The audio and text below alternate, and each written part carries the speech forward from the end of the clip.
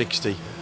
You know, that's all happened. It's happened to us. You know, it's just in the heat of the moment, you forget to put your identification piece of flannelette on the Velcro strip on the side of the car. I'm going to make 3 really quick nominations for stint of the day so far. After Richard Neary's opening stint, it's the top 3 here. Pim van Riet, Sarah Bovey and Ivo Breukers. Fantastic stints in these awful, awful conditions and making a real race of it. Yeah, it's good stuff, Graham.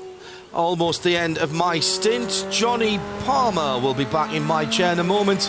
18 hours still to go at Silverstone.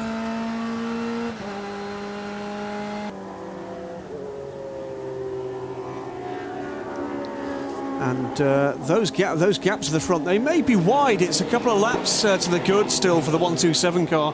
Head of the plucky little 208 Peugeot. Sarah Bovey still plugging away at that gap. Some seconds off the pace of Pim van Riet, but in a car of much less potential pace. But Ivo Breukers continues to take time out of the Peugeot. 2:45 last time around for Ivo in the 303 TCR Seat against the 2:52.5 for Sarah Bovey. So the gap down to around 1 minute and 15 seconds, but still coming down.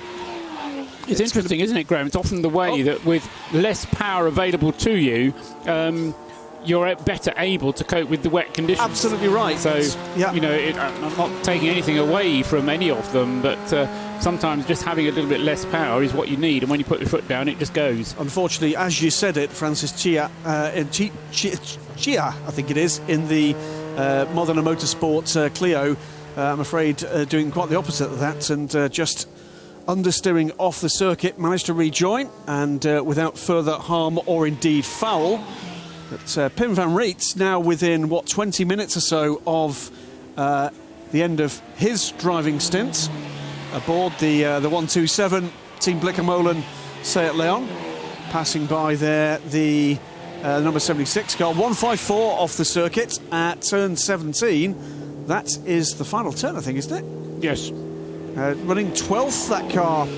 It's Mark Lemmer in the BMW 235 and has made his way to the inside. I think that car's got more of a problem. Yeah, it's apparently it's actually made contact with the barrier at Luffield. Oh dear.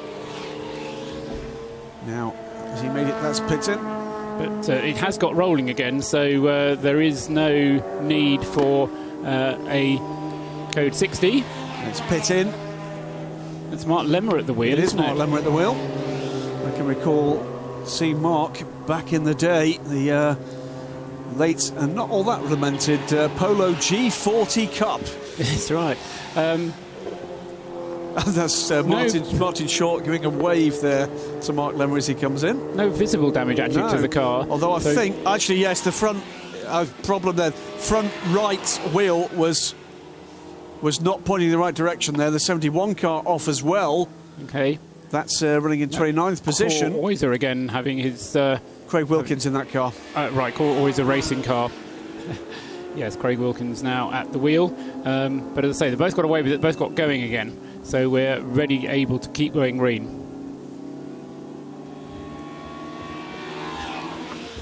Some horrendous conditions here at Silverstone now. It's been steady rain for the last, hour and a half, maybe 2 hours. And although you could argue that plenty of the teams and drivers may be used to these conditions now, we have had a couple of cars off in only the last 5 minutes or so. Mark Lemmer, the latest to be claimed at Luffield, and we're trying to assess exactly what the damage is on the number 154 car. You can see there in shot. I realise there's quite a bit of glare also coming from the pit lane, but there is the BMW that we're talking about in 12th position, or at least was in 12th position, still is at the moment. The 154 car, though, being jacked up on the front right corner, and we reckon, Graham Goodwin at dailysportscar.com, that those front wheels aren't pointing in the same direction. It looked that way from the rear view. We got the car, Johnny. Let's wait and see whether or not we get a better view from the other side of the car, or whether or not Joe is down there with the car. So we are going to, in a moment, have a look back on the first 6 hours of this race, it's been relentless action, and clearly the rain in the last couple of hours.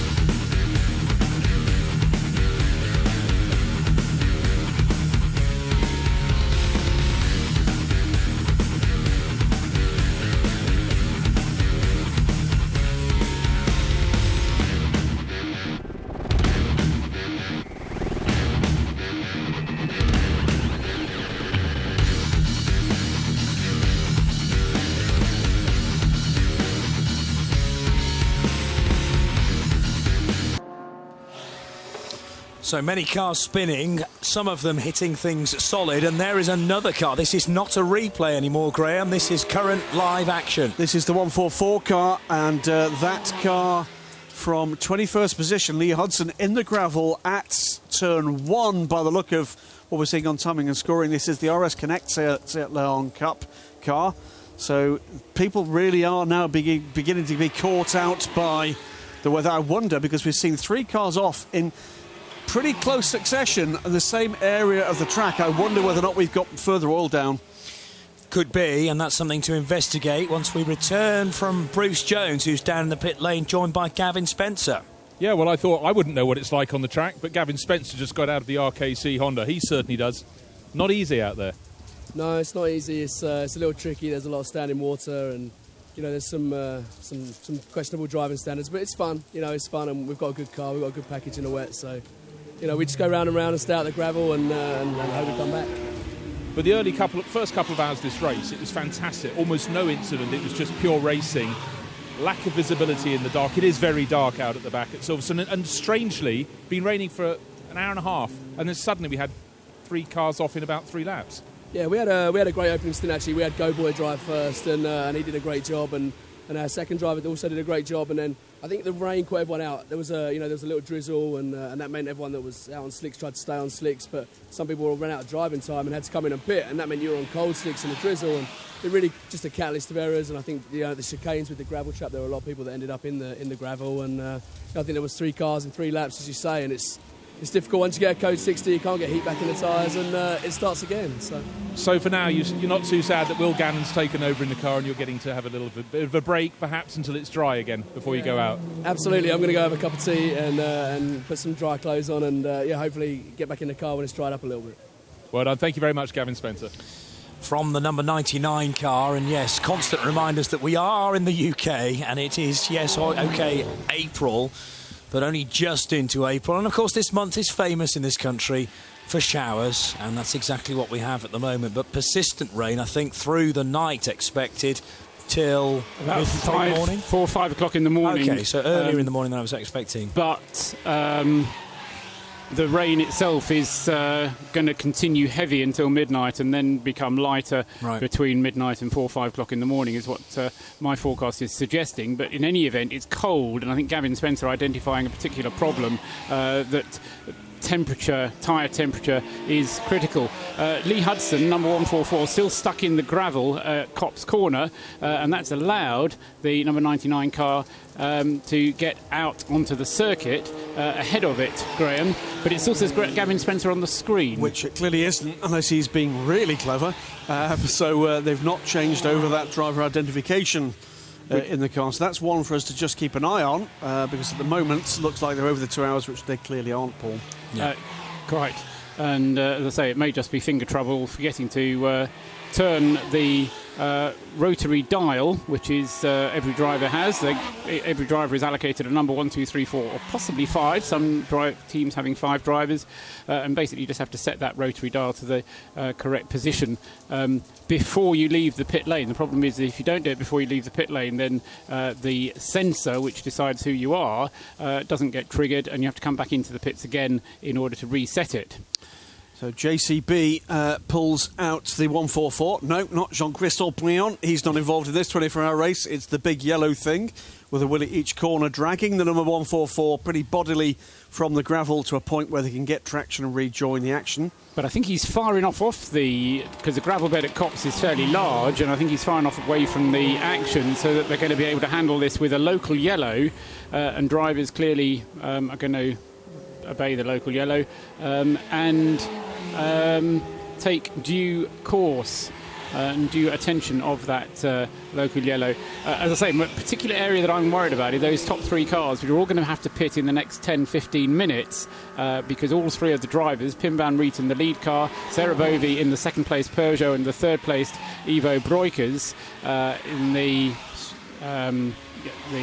two Seats which sandwich the Peugeot first, second and third, all running out of time 2 hours into their driving stint, which is just about the whole length of time that the rain has been coming down. I mean, you mentioned whether it was an hour and a half or 2 hours a moment ago. I made a little note that 4 hours and 10 minutes into the race was when it started to rain. Graham? And the 144 car makes its way gingerly. I've no idea what colour hair the driver's got, but that's certainly a gingerly type rejoin. The shuffle of the hips of the car there. A bit of a waggle, wasn't it? I think so. Mainly to... alluring, I think, was the... to get rid of gravel, I think, that may well be collected in various parts, various innards of the machine, but also to check that suspension is still in alignment, the front wheel still pointing in the same direction.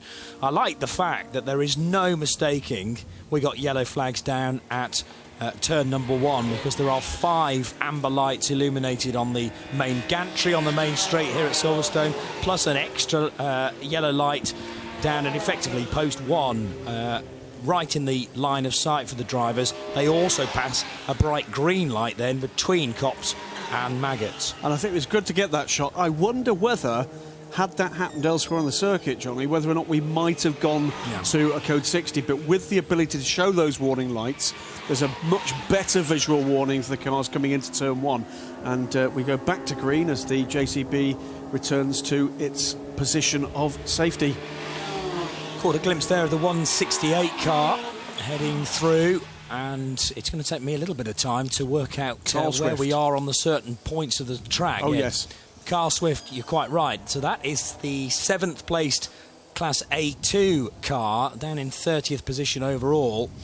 But you guys have had an opportunity to realise where the camera points are in the darkness. It's almost a totally different circuit. Are you clueless? Oh, that's right, then we're in the same... I'm in awe of what these guys do. We talk, don't we, about gentlemen drivers. Let's not forget there's an awful lot of people out here for which motorsport is a passion, but a hobby, if you like, and not a profession. They're doing a fantastic job here of not just keeping out of the gravel and on the grey stuff, but keeping out of contact with each other. Yep. These are truly challenging conditions. And there is an awful lot of runoff here at Silverstone at certain points. We're not quite in the situation as we would be for a night race at, say, Paul Ricard, where, you know, there are 2 white lines indicating the track, but you've kind of got tarmac everywhere else as well, so it's sometimes difficult to pick out where you need to go in the daylight, let alone the darkness. It is rather tricky when you get down to, well, Copse Corner, I suppose, certainly down into the Vale as well, just picking out where the track is. And the really fast bits at Copse, at Abbey, you know, half a second late turning in, and that ruins your line at the very best and throws you off the circuit at the worst. So you've got full darkness at the back of the circuit, plus the spray if you're running with an opponent or someone you're about to lap. These are very, very tricky conditions, with more yellow flags now being displayed at turns 7 and 8. So 7 and 8 on this particular configuration of Silverstone, running from the Heritage Pits, being Stowe Corner down to the Vale. And does that mean, therefore, that a car has spun or gone off between those points? Quite possibly. There is a gravel trap, of course, on the exit of turn 7, which immediately goes into turn 8, a left-hander to right-hander. That'd be my guess. We're going to get a chance to see what's going on down there in just a moment if we stick in car here. There's an indication of the spray that's around. That's from a car way off in the distance, but it's being chucked up into the face of one of our onboards, and there are the yellow lights flashing, followed by the green in the distance, and the code 60 we go into again. And this adds further evidence to your point, Graham, that, you know, the problem that was at turn 1 could be dealt with because all the drivers were well warned of the incident. If you miss one yellow blinking light towards Club and towards Stowe, it could spell disaster. So a wise choice to go for another code 60. You mean that blinking in the literal rather than the colloquial sense? I do. Quite right. So 17 hours and 47 minutes remain. In what's been an intriguing battle, Paul. Yes, and it remains an intriguing battle, and I think it's all about survival, it's all about staying out of trouble, but it is also about staying in touch with what's going on. This is the 5th Code 60 period that we've had, but they've been fairly short and sharp. The longest of the sessions, Purple's Code 60 periods, 12 minutes and 50 seconds, and in total less than half an hour lost to Code 60. So out of 6 hours of racing, less than half an hour is not too bad. 144 car, meanwhile, has made its way back into the garage, is up on the jacks. Not a lot of work going on that car. Well, our man Bruce Jones is down there, and I think maybe I'd interview Lee Hodson, who's brought the car in. That was the one stranded at Copse Corner, and Lee very sensibly wiggling the steering wheel from left to right for his run up towards Maggot. So we'll hear from Lee very shortly. But yeah, we had that quick blast of Code 60s, almost one leading to the next, and 3 almost in a bunch, I believe. We can go down now to Bruce to speak to Lee Hodson. Lee, conditions very, very difficult out there. The 144 Seat up on the jacks in the garage. What's the damage? I don't think there's much damage to the car, just a bit of pride and a ton of gravel, really. Struggled to see anything, I couldn't see anything, so I think I need to get a bit of an eyesight check when I get back. Is there much standing water, or is it just running off fairly well? It's trying to see where the apex is, just couldn't see the apex and just ended up going off, so that was it, really. So the next stint for you in daylight hours, perhaps? Absolutely. And who's on board? Is that Adam Jones who just hopped in? Adam has just dropped in, so Adam's got better eyesight than me. Let's hope he pulls a few back. Let's see. Thank you very much, Lee. Lee Hodson, 144. And there is the point that if you miss, by half a second, probably less than that, your turning point, the ability to see the apex, then quite easily you can fall off the track. And thankfully there was a gravel trap there, very damp gravel trap, but nevertheless to collect the 144 car. And thankfully for the Jones family, handing now over to Adam Jones. That car, he got it back, crucially, with all 4 wheels still on the car. And I'm sure Adam Jones is capable of getting it back into the mix. So Pim van Riet leads the way from Sarah Bovey and Ivo Broekers. And here's Paul Truswell. The Code 60 giving an opportunity for Ivo Broekers to come into the pits and make his, what was effectively going to become a compulsory pit stop. Because, as I mentioned a little while ago, the top 3 cars all have to come in very shortly for pit stops. Broekers, the number 303 Seat, was the most conveniently placed to come into the pits. The other 2 are still out on the circuit. 127 should be coming in any moment now. Pim van Riet, the race leader, will be the next one around, and Sarah Bovey is going to have to wait a little bit longer before she can get round, because at 60 kilometres an hour it can take up to 6 minutes to actually get yourself to the pits if you've just gone through across start finish when the Code 60 came out. Pim van Riet is now into the pit lane, and as I say, Sarah Bovey will be the next one through. What I don't quite know is how long this pit Code 60 is likely to last, but the old problem of do you refuel perhaps first and then come round again to do your second refuelling, because as John Hindhoff said a little while ago, nothing to stop you, although you're only allowed to put 50% of the fuel in, there's nothing to stop you coming in on 2 successive laps and putting 50% of the fuel in twice, as long as you remember that it's going to take you 6 minutes to get round, and if the circuit goes green in that time, you're going to have wasted time, not gained it. There is the race leader, by the way, having stopped and now working its way up to the fuelling area. So Pim van Riet having completed 141 laps. Sarah Bovey still out there, having to go for this 60-kilometre per hour limit, of course. A green flag being waved, though, on the start line right in front of us, so it is a pretty short code 60, and we're back up and rolling once more to racing speed. Pim van Riet then in the fuelling area, Ivo Broekers in the fuelling area, although not necessarily with those drivers on board. Also, the 172 goes past us as well. It's Sebastian Bleekemolen, I'm being told, taking over the 127 car, Graham. And that's going to hurt Sarah Bovey, because she's not managed to get back to the pits under the code 60, whereas Ivo Broekers is already fueling, as is Pim van Riet. So that could make a big difference in that top three. So Bleekemolen will feed back into this in a moment. Richard Neary now pitting as well from the SP Touring lead. But I'll remind you, we are back to green flag running after the latest code 60. That was the fifth caution. Should mark, actually, I think, a bit of motorsport history just a few moments ago on the broadcast, because I swear that for the first time in living memory, I heard Lee Hodson admitting a mistake. That's a racing driver not making an excuse. Any racing driver. Outrageous. Not Lee Hodson in particular. To be honest, it's part of the Creventic culture. And I think, when there are hands to be put up, people do put their hands up. But Sarah Bovey has come in anyway, which she kind of had to do because of because of her time limit of 2 hours being up. So she's in now for her pit stop and driver change as well. The 127 car that came in from the race lead for its latest pit stop now in the fuelling area. It's Sebastian Bleekemolen taking it over, but the man who's just stepped out of that car is Pim van Riet, who joins Bruce Jones. Pim, not everybody has enjoyed these dark, wet conditions, but you've had a big smile in your face since you got out of the race-leading car. Yeah, it was very difficult. It was very slippery, dark, and in the beginning I was looking for the pace, but I follow 5 laps a car with good lights, and then I know where I have to do. And it was very nice to drive, and I have a lot of fun. Was the track quite consistent? When it became wet, did it stay fairly level? No, it was oil on the track. On the second sector there was a lot of oil. Dus you have everywhere slippery, overstuur, understuur, but it was great to drive. Sebastian Bleekemolen is back in the car. In his first stint, there was a problem with the power coming and going. Is that cured? Yeah, it is okay now. It was 2 laps. I think the bobine or something, an electric problem, and now it's gone. We have never problems.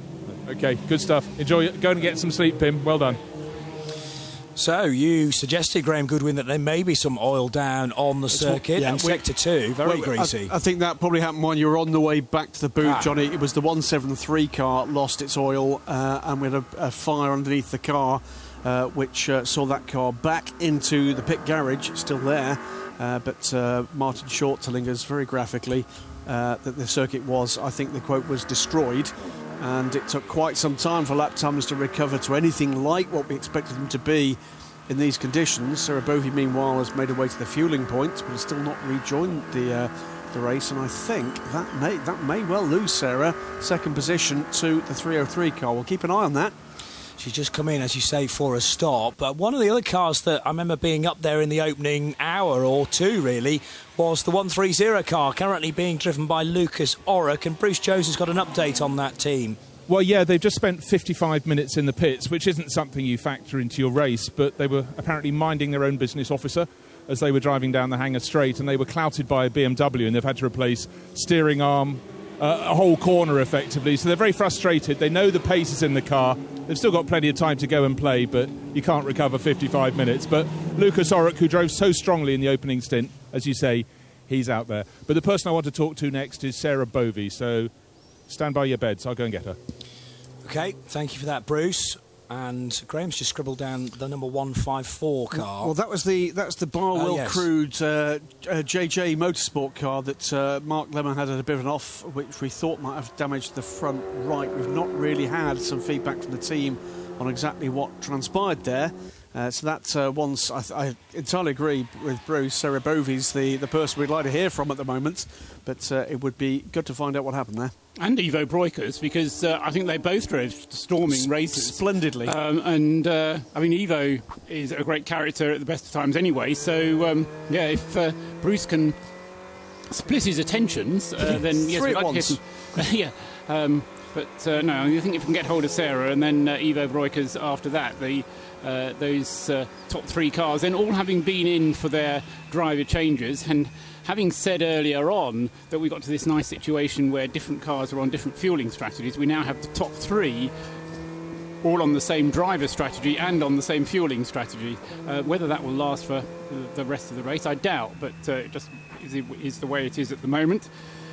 And then Richard Neary is back into the 246 roll centre BMW. First time that he's been back in the car since he started the race.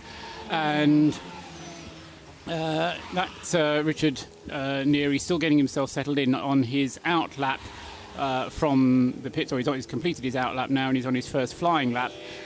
So a lot of new drivers in cars, and they'll be just getting gently to grips with the conditions. It was interesting to hear from Pete Van Reed about getting himself behind a car that had good headlights and following him round. I mean, where do you learn that? On the road. I have done it in the past. I thought, this guy's obviously fitted some, high-intensity headlights, and I can see far better just in front of him than I can through my headlights. The 195 car, driven by Shako Griffioen, I think. Not the easiest name, I have to say, on the entry list. Now, the guys at Creventic will know exactly how to say that. I'm Another sure Dutch driver. they'll pop in presently. And the second place car in D1, that is. So the Seat, the yellow and blue machine. Going to go straight back down to Bruce Jones with another update from one of the teams. Bruce? Well, I found Sarah Bovey, who drove a fantastic stint. She's returned the 208 in second place. It was all in the wet, but you were going so well. Well, thank you first. It was a good way to discover Silverstone in the night, because yesterday during the practice I didn't have the opportunity to get in the very dark. So going out with wet tires and discover the track like that was quite tough, but I'm happy that at the end we grabbed some position and that we took some good average on the categories and the class, so very good. Now, of course, your family knows a lot about racing in the wet. I wondered if your father was Kieran, the man I used to see so many times in the Spa 24 Hours. I met him today. What a great man to have behind you. Yes, of course. It's great to share the same passion as my father, especially that after he got 2 girls, he never thought he would be back in motorsport like that. And actually, my little sister is not really a motorsport fan. But it's great. We are sharing that since I'm very, very young. Today, it's really a great opportunity to share something strong in the family, and I have a lot of support from them, and it's always good to know that they are here for me.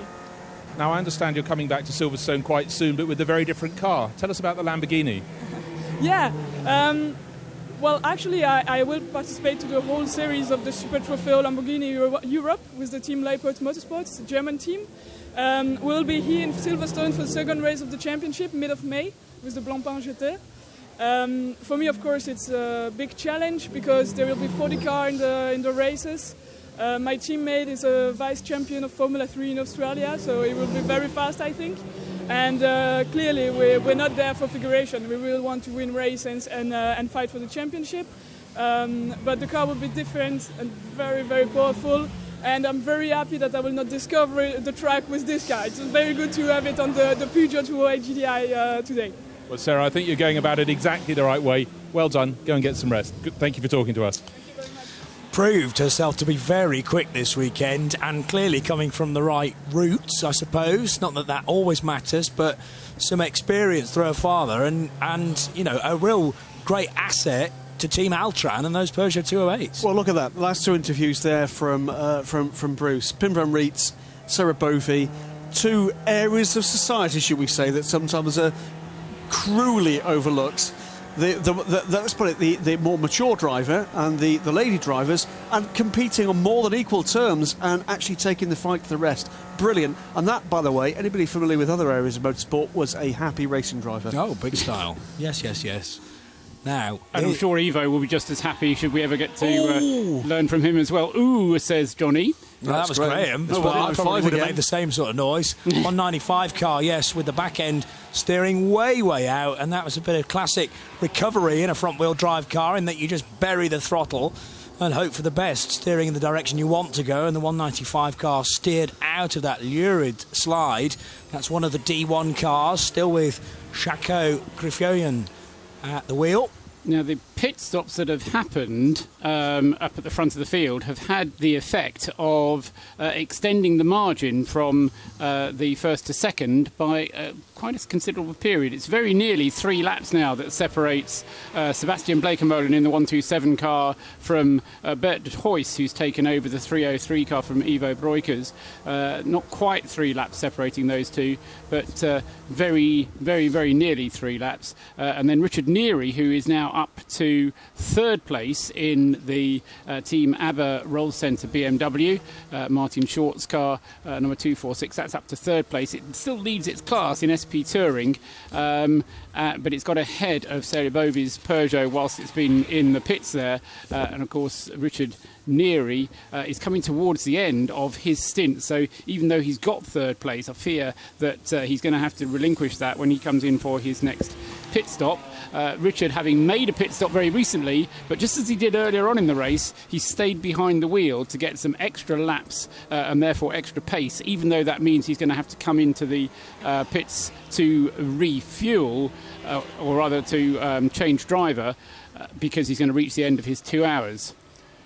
Now, you requested Ivo Breukers to be able to talk to, and Bruce Jones is down in the pit lane. We have J.M. Lippman, by the way, in the commentary box. I'm afraid, J.M., we're going to keep you on hold for the moment because we need to find out from Ivo Breukers how his stint was. Over to you, Bruce. Well, I could have kept Ivo here a long time. He'd still have the smile on his face. That was a good stint. You enjoyed that, didn't you, Ivo? Yes, I really enjoyed it. It was really fun to drive, and the car was sliding all over the place, but it was just nice to have it, and the times were good, what I heard, so no, I was really enjoying myself. A lot of the drivers have said it's very hard to see where you are on the circuit, know where to turn in. Do you have enough confidence to sort of just know where you are? Yeah, I was lucky because 4 years ago there was a race and there was raining for 20 hours of the 24 hours, and I was driving in the yellow Seat, so a lot of time to practice, and I think that's helping me now. I was reporting that race. My clothes have only just dried out. But who's taken on board? Is that Bart who's taken over? Yeah, Bert is now out, so he's just follow up the job, so we're going well. In the first lap out, I was standing in the gravel, so I had a lot to make up. I'm sorry that for the team, but I was glad you mentioned that. I wasn't going to bring it up. It was going to be a secret. It happens. So if that's the only thing we have this race, we will be happy. So, but it's a long race, still a long time to go, and it's going to be hard. It's very hard outside, so let's see. Ivo, thank you very much. Of course, one of the main men of Creventic racing all around the world, but a very happy chappy, as you could see. Yep, thank you, Bruce. Top timing as well. We have more yellow flags being displayed this time at Stowe Corner, and maybe able to get you some news on that in due course. But J.M. Lippman joins us from Rogue Motorsport, and well, we've had 6 hours of this race, and not quite all seasons within that 6 hours, but we're into full darkness, we're into full wet mode. How is it for you, who, fair to say, limited experience in motorsport? Well, it's limited experience in 24-hour racing. Yes. For certain, and my first time ever in a night race. So I think I've earned my stripes. 2 hours in the wet, in the dark. I literally came out just like open-mouthed. I had this 100-yard stare. There was steam coming off me. And in a slower paced car, you know, you're looking ahead, you're looking for, you know, trying to avoid cars coming up behind you. It's a pretty intense experience. Enjoyable. Yes. In a bizarre type of sadomasochistic way. We're all there with you, though, that's the thing. I mean, do you get the feeling that obviously in motorsport there is very little margin for error? There's even less margin for error when you can't necessarily see the track in front of you. We heard from 1 or 2 drivers earlier on that if you're following somebody, particularly if they've got good headlights, then you get a warning of, OK, I'm at this point in the track now, particularly out the back where it is full black, and you don't get any reference points up to Abbey particularly, which is a daunting corner in full daylight. I think the main issue is visibility. So if you don't have good lights and your demister isn't working like mine wasn't for the first hour and quarter, it's really, really hard work. But also you have to be really aware of finding other cars, because those cars can make mistakes. And you see a car disappear off. I saw one of the cars disappear about 100 metres off the track, and you've got to realise very quickly he's going the wrong way. He's turning right and I'm turning left. It's a really difficult situation, but it's, I think we done pretty well in that stint. I think we made up about 6 places, and considering we're a really low power, I think it's a pretty good job. It's a really undeveloped car, and we're learning as we go, but we're still running. Both our drivers are now back in. We had problems with the white car to begin with, and it got out from the pit lane start. So we're really, really happy actually. So your Rogue Motorsport is the team you're with. That's the team I know from sort of level of 750 Motor Club racing, where they used to run the... By all means, have a seat, by the way, because there is one vacant now, rather than kneeling down next to me.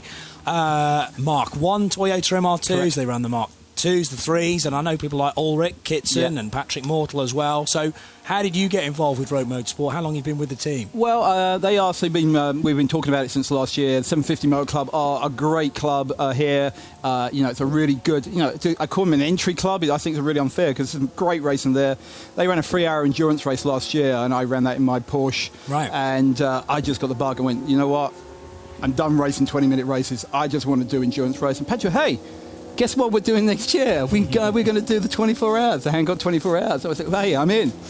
And, we managed to get out, and the car's just about ready. We got some Toyota kind of support here, which really helps. Good. And we're really, really hoping they're going to get on board and give the team a bit more support and hopefully develop a series of GT86Rs on their own. But it's, it's a great car. We're a lot underpowered here.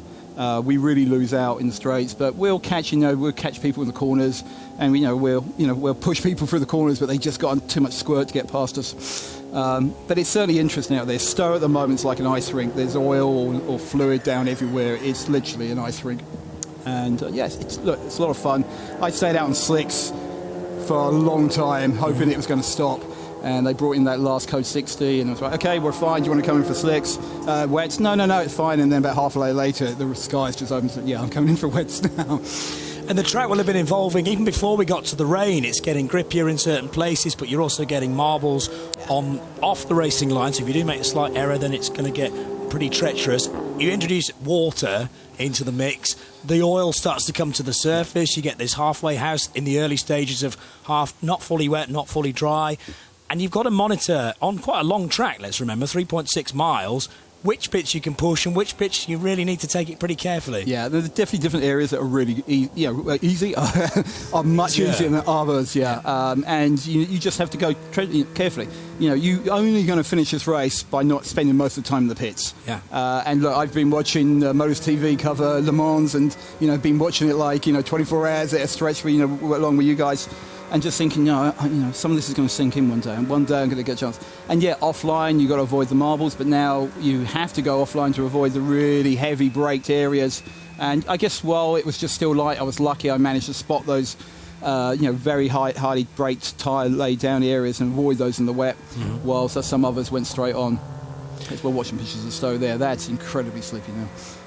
Yeah, interesting that we go to Coast 60 again. Now, this is presumably because of the 122 car that is stopped at Stowe Corner. So, Paul, tell us what you know. Yeah, quickly can update you is that they waited for putting the Code 60 in. They've got a JCB in attendance now, and the reason why they didn't do Code 60 straight away, but this is to deal with the 122 car down at Stowe Corner, I think it is, and that's having got a JCB on the circuit. They now want to get everybody down to 60 kilometres an hour in order to maximise safety. And yes, it's in the gravel is the next message. Thank you, Bernie. So it should be fairly quick, and then we can get on with racing again. That being the 6th Code 60. Although they're coming a bit thick and fast at the moment. Nobody really needing the pits. The one that most notably does will be the number 1 Nabil Moutran at the Memac Sayat, the 4th place car. That one will be almost certainly into the pits as soon as it can. Okay, yes, that's the defending team's champion, of course, from the 24hourseries.com. Memac Ogilvy Dual Racing, very experienced team, and Phil Quaife with a sublime opening stint. over 6 hours ago now, but it only feels like about 10 minutes ago. But down to Bruce. Okay, sorry, no, I was just going to say they're about 3 minutes away from the pit lane entrance yet, though, so they've got a while to go. Yes. Stuck in the code 16, as we've established, it can take up to 6 minutes to do a circuit of this 3.6 mile Silverstone circuit when you're trundling around at 60 kilometres per hour. Bruce Jones has an update about a couple of cars from the pit lane. Well, it's about getting to the end, and to get to the end, if your engine's not working, what do? You change the engine. So the 171 Peugeot RCZ for the Team K-Riser, they are part-way through their engine change. About 4 garages further toward pit exit, we've got the VDS Racing Adventures, and they're having more adventures because they're changing their engine in the Honda Civic as well. But we're just past quarter distance, and the real work's starting now, isn't it, guys? Very much so. And I suppose, there are so many elements you add into the pot when you go from a 20-minute sprint race, J.M. Littman, to an endurance race, and you have to have so much trust in the rest of your team. Yeah, but it's not just... I have to say that I've got to praise every driver out there. Yeah. They are... everyone is doing such an amazing job. They are, they're pushing hard. The leaders are obviously the times are incredible, but they're also giving us space for slower cars, and I really appreciate that. And it is a great team effort, as you said. It's. I think that's partly in the nature of endurance racing, full stop, but particularly when you come racing with Creventic, because there is a page in the regulations that says, "Hey, we're here to have fun," and the respect to your fellow competitors is an absolute must, because we all want each car to get to the end. A lot of investment for a lot of these teams to even be here in the first place, and some teams decided not to go to Mugello 2 weeks ago to make sure that they were on the grid here at Silverstone, and it is great to have 40-odd cars start this 24 hours of Silverstone, entering a new era, bear in mind, with the sponsorship with the organisation from Creventic.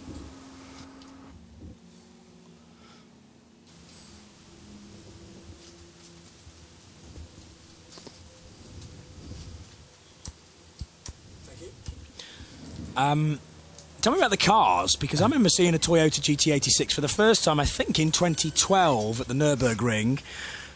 There's been a version in GT4, well, no, not strictly a GT4 car, but a guest car run by people like Stefan Hodgetts. Yes. Where have you got your chassis from? It's just a road car. Right. It's been a road car that they've converted, put a cage in it, stripped it out, try to make it as light as possible, made some changes like sticking an accu sump in there. Oil surge is a real problem with road cars, and especially on slicks, and a lot of work. Literally every time we've gone out with this car, there's been a problem, because we're just ironing the bugs out. But with the problems getting fewer and fewer, though, you get to a point where you think, OK, we've nailed that, and now that's stopped happening. We're 6 hours in, 6 hours 20, all right? Yeah. That is about 6 hours longer than we've run without our problems. Good. So if it's... so every minute is progress at the moment. Absolutely. I think the cars are going pretty well. I don't know what times we've been doing at the moment. We're going a lot. We're punching above our weight. Are you overly concerned about lap times, or is it just a question of, every lap is closer to the end, effectively, and you're looking to get both cars to the finish? I said before I got in the car, listen, we're just trying to get to the end, and that's the main priority, because we're not really racing anyone else. Yeah. We're so down on power, but now we're up and overtaking cars, which I didn't think we even would be overtaking cars today. I'm sounding a bit more competitive now. I'm now thinking, right, let's go top 30. Well, that's the thing. You have an achievable aim, and once you reach that, you can go, OK, well, what's the next achievable aim? And it might be a top 30 position. It's certainly been able to overtake cars, which you didn't expect to be able to do. So everything from this point, I suppose, is a bonus. But we are only just over a quarter of the way through. I can't believe that. I cannot believe. There you go. 147 laps completed by the race leader, Sebastian Bleekemolen, who's reasonably fresh to that car. 22 minutes he's been in it. Bear in mind there is a 2-hour driver limit for everyone out there, and then you need to have a spell out of the car as well. So Bleekemolen, this is his second stint running that TCR spec Seat Leon Cup racer for Team Bleekemolen. Also Bert de Huys in second position, Richard Neary in third place in the first of the SP Touring cars, and then it's Nabil Moutran who is back in the pit lane as we go back to green flag running. So again, a relatively short code 60 to retrieve the car stuck in the gravel at Stowe Corner. and some good work done by the marshals in pitch black conditions. Let's remind ourselves to get that car recovered.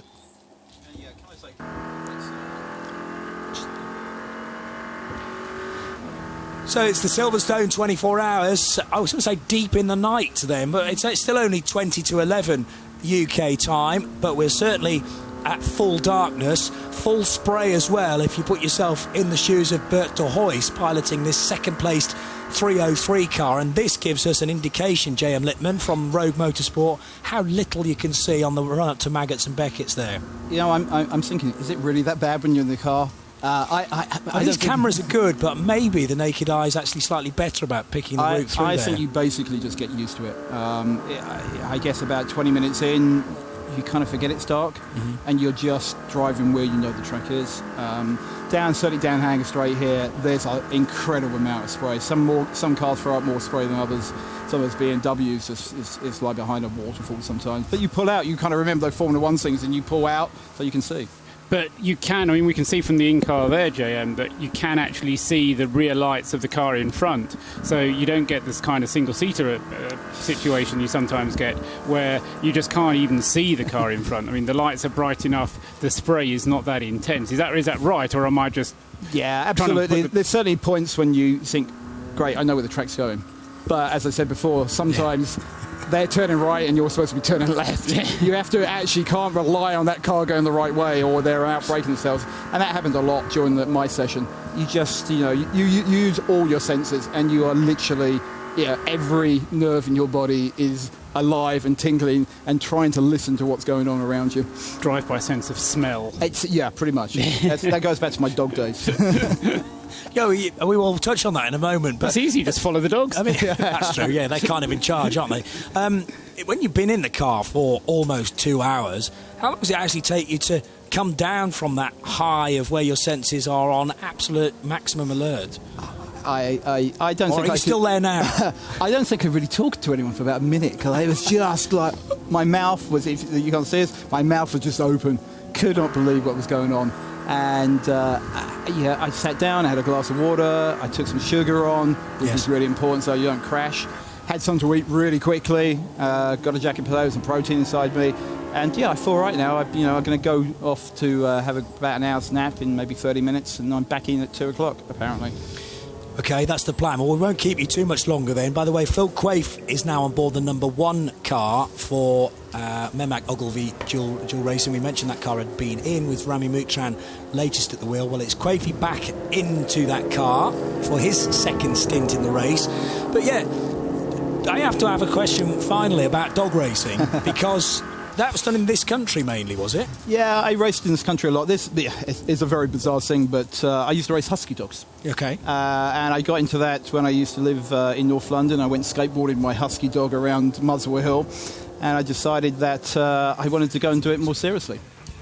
And we basically got more dogs, and I decided I wanted to go off to Alaska and race dogs out there, and Scandinavia, and I raced in the World Championships. I was 10th in the world, believe it or not. And from that, I managed to get a couple of great offers to do some movies, and that got me to motorsport. That paid for my first race car. And I don't know, how many years later, 12 years later, here I am racing in an incredible event, just like the best thing I've ever done. I get the feeling, now that you've been introduced to the endurance side of motorsport, that we might have you for quite some time. Well, I'm hooked. I mean, I got out of that car and said it's the most intense thing I've done in my life. In a few weeks' time, I'm running the London Marathon. I don't think that's going to come close to this. It's amazing. Heightened senses again, but for very different reasons, I would think. Well, all the best with that. Thank you, guys. By the way, it's only a few weeks away, the London Marathon. 3 weeks away. I have friends that are doing that as well. How are you doing for sponsorship? Alzheimer's Research. I'm one of my charities, and WWF Worldwide Fund. Any sponsorship, Virgin JML 930, that'd be great. Well, lovely to see you, and by all means pop up to the commentary booth again because we've still got another 17 hours and 13 minutes to try and fill. Can't believe that. I think we'll manage it somehow, but lovely to see you again. Thank you, guys. Thank you. From Rogue Motorsport, that's J.M. Littman, who is going to go for a well-deserved lie down now, and Graham Goodwin will grab the headphones. Now, I know Bruce Jones is very close to been able to get us an interview with Ramsey Moutran, who's got out of the number 1 car. Let's head down to him, Bruce. Well, I'm just actually waiting because I've been told to stand out the way because the 122, which shares a garage, is about to be wheeled in when it arrives. So in the interest of not putting Sebastian or me under the car, we'll hang fire. Ramsey's waiting for us. Maybe I could pull him to one side and we could have a chat, but in fact, I think we'll do that. So just bear with me a second. Where's Ramsey gone? Oh no, if you let a driver loose, I'll get him again. OK, well, give me a shout as soon as you have him. We can see the number 1 car turning right there into the fuelling area. And that's the rather bizarre route into the fuelling station where you have to go through the final garage on the main pit lane straight here. Thankfully, we haven't had any calamity where people have misjudged that 90-degree right-hander and everyone's squeezed through the barn, effectively. I'm used to seeing that sort of thing on a rally stage. And then the car comes to a halt next to one of many petrol pumps, although there aren't so many that you turn the corner and then expect one to be vacant. Many times you have to queue up, Paul Truswell. Yeah, he's taken 2 bites of the cherry on this one because he came in on the previous lap to change drivers to Phil Quaife, and now he's coming again to get the fuel. So I can only assume that because it was green by that point. No, it wasn't. It was purple by that point. So he was only able to take on 50% of his fuel. He's now taken on the rest of the fuel. But, of course, that has lost him some time on the track to his competitors. Well, as I say, Bruce Jones has been trying to round up Ramsey Moutran. He's now managed to do that. And maybe he's still trying to chase him. No, I've got him. No, I haven't got him because you gave me the wrong information. It was Nabil. Oh, it was Nabil. I beg your pardon. So here he is. Honestly, the people in the commentary box. How tiring was that session? Physically not tiring. Yeah. Mentally exhausting. We're not used to, coming from the Middle East, we're not used to the wet. I think it's probably the second time I've ever driven in the wet. First time I've ever driven in the wet in the night. So it was a very, very steep learning curve for us, for me personally. So it was scary, to be honest. It was tough. So mentally tiring, but I think a good learning. But did you get to a point where you thought the conditions are quite consistent now? I haven't thrown it off at Stowe. Did you start to relax into it a bit? Feel as though you had the flow? I had. I did go off a few times. No one saw that. Good. So we had did a few laps, came together quite nicely, and then for some reason it just lose it again, and then you've got to find it again. And because the light's quite bad, and I was getting a bit of fog, mist in the car as well, so I couldn't really see properly. Couldn't see out my side windows as well for apexes and things like that. So it was tough. But I think if the rain continues when I get out and again, I'll go in with a bit more confidence and a bit understanding what's going to happen. So it was a good learning. But right now, are you really still pumping adrenaline? Is it going to be easy to get some sleep? I'll get some food and get some shut-eye, I think, yeah. Good stuff. Thank you very much. Nabil Moutran came in from 4th place, I should have said. Yes, well, I managed to give you a bum steer there, Bruce, so my apologies. It wasn't Ramsey, it was Nabil Moutran, and you got the right person eventually, and good to get an update. But the car's been in twice, which has delayed it, Paul. Well, yes, I don't quite know why it didn't go for fuel on the first occasion. I can only imagine, as I say, it was because it only took on 50% of the fuel. Meanwhile, out on the circuit, there's a car investigating some of the bits which are not black. Who's that at the moment that we're in car with? I think it's a Clio and possibly the 112 car. Right. But no, it's the one. The number it's one the one car. So it's Phil Quaife. It is Phil right. On his outlap. Yes, on his second outlap for fuel. The thing that didn't happen during that last Code 60, which I was ready to tell you about, but then I didn't, and then various other things happened, and because it didn't happen, it then didn't seem worth it. But Richard Neary in the 246 Roll Centre BMW didn't come into the pits. Now, he could have come into the pits.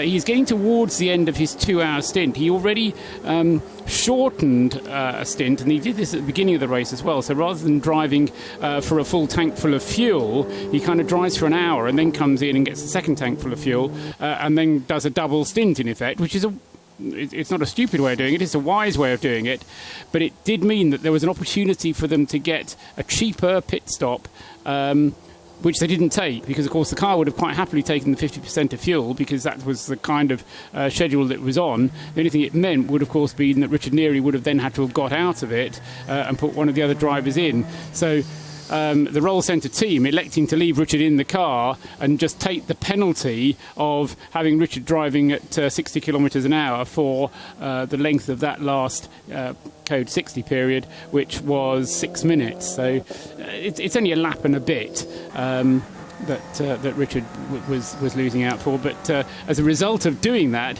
the car's got itself up in a third place, which is obviously a good thing, but he does have to come into the pits within the next 10 minutes. Indeed, and is coming very close indeed to grabbing second place, but I don't think he's going to do that at the moment. But what is going to happen when he finally does pit is that's going to put the Peugeot, the 208, we're looking at that car on screen now, back up into third position.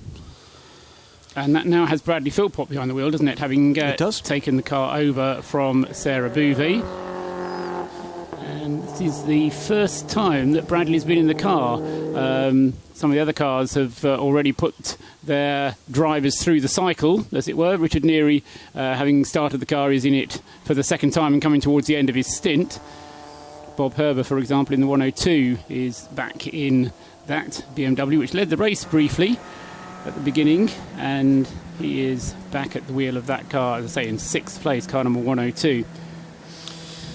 So Sebastian Bleekemolen, after 151 laps, leads the way. He's about to come through across the line to complete 152 laps, in fact. Bert de Huys in second position in the bright orange 303 car, although it's difficult to tell the livery of the car in this level of light. Richard Neary in third for Roll Centre Racing.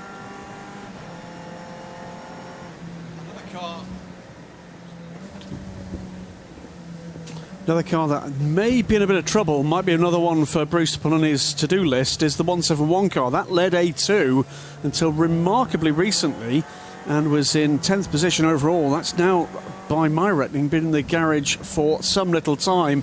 Dropped down to 24th position, is now 6th in A2. This is the Jakob Christensen car, the Team K-Riser Peugeot RCZ. Now, I did not see a problem. Right. That's the 2 car having an engine change, says Bruce in our ears. Sorry, one of the 2 cars, beg your pardon. 173 is the car that had the fire, Bruce. That would be the one having the engine change, I'm sure. Yeah, they're both having engine changes. The Peugeot RCZ is having its bonnet taken off and many new things put in. Okay.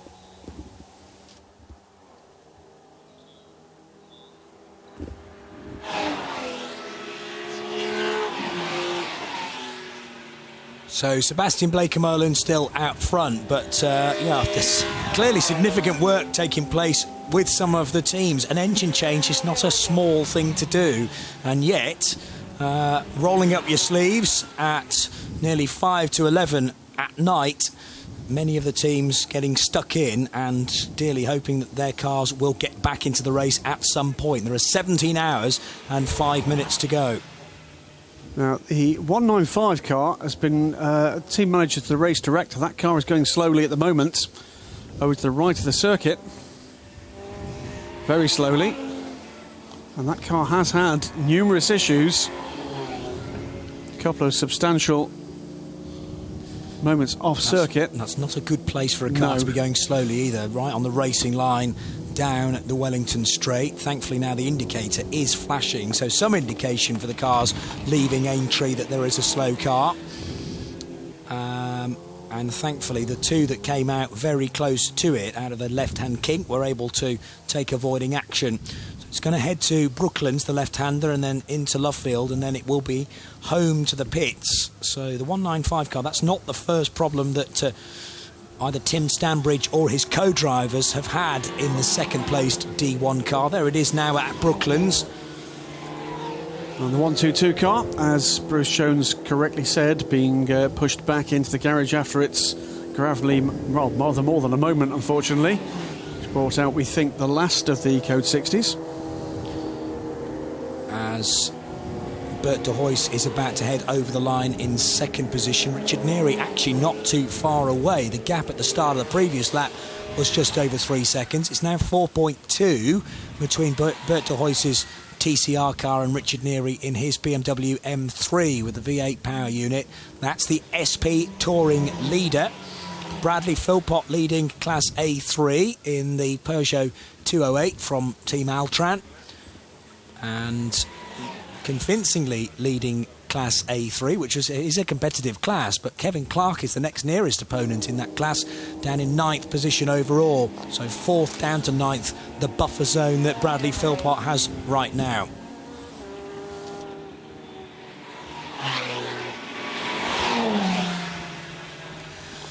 At Silverstone for the 24 hours, powered by Hankook and Sebastian Blakemolen, who was strapped into the leading TCR car, number 127, a little under 40 minutes ago.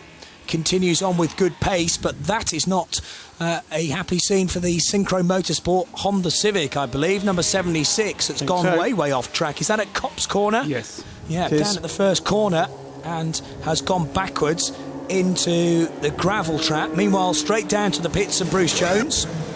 Yeah, it's dark, but you can still see certain things. When a car comes in with one of its front corners dragging on the ground, you know all not's good. And I'm afraid the car that was going slowly, the Red Camel's Seat front left corner, dragging on the ground. They've got it back to the garage. They've got it up on the jacks. They're moving fast, but night covers many things, but not the sparks that come up the pit lane with the car that's dragging metal. But anyhow, they're straight onto it. The tyre was completely flat. I don't know if there's any suspension damage. They're checking that out at the moment. New wheel at the ready. It may just have been a puncture, but I fear it could have been more than that.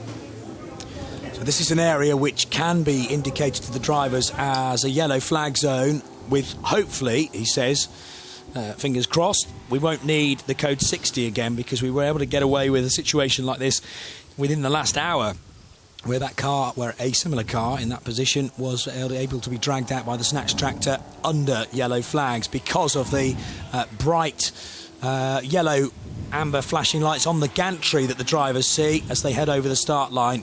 Marshall's already on the scene, trying to give it a push initially, and sensibly, the right hand pedal is being buried there, but all I think it's doing is burying the car deeper and deeper into the gravel. Front wheel drive car, obviously a Honda Civic, but damage, it would appear, on that front left corner, and it's just spitting stones at those hardy Marshalls. Meantime, just to note that the JJ Motorsport car, the BMW M235, the car that had led the Cup 1 class, I think, from the start, has rejoined the race. Richard Abra now at the wheel of the 154, the matte black car. And Richard Neary into the pits now with the 246 car, as we said that he would have to do. He's probably hoping that he's going to get a free pit stop because of a purple flag possibly being called to deal with that number 76. He pretty much reached the end of his 2-hour limit anyway, as we were mentioning earlier on, that the BMW bound for the pits in any case for routine stop, and to hand the car from Richard Neary over to who will it be? Probably Richard Roberts. Known by another name. No, I'm not quite sure if we're supposed to use it or not. But we'll use it. Yeah. So as long as you've got permission to. No, not at all.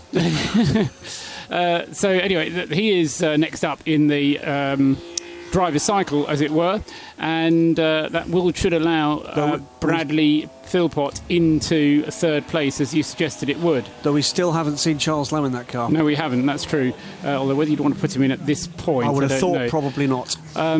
What was the other thing I was going to... Oh, yes, I was just going to draw attention to the fact that Sebastian Blakemolen's lead is now more than 3 laps. Wow. It was just under 3 laps a little while ago, but he has now put the full lap onto Bert de Hoyos in the 303 Seat Leon Cup car. So 2 Seats at the head of the field, both running in TCR. But there is 3 laps that separate first from second, although Richard Neary was, as you were suggesting or saying a few moments ago, Graham, Richard Neary was closing in on the Seat, but Bradley Philpott, the next one up. That synchro car is still in the gravel, isn't it? With no one in attendance at the moment, so one would guess they're looking to get the snatch tractor to that car. There's clearly muscle power was not enough. And are we going to get this recovered under yellow, or are we going to go to code 60? Yeah, Good question.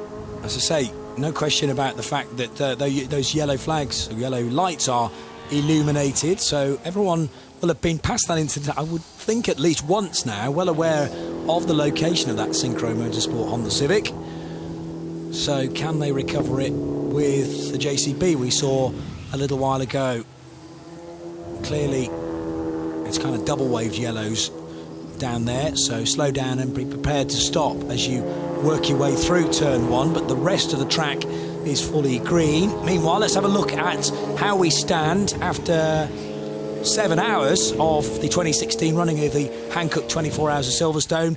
Blake Molen and Sebastian Blake Molen lead the way in the 127 car by 3 laps at this point, with the Red Camel Jordans.NL 303 Seat Leon Cup racer in second position from the Team ABBA-backed Roll Centre Racing BMW M3 V8. That's come from the back of the grid, remember, up to third place. Team Altran in their Peugeot Head Class A3 and are in fourth place overall. From NKPP Racing and their Seat Leon, fifth place. JR Motorsports BMW sixth. Saxon Motorsport, former race leaders in their BMW 135D in seventh. From Memak Ogilvy Intersport Racing and the Presenter.eu Racing Team Clio Team number 112. Reese Racing Team in 11th, and that is the D1 leader with Johan van Loo at the wheel of that. Other class leaders, the Cup 1 leaders, BMW Cup 1 that is Duo Racing down there racing the 235 machine, and currently at the wheel is Philip Harris. Got another A2 car there, the Modena Motorsports, sole surviving Modena Motorsports Renault Clio number 216, and then the RS Connect 144 Seat in 20th position.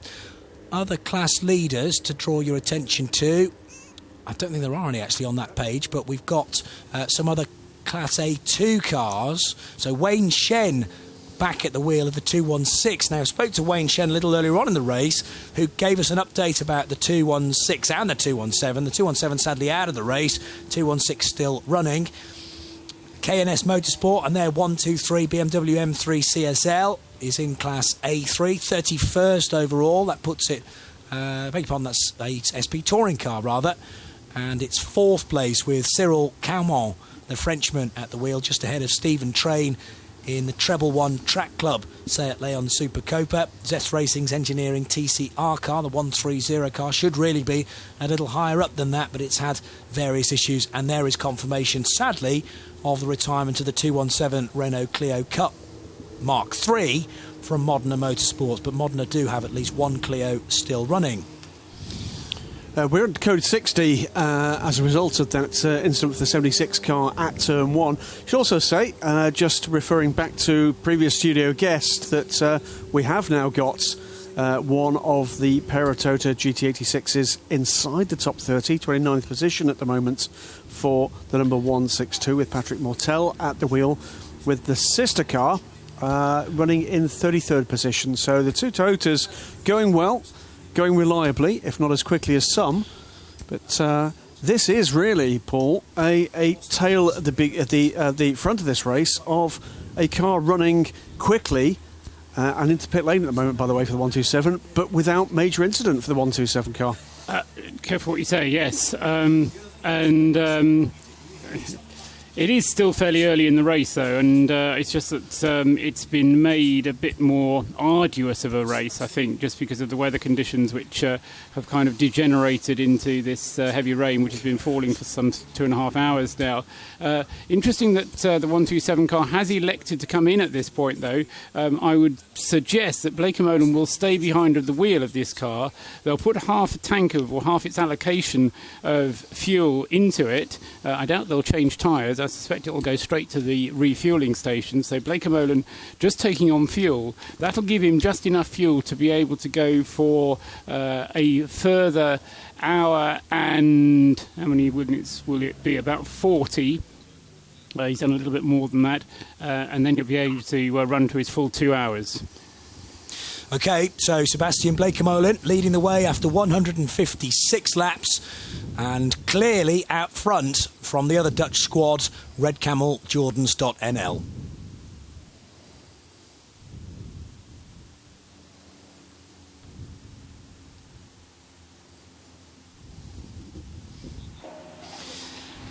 Right, so code 60 number... 6? We've rattled through these, haven't we? 7. Okay. Yes. Yeah, it certainly has kind of intensified a little bit. It's interesting how we managed to get away with the first portion of the race with no cautions at all. I think the first couple of hours, certainly the 2 hours that I did, were clear. Yeah, we had 2 hours and 19 minutes at the beginning of the race, and then we had a 6-minute caution. It's Hankook that's brought all this trouble on then, obviously. Then we had an hour and 46 minutes. Oh, okay. After that, a further green flag period. So we had 2 long green flag periods. And then it was when they began to come a bit thick and fast. Although, having said that, we did have an hour and quarter running, or pretty much an hour and a quarter of running of green flag from 5 hours into the race up until 6.25 hours into the race. So we have had some good long periods of green. Yep. And the purple periods have been mercifully short. In total, we have lost 38.5 minutes plus the 5 minutes that this has been running. So 43 minutes altogether have been lost due to the code 60 periods. But importantly, we've still been able to continue the race, and the code 60s that we've had, I don't really think have affected it that much. Now, this is the point of the night that I enjoy, and particularly Bruce as well. Now, it'd be nice if we got some of that food up here in the commentary box as well. Bruce being given a plate of, what was that, cocktail sausages? I'd say look that way to me. I think any kind of gentleman, he'd be up here with a tray for us, wouldn't he? Absolutely. But I'm quite appalled, I'll be honest with you. Well, I thought that was the team catering. Bruce says in my ears that he's eaten all of them. Oh, thanks.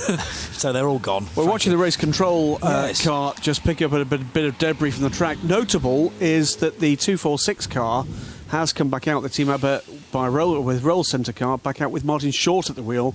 The team having forgone the doubtless stellar talents at this stage of the night from Ricky Bobby, a.k.a. Darren Cox. So that is Martin Short getting back in the car after he handed it over to Richard Neary. Yeah, so it's that car has gone Neary, Cox, Short, Neary, Short. So try and work out a pattern to that. But I've never managed to make a pattern of anything that Martin Short has done.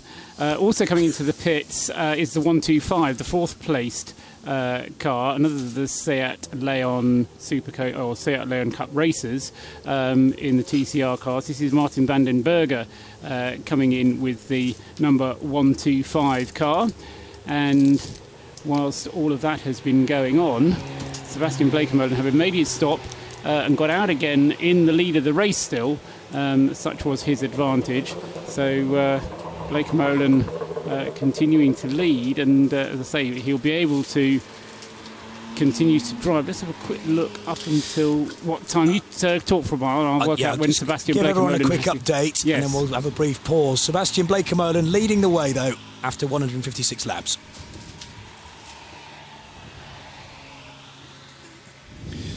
So the glare of headlights as cars pour their way out of Woodcote along what is a very greasy start-finish line. The rain pouring down here at Silverstone, and it has been consistently pouring down for a number of hours now. We expect it to get particularly heavy within the next hour and hopefully ease off in the early hours of tomorrow morning at about 4 or 5 o'clock to give some of these drivers a bit of let up in terms of these treacherous conditions, but looking very slippery, particularly offline. There are marbles as well to be wary of down at Cops Corner as the green flag is waved once again.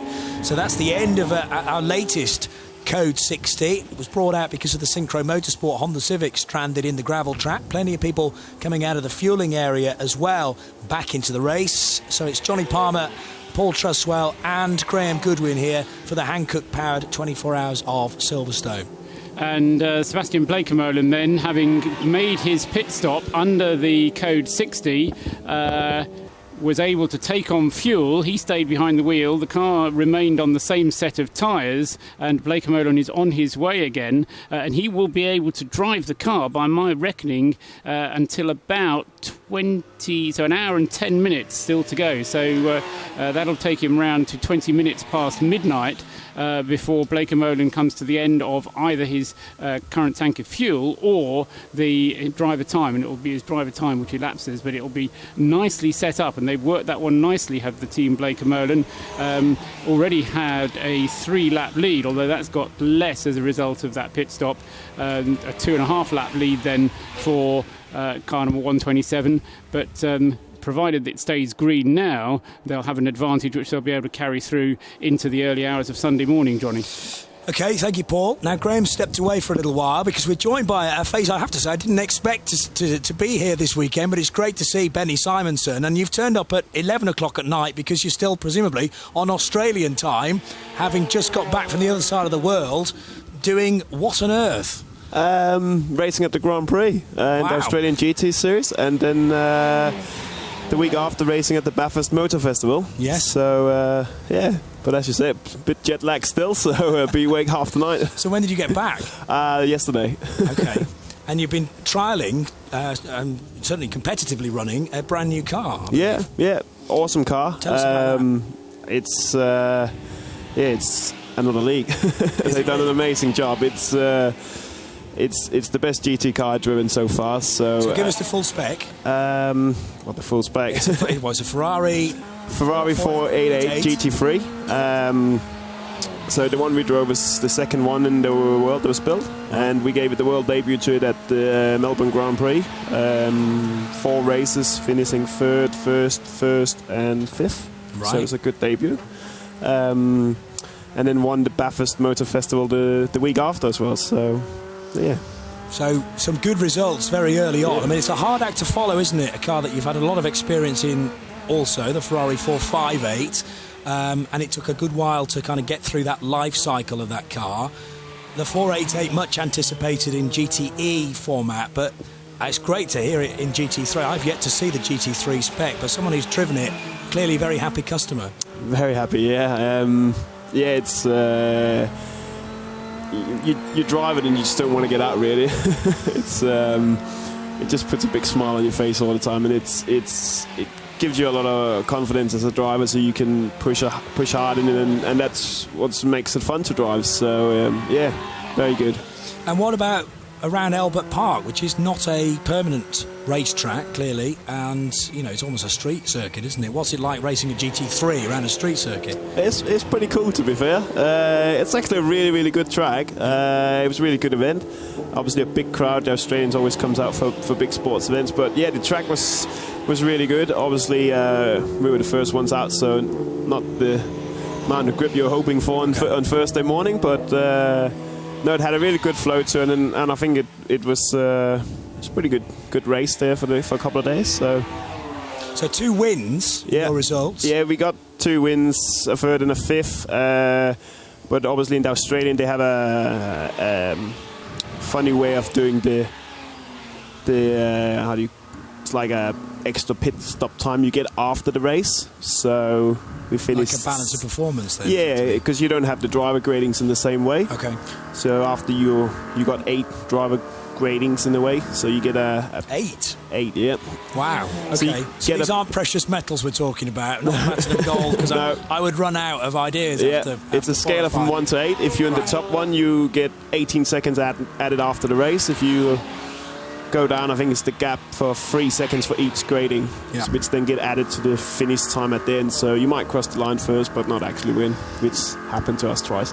Okay, right. I would need to watch a few of those races to fully understand what was going on. It's a bit confusing, even as a driver, because you might be leading, but you're pushing as hard as you can, just trying to build a gap. So.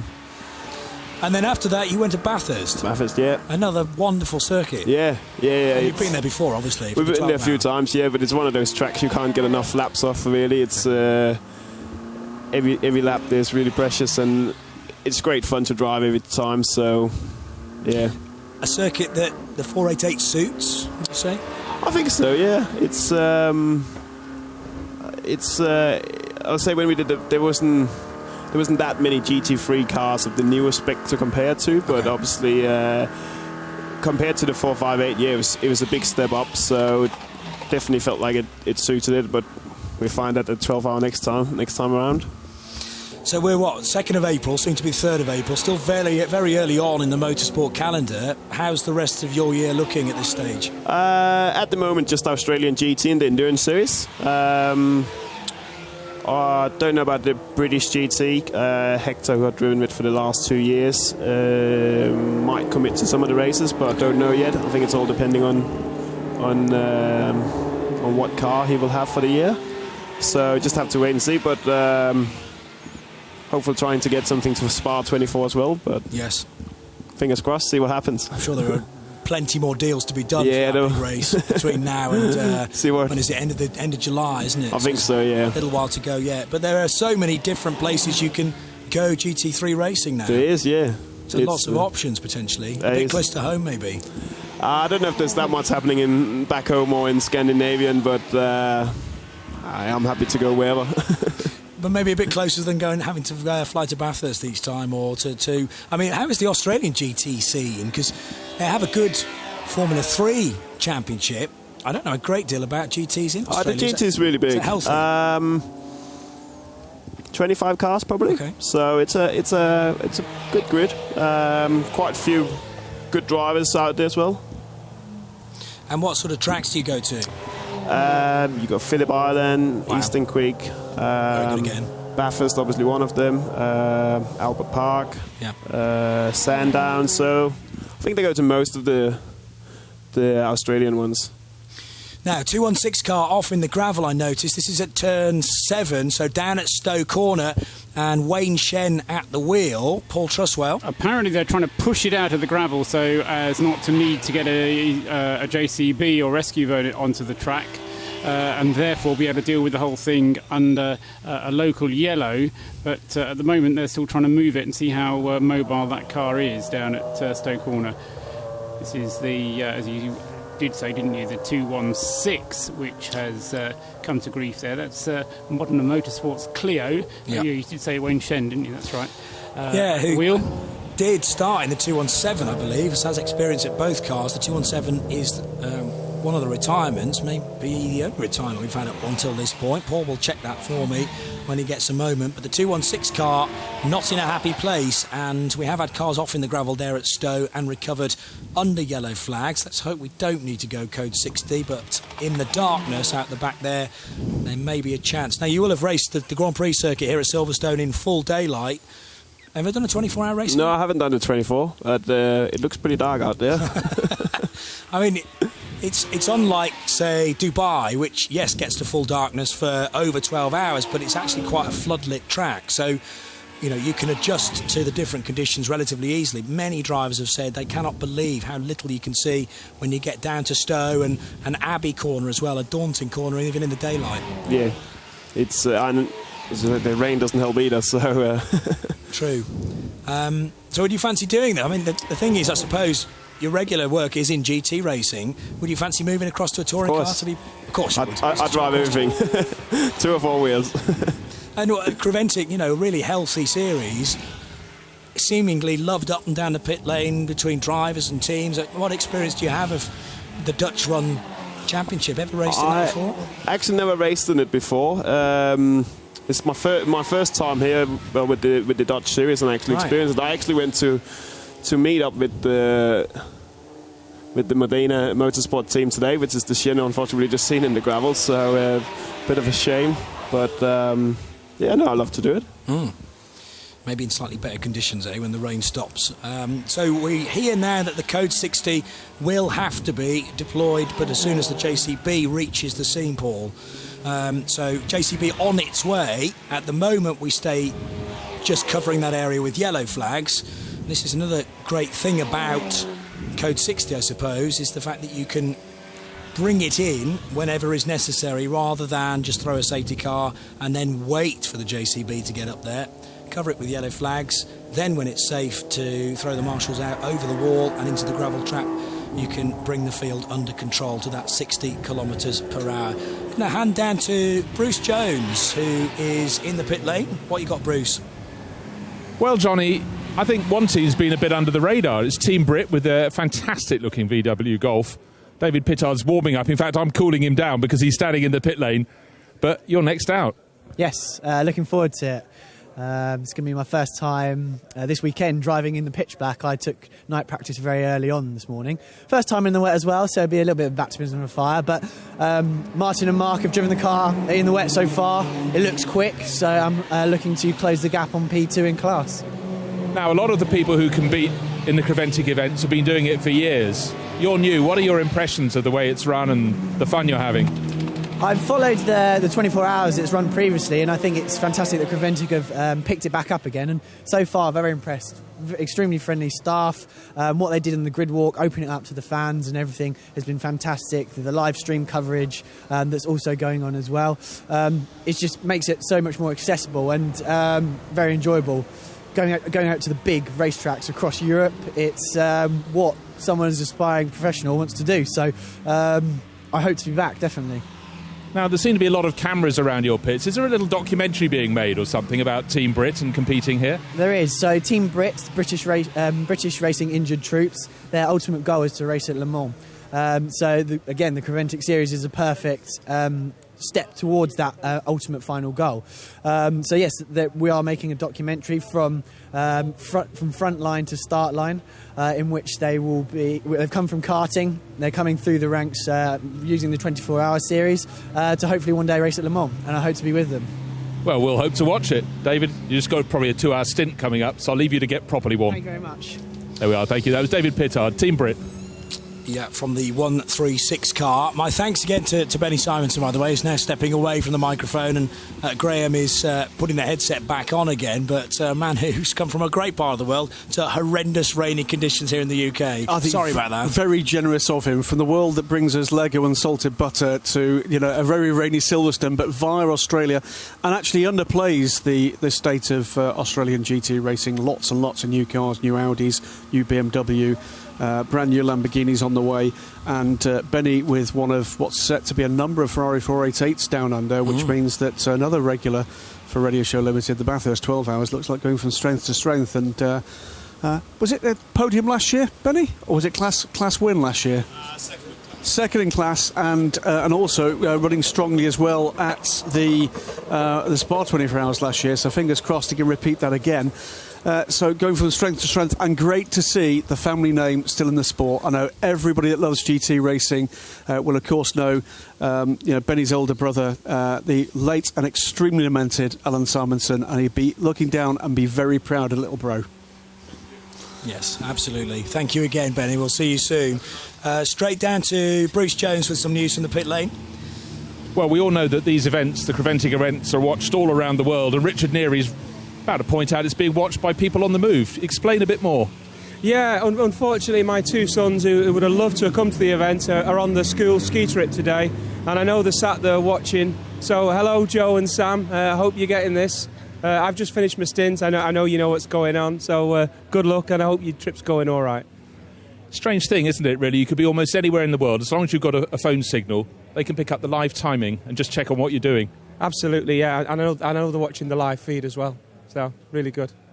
And the thing that always surprises us, so it shouldn't now, is that people are watching in Australia and you think, hold on, that's 3 a.m. or whatever it is at the time. It's an extraordinary thing. Yeah, no, it's really good, isn't it? The world's getting smaller, isn't it?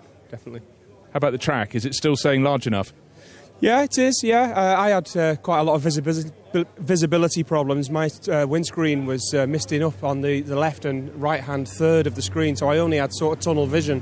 So I had a few hairy moments, but I brought it in and we pulled a tear off the screen, and I put a load of Rain-X on it, and the second half, I must admit, was much nicer, and I was going 4 seconds a lap quicker. So.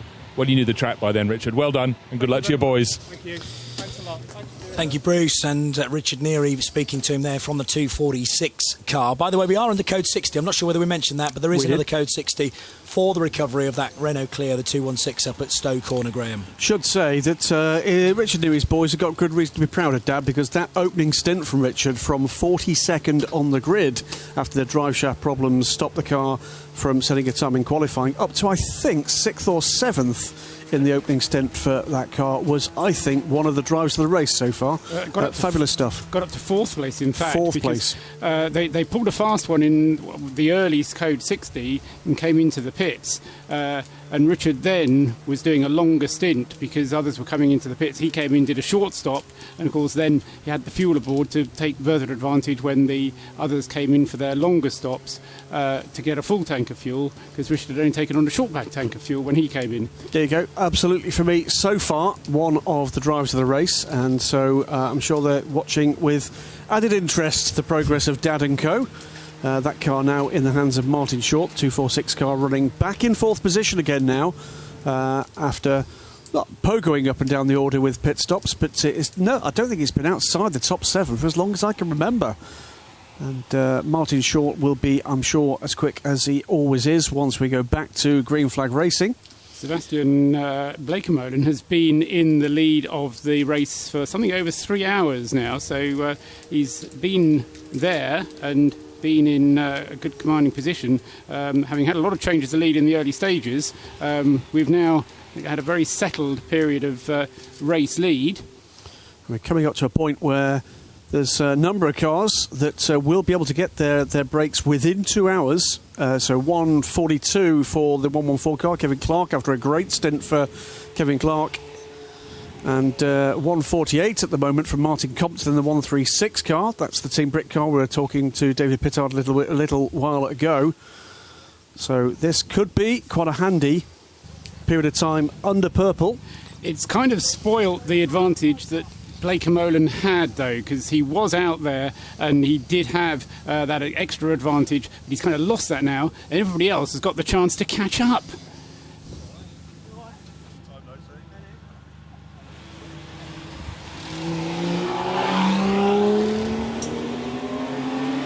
So the green flag waves once again as the Code 60, the latest Code 60, comes to an end, so everyone can go as fast as they like once more. And the 216 Renault Clio that brought that latest Code 60 out, I have just spotted on track, so it's been recovered from the gravel at Stowe Corner and can continue on its merry way. We're now on board the car exiting Chapel Curve and heading down Hanger Straight, which could well be the number 1 machine of Phil Quaife. Underneath the bridge it goes, and how much of a warning do you get of Stowe Corner then up in the distance? There is a car there giving you a bit of a reference point as it turns right and heads down towards the Vale, and there is a marker post, I suppose, a reflective marker post, but going a little bit wide there and onto the green concrete. Thankfully there is a little bit of runoff to mop up any bit of a moment, so that could have been worse, but there's a shining example of getting your braking point just a little bit wrong in those very greasy conditions and missing the apex entirely.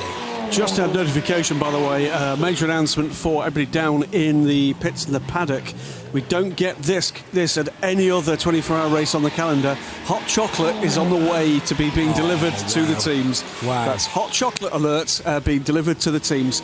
Quite astonishing. This event just gets better and better, does. We get pizza and beer after 12 hours of Bathurst. That's but right. hot chocolate at Silverstone, I've never known that before. And at the Mugello 12 hours, only a couple of weeks ago, there was pizza delivered on the Friday night as well, freshly baked and coming in very large boxes indeed. So we had a fair sampling of that, I have to say. Is there any truth that Martin Short has ordered slippers as well?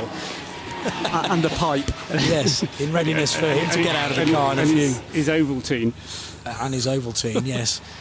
Martin will be due. He's been in the car for an hour and 38 minutes. So Martin as an Ovaltine, I just don't see, I'll be honest with you. Right. We can say this while he's in the car. I was going to say, let's stop it at that Get them point all out of before the it way gets quickly. any worse. You were asking about that Modern Motorsport car, I think a little while ago, Johnny. You wanted to know that it had officially retired. It's completed 16 laps. No, not even that many. I do beg your pardon. It's completed 14 laps. So I don't think that we're going to be seeing it again, I'm afraid, sadly.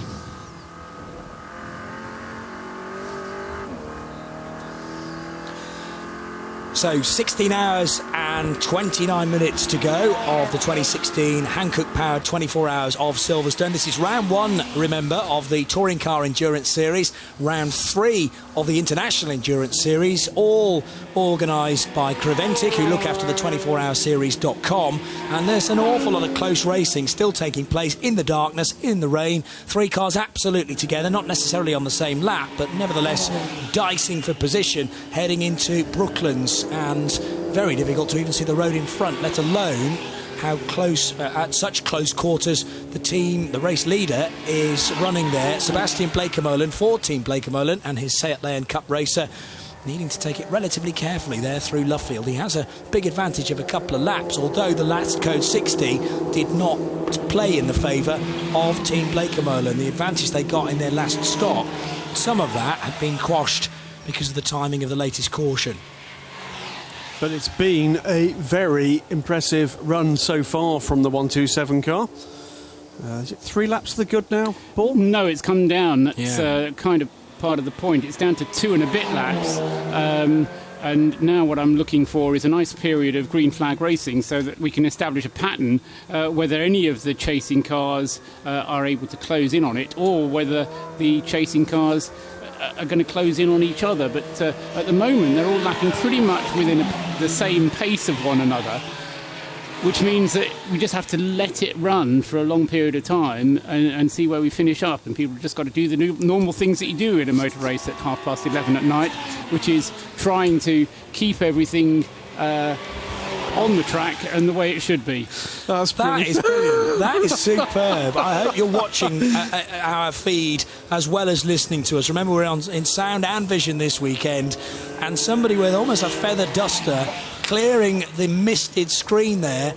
Trying to work out which car that is. I'm trying to work out which car it is, but that is superb stuff. I'm going to hand down to Bruce Jones, who is joined by Rob Smith, and then wax lyrical further about that. It's a 112. It's fantastic maintenance on the move there by the 112 driver. Anyway, Bruce Jones. Rob Smith, did you finish your stint because you heard that hot chocolate is about to be delivered to all the teams down the pit lane, or just because you'd had enough? Well, after our slow and smoky start... which was a turbo, I gather. It was a turbo. The turbo was fixed. Guys did a great job. About an hour and 15 minutes back on circuit. And in the wet, the Seat Leon, absolutely unbelievable. It was one of the quickest things on circuit. And really, it's what if. If we kept in the top 5 early on, that thing was a missile. Now, what you couldn't see before I started speaking to Rob, he was bouncing around from foot to foot. He's a man who's enjoyed it. I think I heard you say to the crew, I was loving that. Fair comment? Yeah. I was a bit down the dumps earlier. The turbo went, and that was our chance of the race gone. But that, I understood front-wheel drive. I've never driven front-wheel drive before. But today I actually understood in the wet what it was all about. And, good stint. I enjoyed it. OK, well, that's got your racing juices going. European Le Mans Series again this year? Yeah, we're back here in 2 weeks with Rory and Andrea. JMW, amazing team, and we're hoping for really big things this year. So, Seat to Ferrari, but the smile will still be there. I hope so. Thanks very much, Rob Smith. And Rob now to disappear into the garage to get a little bit of food, some hot chocolate, crucially, and maybe some sleep afterwards. He's great fun. And it's going to be good to see them battling away in the yellow Ferrari in 2 weeks' time. That rain looks to have got heavier all of a sudden again. I thought we were beginning to kind of ease things off, but just catching a glimpse of how heavy the rain is out in the circuit and the headlamps of one of those cars, that is tipping it down now. Yeah, Kevin Clark we're looking at in the 114 BMW, 7th place overall, and that's the second placed A3 car. So Class A3 for the slightly higher powered touring cars, higher powered compared to the A2s, that is, and it's a class led by Bradley Philpott. And he's going to have to pit very soon now because he's been in the car for an hour and 50 minutes now. So within 10 minutes we've got to see Kevin Clark down pit lane. Yes, and it's interesting, neither of the second or third place cars chose to come in during that Code 60. They both had the chance to do so as far as I can work out. The Code 60 period itself was 6 minutes, which means that everybody on the track had a chance to come in, but those two didn't. And when I was saying that Sebastian Bleekemolen lost out, I was kind of doing that on the assumption that they were going to come in. Of course they haven't done, and of course that means that when they do come in, which is kind of inevitable, then Sebastian is going to have a little bit of an advantage, although his stint length is roughly the same. So although Sebastian Bleekemolen came in to take on a bit of extra fuel, he's not going to be able to use that extra fuel without coming in to end his stint. So it's kind of one of those things where one goes around and comes around again the following time around. The leading BMW, still that of Martin Short in 4th place, and Martin is a further, what is he? Minute and 40 seconds. Yeah, he's a lap and 40 seconds. Yes, a lap and 40 seconds behind. 3 minutes altogether is the interval back to the car in front of him. It's timed here. It's a minute and 40 seconds back from Bradley Philpott. Sorry. It's I'm looking at the wrong gap. Yes, no, you're absolutely right. A minute and 40 seconds. It's a lap and 40 seconds that separates Bradley Philpott from Bert de Hoys. Well, the next gap, I think, that may close to a positional change is still within the top 10. It's Stephen Licorice being caught by Travis Drummer. Neil Primrose at the moment, 102, leading 117 by 5.1 seconds last time around, but Neil closing that gap further. I've got to hand down to Bruce Jones, because you know what he's sampling right now? Let me guess. Only the blooming hot chocolate. It's like basically Bruce, putting cookies and hot chocolate out for Santa, isn't it? 3 words to describe this incredible hot chocolate. Go ahead, Bruce. That's the first Does that word. count as one? Well, I can do it twice more. Very timely, but you know what? Can I describe the black coffee? I haven't been walking up the pit lane that long in this stint. I'm an hour and a bit in, but for the mechanics and the engineers with the teams, just seeing the smile it puts on their face, it's getting towards midnight, it's tipping down in the pit lane. Just a clever thing. I'm looking forward to the meatballs again, but I'm maybe a little bit greedy. But what a lovely touch from Creventic. Just focus on the hot next chocolate all round, apart from the commentary box. Yeah, but it seems that way. And just focus on the next feeding time, Bruce. That will get you through this little stint in the pit lane. I must say a huge thanks to Natasha Mark from Creventic, who you might be able to tell I'm struggling with my voice a little bit this weekend, but she's made me not the coffee that Paul got, but some honey tea. Excellent. Which is very good for the voice. Never made it before, so I'm sure it's fantastic. So thank you, Natasha, for that. That's the level of service you get from Creventic. Absolutely, and served with a smile as well. To be honest, I'm not envious of Bruce down there. I'd far rather be up here in the warm with a cup of hot black coffee than down there in the cold with hot chocolate and wet and water running down the back of my neck and up my sleeves. And controversially, I'd like to be up here with some hot chocolate, but that's just me. You're never satisfied, are you, Graham? No, quite. Hang on a minute. Say again, Bruce. I was just going to say that I understand about being lovely and dry, but if you stand at the front of the garage, you can just about stay dry. But I just love being in the pit lane at night in 24-hour races. There is a certain magic to it. But you know what? You go to Le Mans, people are enjoying it, but it's so serious for the 24 hours. You'll see the same at the Nürburgring, you'll see the same at Spa, but here everyone is doing this with a smile on their faces, even the crews who are changing the engines on their cars, ready because they want to go out again and come playing. So yes, the water is running down my forehead and some down my back, but I'm quite happy. A pretty horrendous moment there for Bert de Hoys, who had to go off track to avoid a very wayward 216 Renault Clio. Had lost it at the loop, again rear end overtaking front very nearly for the 216 pilot. And Bert de Hoys having to go way off track in order to avoid that. Came back on at the Aintree King, 2 abreast more or less, but disaster averted for the second placed car, the 303 machine from Red Camel. It is an event, again, that is being conducted with fantastic spirit. And, I don't think I've ever been to a Creventic race where I've seen anybody miserable that's not actually been involved in some kind of major incident. But I think part of this is because it's touring cars only, Graham. I agree. Because we've taken away a layer, and I think the touring cars are enjoying I shouldn't really say it because it's cold and dark and wet, but they're enjoying their moment in the sun. And it will be sunny by tomorrow, maybe. To be optimistic. Who was I just pointing at a moment ago who's coming up towards the end of their stint? It's Kevin Clark, who's running 7th position in the 114 car. And also the second place diesel running car, Tim Stanbridge. And Neil Primrose. Yes, in fact, so quite a lot of pit stops due. keep Bruce on his toes. Martin Compton, gone according over to the that, 2 has minutes. gone over the 2 hour marker, 2 hours and 1 minute. And that is the second time the 136 car is shown as being over 2 hours. It was 2 hours 20, we thought, last time, possibly with a problem with the selection by the driver of the position. But it is a little odd that we've gone over a second time. Martin Compton, according to this, got in the car at 5:39. So yes, it's the same data as you've got there, but he is in the pit lane, according to this. The 136 car. Yes. Not on our screen. Okay. But, well, we'll see in a moment because he's due across the line any moment now. Is the 136 car. So peering out the window, I can see the 76 Honda Civic come down pit road. Still no 136 appearing. Oh, he is in the pits. That's why he's not appearing on the main straight. I think he's late. I think do he's as late. well. I think that's a lap too late for the 136. Yeah, had he come in, well, really, a couple of minutes ago, may well have been okay. Briefly, yellow flags being displayed down at turn 1, but they've been withdrawn almost as soon as they appeared. So that might have been a slight off-track moment for a car into the gravel, perhaps. But if you catch that moment quickly and keep the momentum through a wet gravel track, you can often haul your way out of there.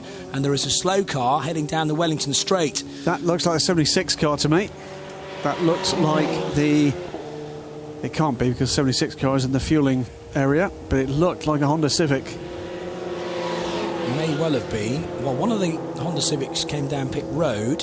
One of the newer Honda Civics. That might have been the Synchro car, actually, the Daniel Wheeler machine. Yeah. That one is shown as being a fueling area, so that would be right. So which car is slow and showing hazard flashes out on circuit? Well, that might be the one that was in trouble at turn 1. Could be. Although it's made quick progress to get to the Wellington Straight, unless it shortcutted and it took the national circuit. That might be the problem.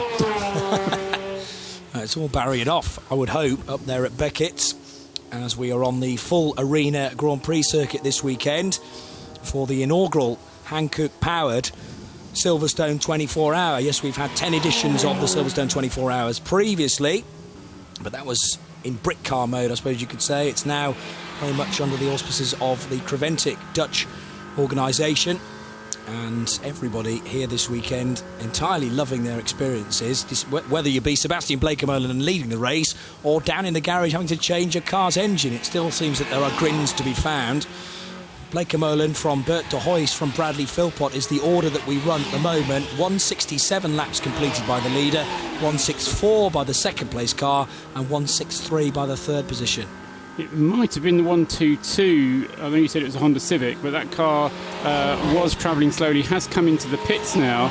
This is the Kinetic Racing Seat, which has Dave Ward on its driver lineup, amongst others. Mike Nash in the Kinetic Racing Seat Leon. That car, as I say, making its way slowly into the pit lane. And that would be the Dave Ward of Progressive Engineering. Yes. Who I gather has had a silly grin and wearing his racing overalls far more than is decent. I think they just got stuck somehow. They got stuck, couldn't get them off. Yes, something like that. That's yes. Okay. Kevin Clark in the pit lane, so that's well timed because he was right up against the buffer for his drive time. Look how misted up that windscreen is. No, that's not. That's okay for you. I thought that was what he had to contend with from the inside, but no, they're giving the screen a good old clean from the outside. There would be some build-up of mist. If he had any decency at all, he'd get some loose change and give those people something, wouldn't he? Yeah, absolutely, yes. I hope also that he is carrying one of those demister cloths on the end of a stick. I love that, because you notice it wasn't just a demister cloth on the end of a stick. It was a demister cloth on the end of a stick with a string attaching it to the seat.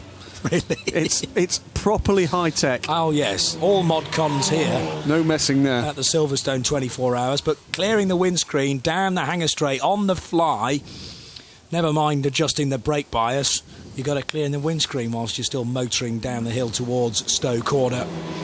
They say these Formula 1 drivers have a lot to contend with. You realise that's probably demarcation. That's probably putting these guys out of a job. That's true as well. Outrageous. Yes. So the number 8 is flashing on the side of that car. That's where it came in from. And rain still pouring down, as can be seen from that close-up shot. A chance, of course, to clean all of the lights on the front of that BMW, the 114 machine. Neil Primrose, by the way, also in, knocking on the door of his 2-hour maximum stint from 9th position in the 117 car. So didn't make it by Stephen Licorice towards the end of his stint. And here goes the number 117. So Neil Primrose will have got out of the car that did lead the race, of course, a few hours ago. The diesel-powered BMW. And still second place in the SP Touring class. One of many people to get involved in motorsport with music backgrounds. Neil Primrose, the drummer in the band Travis. They've gone a bit quiet of late. Maybe need a bit more work, a bit more album perhaps to come out soon. But the 117 car clearly being driven very, very well by Neil Primrose in that last stint. So he's perfectly happy staying away from the music for the time being and trying to navigate his way around Silverstone in a very black night indeed. It's quarter to midnight on the 2nd of April, so soon to turn over onto the 3rd. And we're looking at now the Intersport Racing BMW, which is being wheeled back into the fast lane of the pit lane, the 114 car. So that's the formerly driven Kevin Clark car, and there is the FD2 Honda Civic broadside. That's not the sort of sight you expect to see coming through, I want to say Brooklands, but no, it was actually Beckett, which is a fast section of the circuit. You don't like there. And so a big lose there for the booted version of the Honda Civic. And thankfully, I think everyone getting through, the car trying its best to rejoin, waiting for a gap in the traffic. And who are we on board with right now up at Stoke-on? It's so tricky again, trying to pick your apex, and about to run out wide as well, down the hill towards the Vale. So frightening moment over and done with, trying to get back into the rhythm as soon as you can with the Memak Ogilvy car right up ahead. We're going to head down to the pit lane to speak again with Bruce Jones. Who have you got, Bruce? I have Kevin Clark, who was trying to sit down, but I made him get up and come and stand at the front of the garage. Tiring session for you? Yeah, it's hard work, to say the least. I mean, I know you always say every time you're in it, it's the worst greasy conditions you ever raced in, but those are genuinely really bad. The visibility is terrible as well, because the rain's just hanging in the air, and with the spray coming up as well, you just can't see. And how about your screen? Was that steaming up as well? It wasn't steaming up, it's oil. There's a lot of grease coming onto the screen, so we're having to just keep cleaning it, because it's all right for 10-15 minutes, and then the wipers are just smearing it all over. Now, Fiona James has just taken over from you, but she's not as tall as you. There's a fair bit of seat adjustment going on. Yeah, there's a few cushions, and the seat's right forward, and the belts are fully extended, but yeah, she just so she can reach all the switches and everything. But yeah, she does well, though. She manages well. Well, good stuff. Came in from 7th. I think the car was 9th when you went out. So the right sort of position this time. Still plenty of racing. Yeah, that's right. It's still a long race. It's all about just staying on the circuit, to be honest with you. That's all we want to do, and everyone wants to be safe. So exactly. And as long as the TV cameras don't catch your moments out on the circuit, you're fine. No, that's right. I have had some wide ones. Good stuff. Kevin Clark, do go and sit down. Thank you. Amazing point he makes, though, that the clean windscreen is good for 15 minutes, but he's just come to the end of a 2-hour stint, for goodness sake. You could hear the weariness in his voice, couldn't you, as well? Because when I first started listening to it, I wasn't watching the pictures. I was just listening to the audio, and you thought, that is a tired man, And it wasn't necessarily, I think somebody else has said, it's not necessarily the physical element of it. It's as much as the mental aspects of it, just concentrating. And as we had JM Littman up here saying, you're using every sense in your body, you're using every fibre to work out what you have to do and to feel your way around and to see and listen for things as you're going round, and that does take it out of you. And these cars, because of the fuel consumption being better, because of the pace being slower, because the conditions are worse, it means that everybody's having to do a 2-hour stint. There's no point in doing a 1-hour stint because the car doesn't need fuel after an hour. Meanwhile, on track, we're getting a nice battle developing for 4th position, because Martin Short, going reasonably quickly in these conditions, but being caught from behind by the 125 car in the hands of Harry Hilders. That is the NKPP Seat Leon Cup car, 21 seconds back. But a further 22 seconds back, and quicker still, is Phil Quaife in the Memak Ogilvy Dual car, the number 1 car. So within I think, a reasonably short period of time, we're going to have a 3-car battle for 4th position. Yes. Back down to the pit lane just before you continue, Paul, because Bruce Jones has found Neil Primrose. Well, adjacent garage. I spoke to Kevin Clark, move up the next garage, and here's Neil Primrose. They were almost together on the track. Some drivers have come out after the stint in the dark and the wet going, God, that was fun. Would you say it was fun, or was it horrific? Pretty horrific. The tracks, we've got no TC or, you know, the sort of luxury of some kind of electronics, so it's like so much torque, the diesel. You can't really get into the throttle at all without it spooling up so quickly. I saw so many guys going off. It sort of made me maybe a bit overcautious, but I'm kind of glad because I haven't chucked it off, and we're not doing too badly. We're in a nice holding position for when things hopefully dry up later. But obviously in the early stage of the race, the car was going like a train, and it's got some laps logged as the leader. Yeah, it's great. I think we've done an okay job up to now. I mean, it was really great at the start, but these conditions with that car, you have to be careful with it. So, but David's in it now, and I know he loves it, so he'll probably really get stuck in.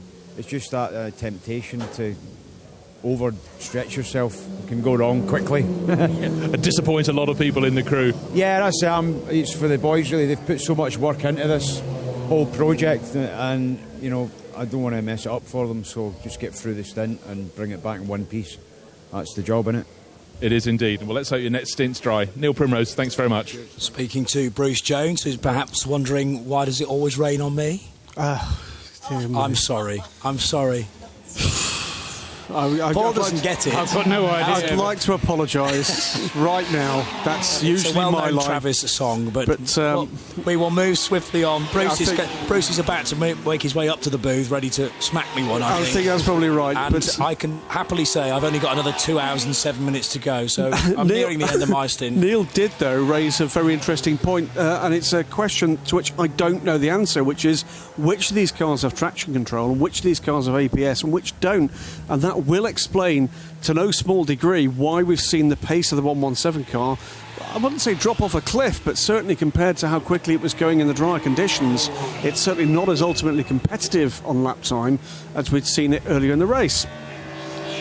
No, I mean, that's right, and obviously the regulations do specify which cars are allowed to have ABS. For some are, certainly, but it's not compulsory to have it. It's a question of whether you take the weight penalties or just actually want it, because very often for the dry conditions you don't really want to have the ABS switched on because it's only going to get in the way and mess things up. Just looking at the battle for fourth that you were describing as imminent, Graham, and certainly it is between two cars. I don't think that Phil Quaife is going to be able to get on terms. No, his pace has just gone off a little at the moment. Yes, I think it was kind of a one lap that was quicker from Phil, but looking at the whole stint, and the problem that Phil has as well, of course, is that he is further into his stint than either Harry Hilders or Martin Short are into their respective stints. For Harry Hilders in the 125, he's got in the car after Martin Short has, so he'll be able to stay in the car after Martin has had to relinquish control back again. Possibly back to Richard Neary. We'll have to see how they share out the driving between them in the 246 BMW. So Blake Molan leading then after 171 laps. 3 laps back, Bert de Hoys for Red Camel and Jordans.nl and their Seat Leon Cup racer. So a couple of TCR cars out front. Bradley Philpott in the Class A3 car remains in third, ahead of Martin Short in the Roll Centre BMW M3 here at Silverstone.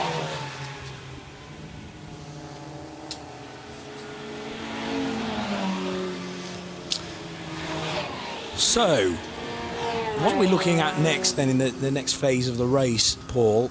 A couple of TCR cars leading the way. The 8.3 machine very nicely placed as well. I thought those Altran Peugeots were going to go pretty strongly, and they've stayed. Well, that one has stayed out of trouble, the 208 car.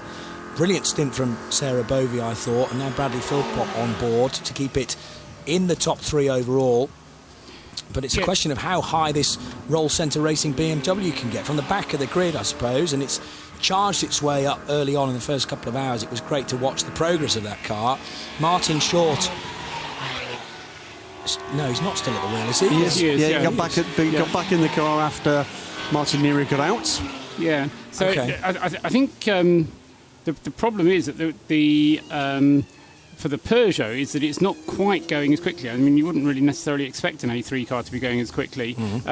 Is that the change on the circuit? That's the 2 leaders. That's the 127 putting another lap on the 303. That's a proper 3 laps now. It was just under 3 laps, so 2 laps and a lot. Now it's turned into 3 laps. So I thought when you were looking at it, you were drawing attention to Harry Hilder's progress, because Harry Hilder's is currently on schedule to actually be able to get ahead of the Peugeot number 208, as well as getting ahead of Martin Short, such is the way that number 125 is going, the NKPP Seat. And remember, we've already had that car up in second place in the race. So 125 may not have led the race outright, but he has been up in second place, and he is back in fifth, but destined for higher things at the moment, as he sort of takes Phil Quaife with him, but not quite enough. And as I say, I think that Phil's going to run out of laps on his stint before he's actually able to make any more places. So it's really just into that era of the race, Johnny, where you just have to kind of keep doing the solid laps, keep an eye on what your lap time is, and just make sure that nothing goes wrong. Yep, and that is a large part of doing well in this race. Some teams have come here purely for a finish, and that's exactly what J.M. Lippmann was saying about their 2 Rogue Motorsport Toyota GT86Rs. They want to get to the end, although they're actually doing a bit better than that, they feel, at the moment. So let's look at the next target. 29th and 33rd at the moment for the 2 Toyotas, and it was a top 30 finish, so it's been spoken about as being the next target they were setting themselves, and doing pretty good on that one at the moment. Yes, I mean, I think the first target for any team coming to a 24-hour race has got to be to finish the race, because you're not going to do anything if you don't. So, you kind of go, first of all, to finish the race, and then continue as well as you possibly can until we get to the end of the race.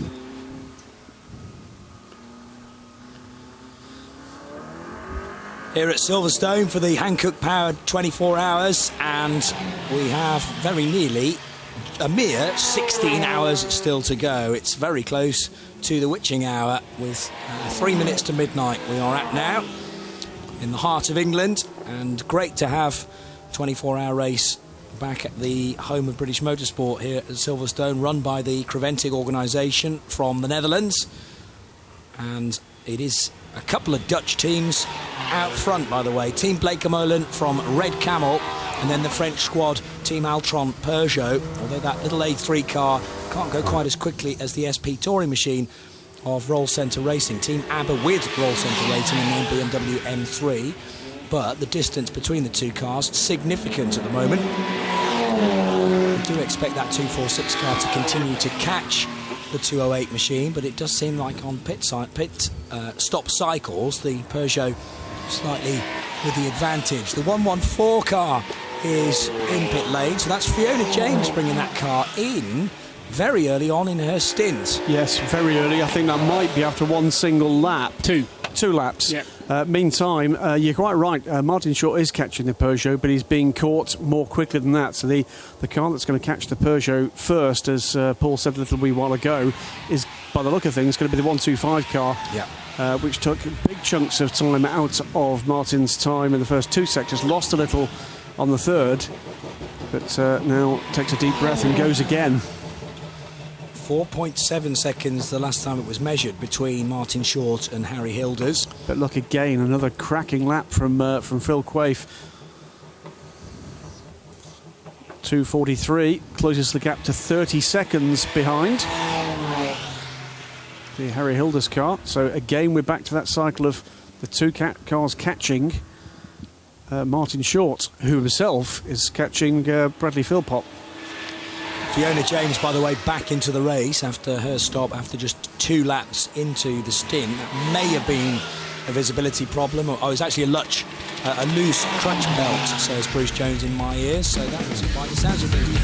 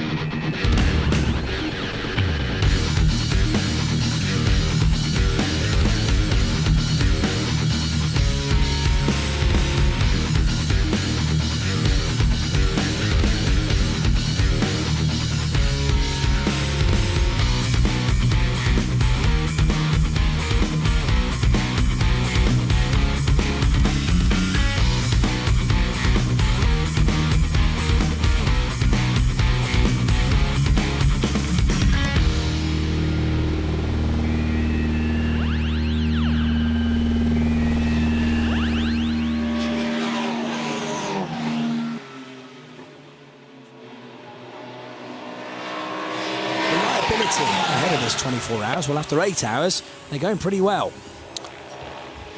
It's 8.5 minutes, or 4 seconds, 5 seconds, the advantage to the number 127 car. And a pretty faultless run so far from the Team Bleecker-Molen squad aboard their Seat Leon. And just to give you an idea of how the pace has dropped, as much due to the weather, but also, of course, due to the various Code 60s that we had.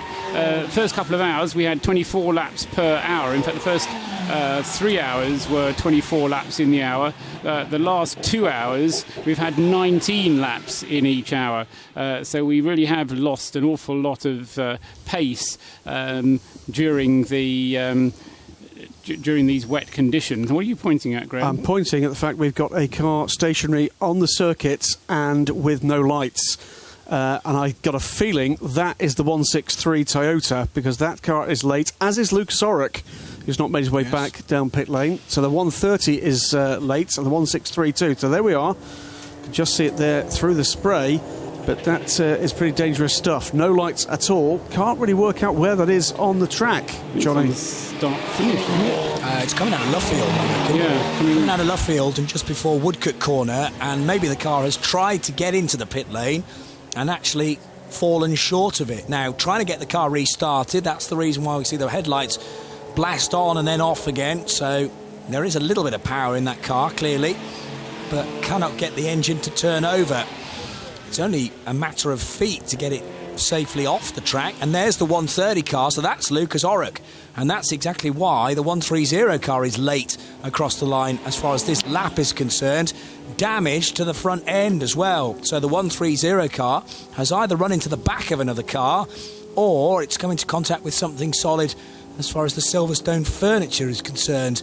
But yeah, front bumper bent up over the headlights there for Lucas Orrock.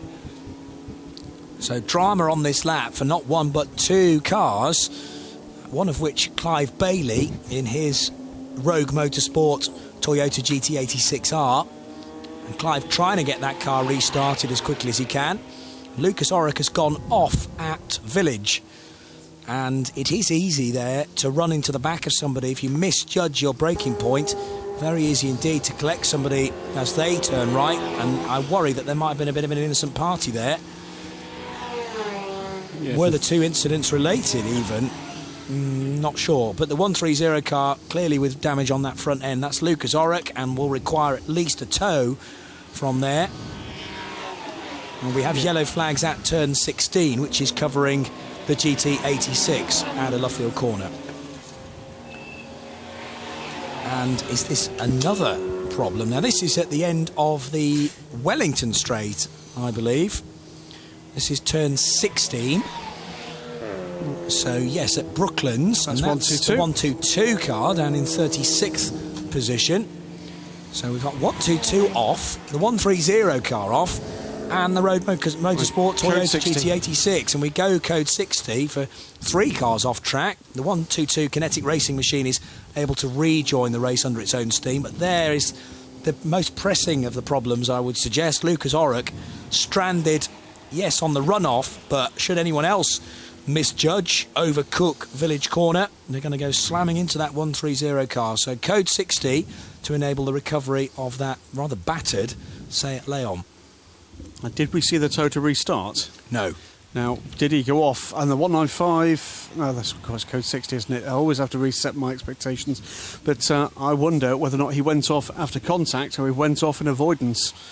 Because with the Toyota on track and with no light showing, it's just as possible in these tricky conditions that Lucas was caught out by, I'm afraid, dark hulk of the Toyota coming into view. But I'm sure we'll hear from him in due course. Yeah, if the Toyota was going a little slowly, I suppose, into the arena section, then that might have been some avoiding action that Lucas Orrock had to take. We also, by the way, while that was all going on, Harry Hilders has gone through into 4th position ahead of Martin Short. So the number 125 car goes up into 4th position overall, the NKPP car. Still lights ablaze on the 130, although unfortunately at least one of them not pointing in the direction the maker intended. Yeah, and the front bumper on that Seat, very wayward indeed as well. So some of the crash zone of that Seat doing its job and cushioning the engine, looking after Lucas on board. There's no immediate concern for the driver. It's more about getting the car out of the way. So there is the Snatch tractor in attendance with some bright floodlights. I'd imagine those lights are possibly even better than some of the cars have around this circuit. And cars turning right now at Village, having a good view of this recovery scene. So the 208 squad choosing to pit on this lap. Bradley Philpott bringing the third place car down pit lane. 171 laps done and dusted for Team Altran and their best placed Peugeot. Be astonished if we don't see the lead pair in as well, because both of those cars within 12 minutes, 10 minutes indeed, close to, of requiring a driver change. Both Sebastian Bleekemolen and Bert de Huys, an hour and 48 minutes for Bleekemolen, an hour and 49 minutes at the wheel for de Huys. And Bradley Philpott on a very similar schedule as well. Oh, he's the one he's in. Yes. Yeah, okay, so right. It comes to not looking around and seeing what's happened already. Yes, he got to feel a little bit sorry for Bleekemolen, because they were clever and pitted under a previous Code 60, and thus they've got more fuel on board. It might mean that their pit stop is shorter, because they won't have to take on maybe even 50% of their fuel allocation. And the problem for these cars who are coming in now, who will need fuel, they won't be able to get as much fuel, because they're only allowed to take 50% on. They won't be able to get as much fuel aboard to fill the tank.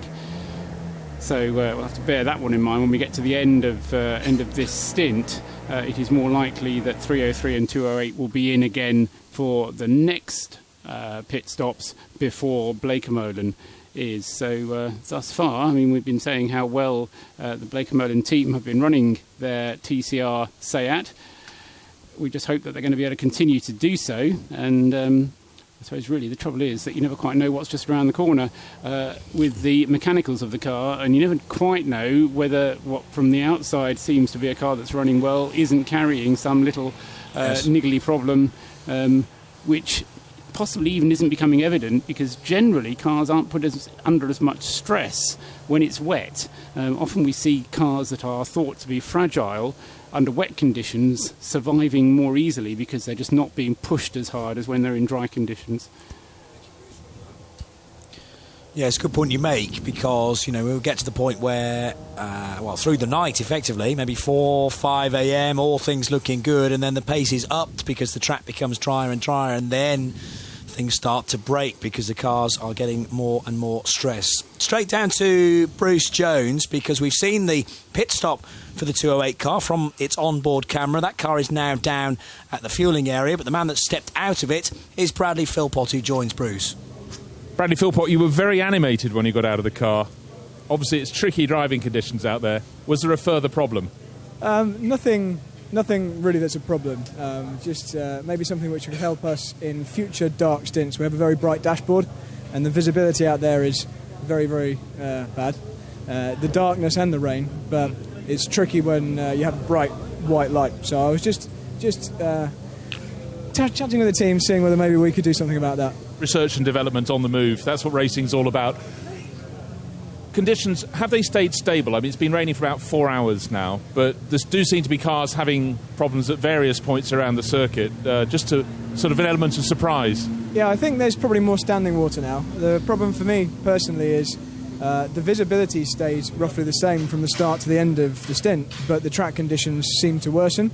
So you can't really see what you're driving on. You can't really see if you're on the grass until you're on the grass. And it seems like you only have 10 metres or so in front of you warning before you're on the curb or on the grass or whatever. So the track conditions, I think, are worse. I mean, it looks worse than when I got in, I think. Lots of standing water, and like I say, you only know that you're on it when the car suddenly moves. So it's not like in the daylight where you can anticipate a puddle coming up and then act accordingly. You have to just react. Lots of reactions. But you come in from third place. We've still got not quite 3/4 of the race, a long way to go. So you're in it to win it still. Yeah, it seems so. I think the rain's helped us. I don't think I was particularly the quickest out there in my stint, but I just was aware of our position overall, which is a bit unexpected, to be honest, and just trying to do nothing to jeopardise that. So just letting everyone else make their mistakes, letting everyone else have their spins and offs, and we're just plodding on round and doing the job. Yeah, I think a little caution can be rewarded tonight. So well done, Bradley.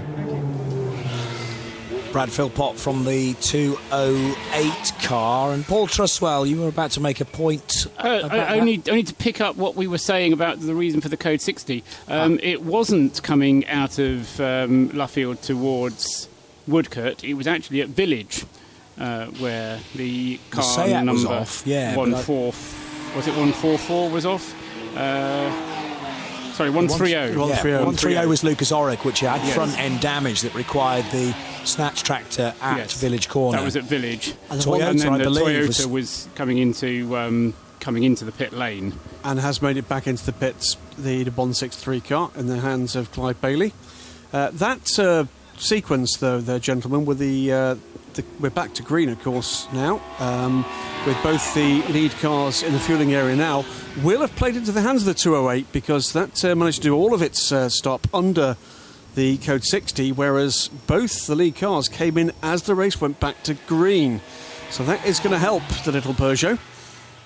Yes, true. Can't argue with that. As I say, what will, I think, happen is because the Peugeot and the 303 Seat will both not have been able to take on, they've been able to take on as much fuel, but they won't have as much fuel on board, I'll phrase it that way, as the lead 127 Seat has. So if we get a full period of green flag running, then the Seat should be able to go further on its tank of fuel, and I'm assuming that all three of them will have had changes of driver when that has happened, because they all will have been approaching their 2-hour limit. The one exception possibly being Harry Hilders at the wheel of the 125. Who's gone through to third position. Who's got himself into third, and as I say, he still has... in fact, he didn't even stop, did he, during that last yellow? So Harry Hilders staying out there. He's got fuel aboard. He's got driving time until gone for 45 minutes or so. So we may see the 125 moving up the field again, as it did about 3 or 4 hours ago, didn't it? Or 3 hours ago. In fact, the NKPP car was up into second place at one point. Well, Phil Quaver's got another, less than half an hour to go on his driving stint, but he's closing rapidly on Guillaume Romain at the wheel of the 208 now, with Martin Short in pretty close contention as well. So again, we're into a 3-car battle for 4th position, but it's 3 different cars this time, with the Peugeot now leading the train, ahead of Phil Quaife and Martin Short. But with Guillaume Romain just back on track after that latest pit stop. Yeah, so Romain running in 4th, which will stay 4th position. Ivo Bruckers, though, takes over the 303 car, the orange Red Camel Seat Leon. It's Melvin de Groot, though, that leads the way by 3 laps still from Bruckers. And Harry Hilders, who's taken charge of the 125 car, in 3rd position. Guillaume Romain in 4th, 5th position for Phil Quaife, and 6th place for Martin Short in the Team Abbott with Roll Centre racing car. That's the way we stand then at midnight here at the Hankook powered 24 Hours of Silverstone.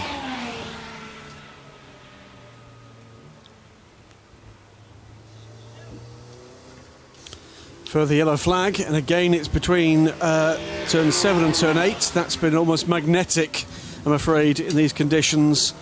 The gravel trap there. So we'll wait and see whether or not that's an easy fix or another caution period. They have been rather stacked up, haven't they, of late? Yeah, it's been tricky to work our way out of this rhythm of Code 60s. I think, it's the problem that one of the drivers described to us, isn't it? That the temperatures go out of the tyres during the Code 60, and even though you're not kind of following behind a safety car, you're still going slowly, and that's enough to lose the temperature in the tyres, and then you suddenly arrive at a corner at racing speed again, and you haven't got any grip that you thought you would have. Yeah. And, you know, ambient temperature not very high at the moment. It's not as cold as last night, but we must be down to 6 or 7 degrees. Very cold because of the rain. There'll be a little bit of wind around as well, so it's tough to get tyre temperature up anyway, even if you are at full racing speed. The track offering no heat because that's being constantly pelted with rain. So, yeah, difficult conditions for principally non-pro drivers, and many of them venturing into their very first 24-hour race, and this just adds another element to this whole challenge, I suppose. But, you know, they're going to come out of this with so much more experience than they started with and ready to attack the next enduro that they choose to partake in. Caught a glimpse there of the Team Brit car, the number 136 machine, which is very nearly into the top 10. It is, and closing rapidly on the 194 car, which props up the top 10. That is the D1 leader, the Racing team, the BMW 120D, and trouble for the 216 car. That's probably why the yellow flags are out between Stowe and Vale. Yeah, but that car looks to be getting back underway with the assistance of the JCB. 5th place in class, 24th overall, and fair to say not the first problem for the 216 Modena Motorsport Renault Clio. Or the second or the third. It's Francis Tija at the wheel of that car, the Dutch driver. In fact, that was on an outlap.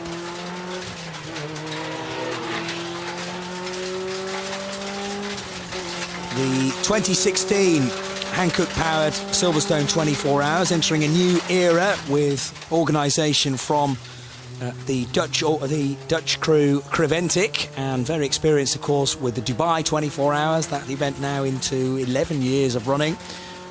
24hourseries.com kick-started by that Dubai event in the middle of January, and as part of the International Endurance Series we've been to Mugello. That was only a couple of weekends ago. And now, for the first time, Creventic organising an event in the UK at the home of British motor racing, Silverstone. And this is the first round of the Touring Car Endurance Series, the third round of the IES, the International Endurance Series. Phil Quay through into 4th position on this lap, ahead of the number 208 Peugeot of Guillaume Romain. So has caught and passed in green flag running the little Peugeot. Plucky little effort this from the A3 leader.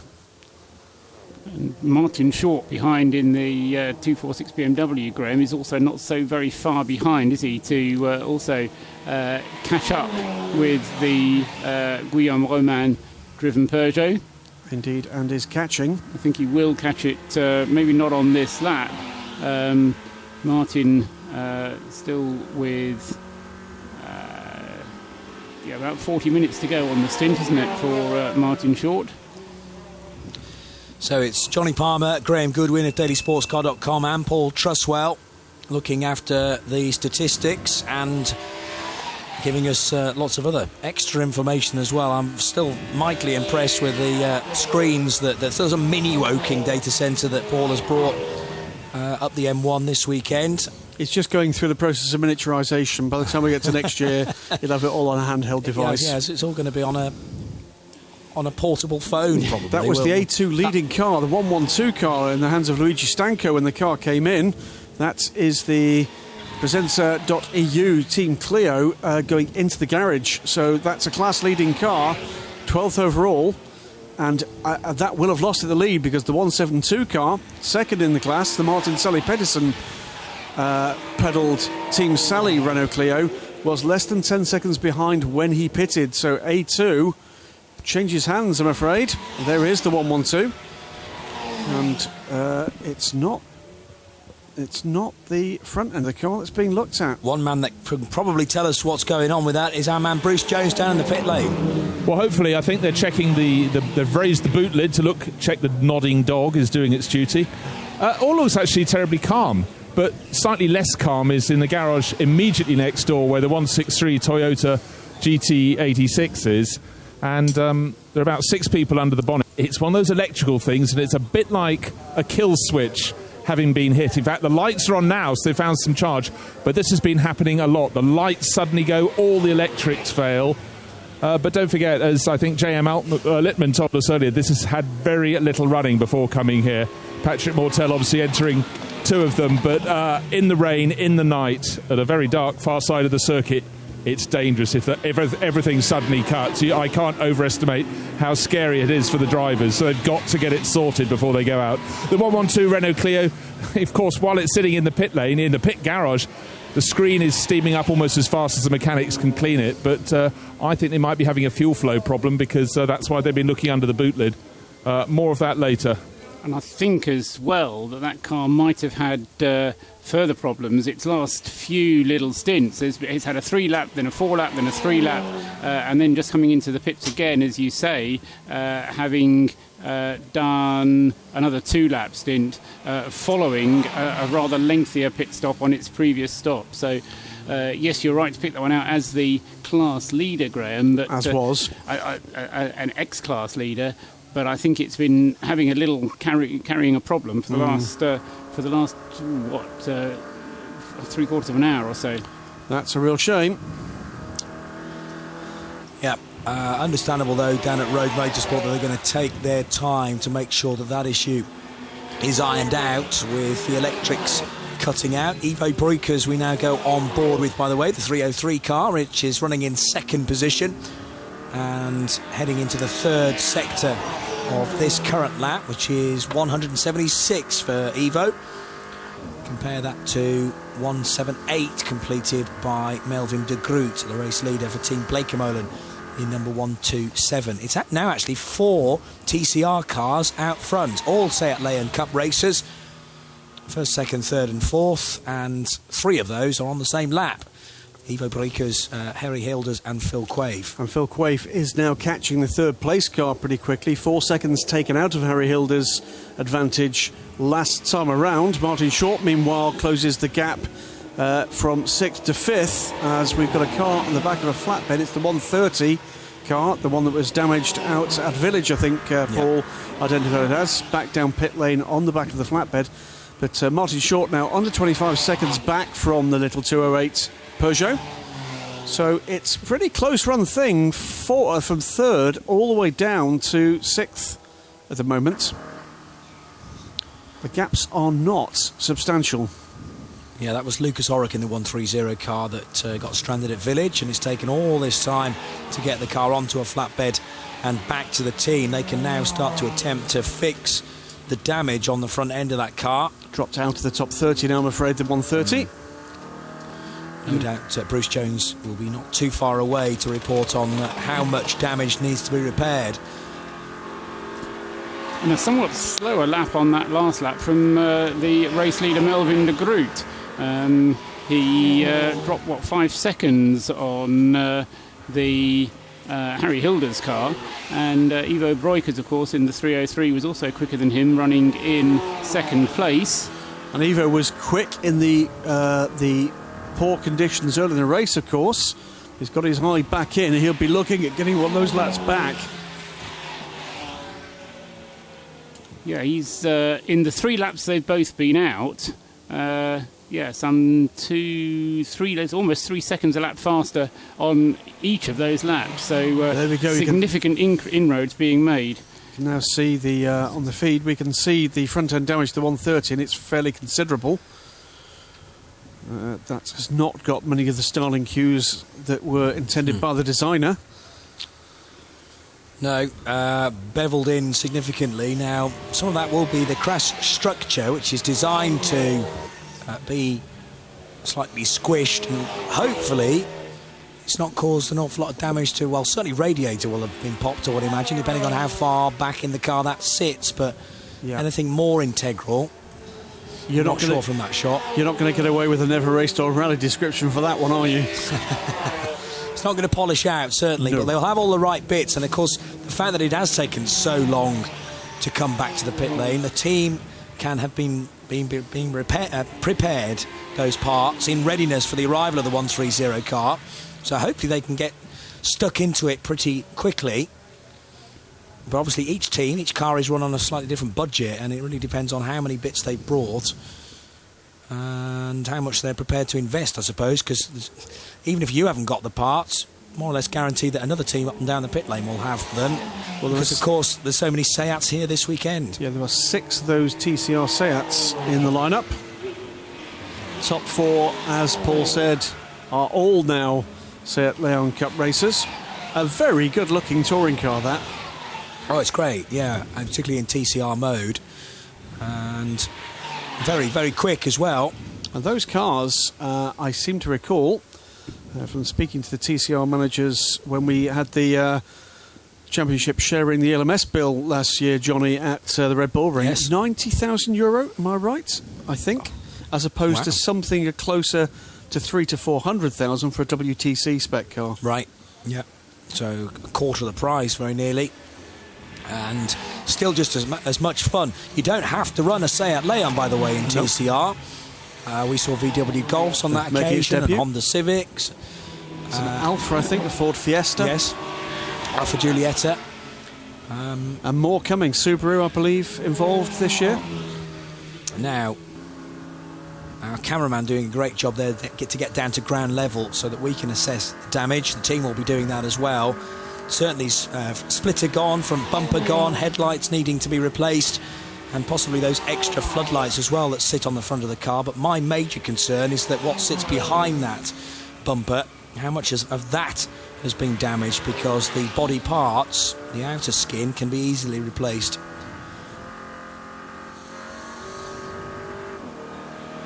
So we understand the 130 car and the 99 came into contact at Village. And Bruce makes the point in my ears that those two cars share the same garage, which could be a little bit of an awkward situation for those cars to be repaired. I haven't seen the incident, so cannot apportion blame, but it's presumably Oric into the back of the 99 car. But even then, it's difficult to know who was at fault, if indeed anybody, because, I mean, these are very, very difficult conditions. That may well be a replay or perhaps live action of, again, a very misted up screen being addressed on the fly. Got 2 reasonably long straights. No, it's Luigi Stanco. This is live pictures, by the way. Luigi again using that squeegee mop on the end of a stick. And that was the car that was in trouble earlier and lost the lead, of course. There's one we thought might have a fuel feed problem. Yep. Just wondering if Paul can tell us the data he's got available, whether or not Ivo Breukers has unlapped himself from one of those laps from the 127 car, because the pace that Ivo had been showing fairly recently would seem to indicate he would certainly have caught the car back up. But has he got enough pace to have grabbed back one of those 3 laps? He's coming across the line now, and that'll take him on to... So in which case he's not. 178 laps, so he is 3 laps and a half Good grief. back. So it's not 3 laps and a bit, it's 3 laps and, as I say, pretty much a half altogether. Yes. Yes. Graham's not entirely convinced there. I'm not totally convinced, because the 127 car has only just now completed Sector 1. So I think it's about 3 laps and 40 seconds. Okay. I think. Yes, no, it depends on my fault. I'm splitting the circuit into 3 equal sectors, and of course the 3 sectors aren't equal, are they? Right, okay. Because Sector 2 is actually quite a long sector, and Sector 3 is, making the point to Rob Barth earlier on, is a very short sector in comparison. So when I say halfway round, I mean halfway through Sector 2. Understood. Which is not necessarily halfway around the circuit. Yes. Meantime, those gaps are still compressing. Martin Short now 12.5 seconds back from the Peugeot. Phil Quaife still closing, and closing pretty rapidly now on Harry Hilders. That gap 13 seconds, 3rd to 4th. So 127 from 303. It's that 3 laps plus gap. That's the big one. After that, it gets all a little bit more intimate. Under 50 seconds, just Harry Hilders back from Ivo Breukers, but not going quite as quickly as the 303 car. I've got a feeling that Phil Quaife is going to have to be pit bound, though, before he gets on turns. He's got about 10 minutes, hasn't he? Less than 10 minutes to be comfortable. And in fact, he may be, and even sooner than that, because although his fuel will last because of the slower running, I was going to say he's up to 34 laps on this stint. which was kind of what he did at the early stages. His initial stint of the race was 39 laps, but of course that was dry and will have been using a lot more fuel. Yeah. So the 303 car, Ivo Brukers, working its way through Aintree, the left-hand kink that leads them onto the Wellington Straight underneath the silverstone.co.uk bridge there, and into Brooklands, the stadium section of this arena Grand Prix circuit. So Melvin de Groot leading the way. This is the car in second position, the 303. Third position for the 125 of Harry Hilders, and then the one car of Phil Quaid. They're all TCR cars. The best A3 machine, Guillaume Romain, still in the 208 car from Team Altran, and comfortably leading Class A3, having completed 178 laps. The next nearest A3 car, 173 laps, so a cushion of 5 and a bit laps, therefore, from Romain back to Fiona James, who has now got well and truly into her stint after a troubled start to it in the 114 car. That car she took over from Kevin Clark.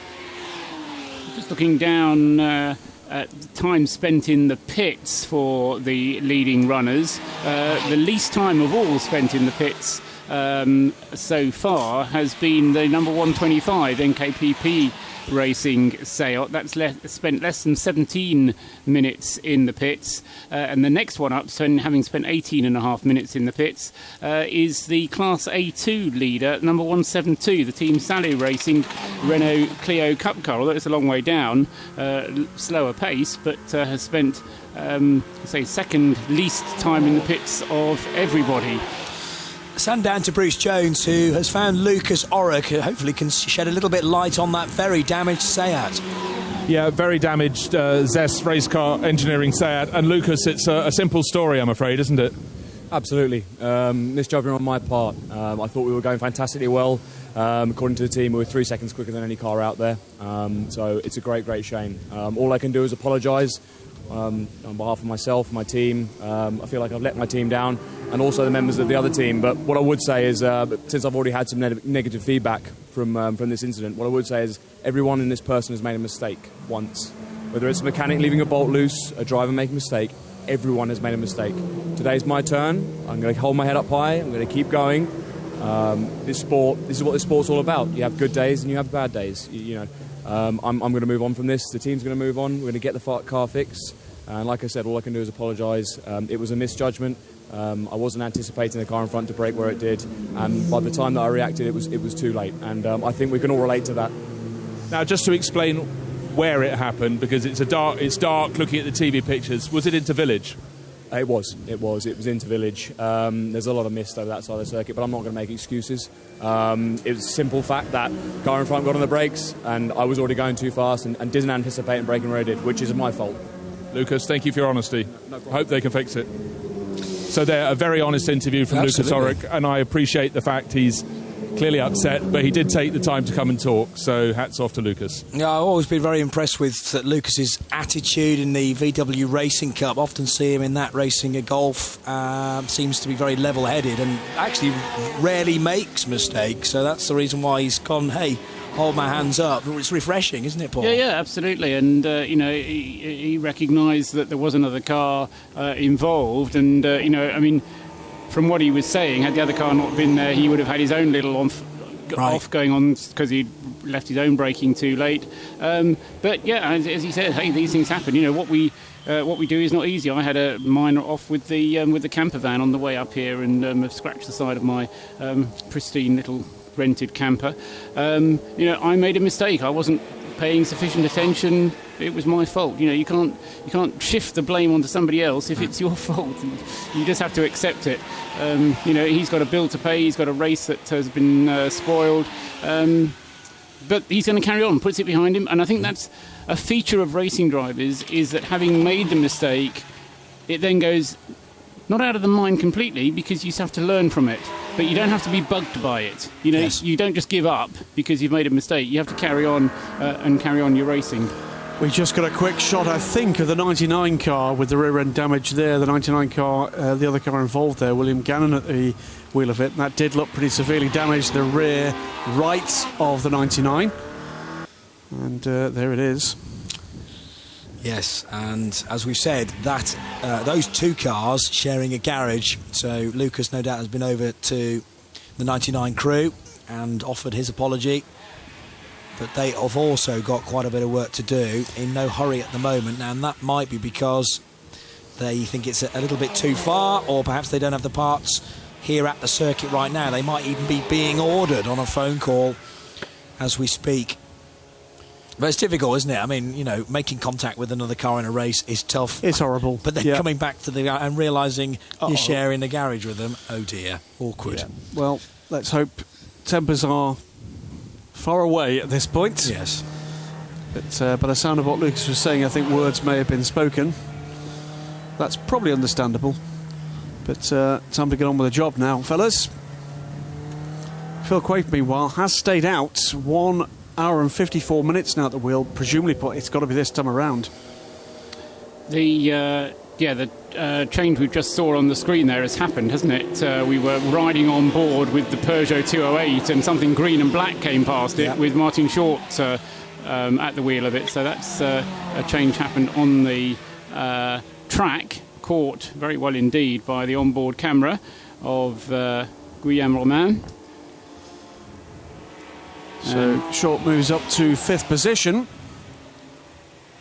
Still very much in the mix, the 246 car. And there's the 144 car. That's not had the best of races. That's I think, still the 5th position in TCR it is. Jacob Hodgson at the wheel of that car was making life pretty tough a little earlier for Ivo Brokers to get by. And that car just inside the top 20 still, showing 19th on the position light. Still got the right hand indicator flashing, as it seems to have had for the last half an hour. And there it is, off and rejoining. We didn't see the moment itself, but that's the car for the moment facing oncoming traffic, but doing a 360 degree turn on the grass at Luffield and rejoining the race. Not sure how it ended up on what will be very, very wet grass now, and you think that parts of the tarmac here at Silverstone like an ice rink. Well, even worse will be the grass just offline there. So actually the driver doing pretty well to get the car back to the black stuff. That was Jacob Hodgson in the number 144 car. Phil Quaife has stayed out, 156. This time he has to pit this time. After this lap, and he will lose 4th and 5th position with that next stop. Martin Short will go up into 4th position. But Martin owes us a stop within around 20 minutes.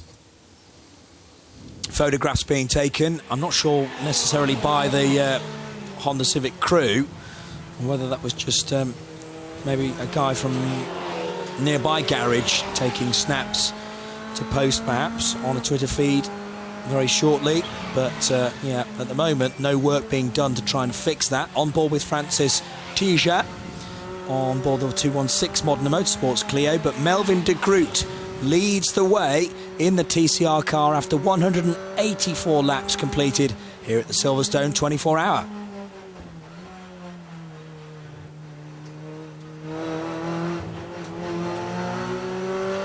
So de Groot, Brokers, Hilders, Quaife, they're all TCR cars, 1st, 2nd, 3rd and 4th, but new 5th place driver is now Martin Short in the SP Touring BMW M3 V8 from Team ABBA with Roll Centre Racing. And we saw that move being made at Beckett's Corner. The Martin Short BMW slipping by Guillaume Romain in the A3 leading Peugeot 208. And, well, Phil Quaife will clear Sector 2. Presently, 6 seconds back from Harry Hilders in 3rd position, but Quaife needs to pit this time around to stay within his 2-hour driving slot. It's going to be pretty tight. Yes, he's just coming into the beginning of Sector 3 now, and as I say, because Sector 3 is so short, it'll be 30 seconds after that he'll hit the marks. You're right, it'll be 150. 158 something. But the thing that I always get nervous about at this point is you're not allowing your driver to have a spin, or there suddenly to be a code 60. Because all of a sudden then, when you think you're going to be home in 3 minutes, in actual fact you're going to be home in 6 minutes because of something else happening on the circuit. Here comes Quaife though, and this is the end of the sort of beginning of the second turn through the drivers, because Phil started in that car, and if they're going to go through the cycle again, it will be Ramsey Moutran who takes the car over. And I have to say, last time Ramsey was at the wheel, he did a darn good job. He did a very, very good job. He did indeed. And as more than one of the Moutrans has actually said, these are not conditions they're particularly familiar with. And should say as well how impressive they've all been, actually, in terms of the conversations they've been having with Joe and with Bruce. You know, it is one of those teams you sort of wish you were part of. It does seem like a very happy ship. It's Phil Quaife on pit lane now from 4th position.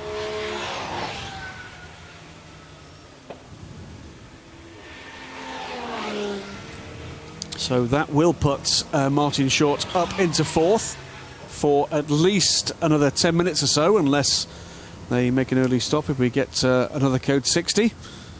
But so Shorty has elevated from 6th just a few moments ago. David Pittard pushing really hard in the Team Brit car there, the 136 machine, as he heads down towards Maggots and Beckett, and running a touch wide there through the second element of Beckett and down the Hanger Straight one more time.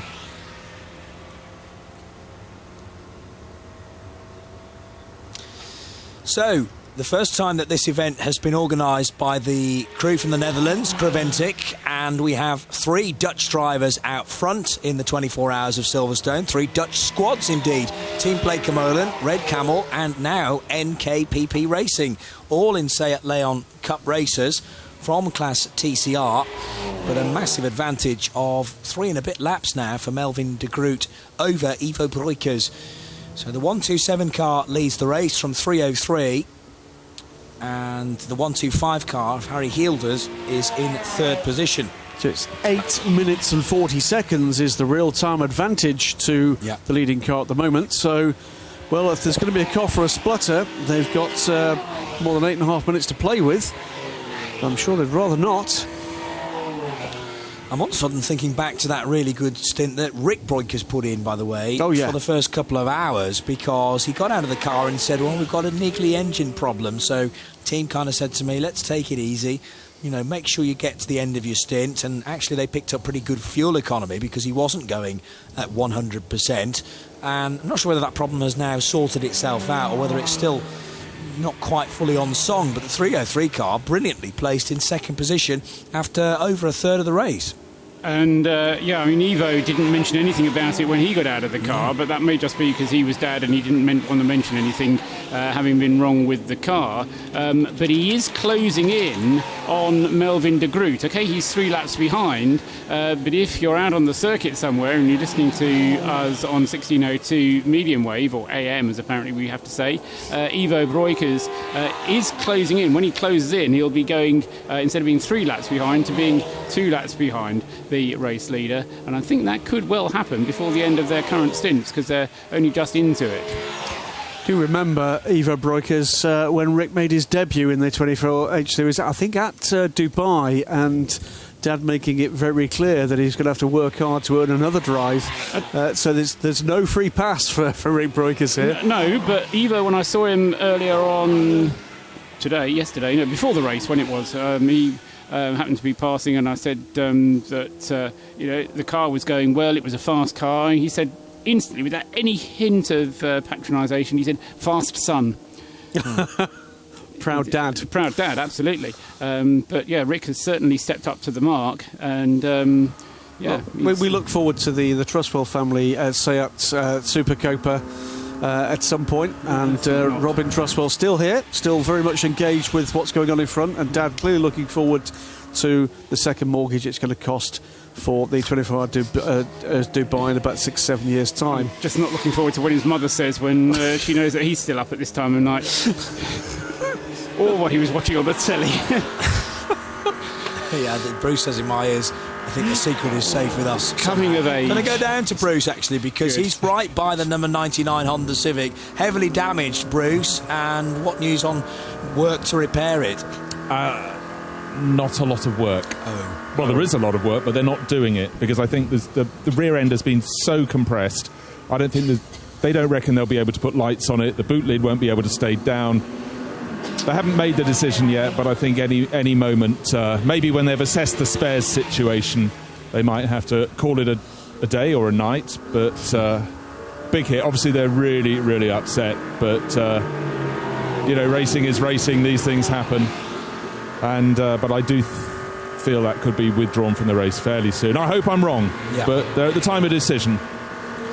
OK, thank you, Bruce, for the update. The only booted version of a Honda Civic, and I suppose they might be wishing they'd brought the hatchback version now, because maybe Lucas Orrick wouldn't have made contact with it, but the slightly longer car. Oh dear. I know, but yeah, I mean, that's slightly optimistic, I think it's fair to say, with the lot of impact we're talking. Maybe you're right. Meantime, the next two cars of the lead group we're going to be seeing on pit road, if things go to plan, are going to be the third and fourth place cars, the 125 and the 246. Harry Hilders and Martin Short both need to be pitting. Harry Hilder's been in the car for an hour and 37 minutes.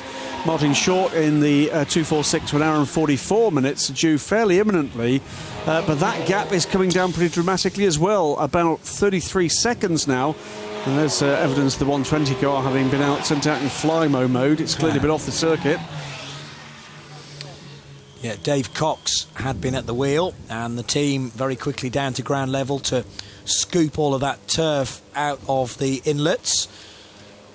Important, of course, to get good airflow through that grille to keep the engine temperature at a level that the engine is happy with, and fluids ready to pour into that car as well. Well, they're checking the oil level, aren't they? And maybe there was a hint of overheating as Dave brought that car in. Just looking at some average lap times, because I can. Ivo Broikers currently, he's done 11 laps of this stint, all under green, having taken the car over just as the session went green again. 2 minutes 48.3 is his average lap time. Martin Short, slightly longer stint for him, but discounting the purple code 60 laps, 2 minutes 48.0, so marginally quicker. And the pair of them, that's comparing it to the race leader, Martin de Groot, is at 2 minutes 50.5. So the pair of them lapping 2 seconds a lap faster than the race leader. And of course, if that car continues to go at that kind of pace, with 2/3 of the race remaining, 15 hours of the race remaining, there's plenty of time to catch back 3 laps. I mean, Silverstone is a long, full-length Grand Prix circuit, but it's the kind of distance that can be slowly caught up. And all they need to do, sounds easy, stay out of the pits, keep going round, keep the pace you're at. And it still is not an insurmountable margin that the Blickermolen team car has. And it just needs one problem. Oh yeah, I mean, if there's one problem, then it's over. I mean, I'm not saying it's over, but I mean, then we've got a real close battle on our hands, just as we had for the first 2 hours of the race when you were here the first time. Johnny, what was this? 7 seconds separation? Even assuming the 127 car has a trouble-free run to the end, it still could be caught by the 303 or the 125, indeed. Both of them going very rapidly. And Martin Short isn't that far off the pace either. I mean, he is, he's on the same lap as the cars in second and third places. It's just that leader that's got the 3-lap advantage on the lot of them. But as I say, that is coming down. Yep, it is, you're right, Paul, pretty tight for the, upper to middle part of the top 10. And that's where we're going to see positions changing hands through the remainder of the night, I'm sure. It's really a matter of just how reliable and quick the 127 car can be. Martin Short continues round for another lap. 1 hour 47 minutes now behind the wheel of the 246. 1 hour and 40 minutes for Harry Hilders ahead of him.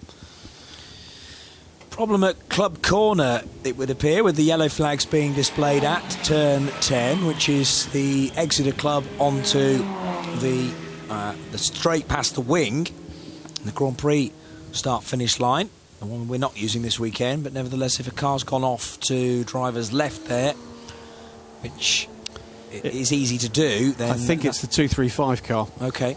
And that is the Cup 1 leader. Adrian Watt at the wheel, yes, and we're waiting Adrian over the line. Should have been at the end of the lap 50 seconds ago, so that would fit. And apparently that is a car that has contacted the barriers. Not sure which one it is, but although it has hit the barriers, it's a long way away from the race track, so it's gone a long way off, I think is what the message is meaning. So not necessarily a code purple, but if the drivers see the yellow flags, we've identified which car it is. It's now nearly a minute and a half late in completing the lap, so that would seem to indicate trouble for the 235 car, running 17th to that point and leading Cup 1 after the issue earlier in the race for the JJ Motorsports run M235i. That's the flat black car with the all Barwell driver crew. I was going to say, there are only 2 Cup 1 cars. 2 laps to the good at the moment, there. but not for much longer. Yeah, as I say, I think that one is going to be a case of towing it back or picking it up the pieces.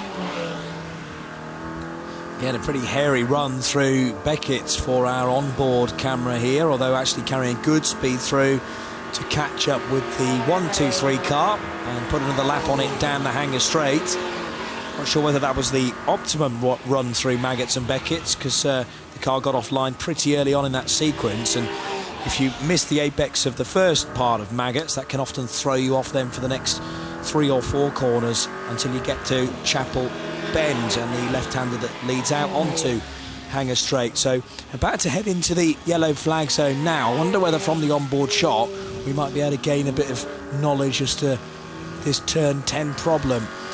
You can just see how difficult it is to pick out those yellow lights. There it is, flashing in the distance, and over to the left. Way off. It is way off, and it's made contact with the barrier, presumably to driver's left rather than contacting the pit wall, the Grand Prix pit wall. No, it's gone wide out of club and straight on, way off to head towards Stowe School. Indeed, yes.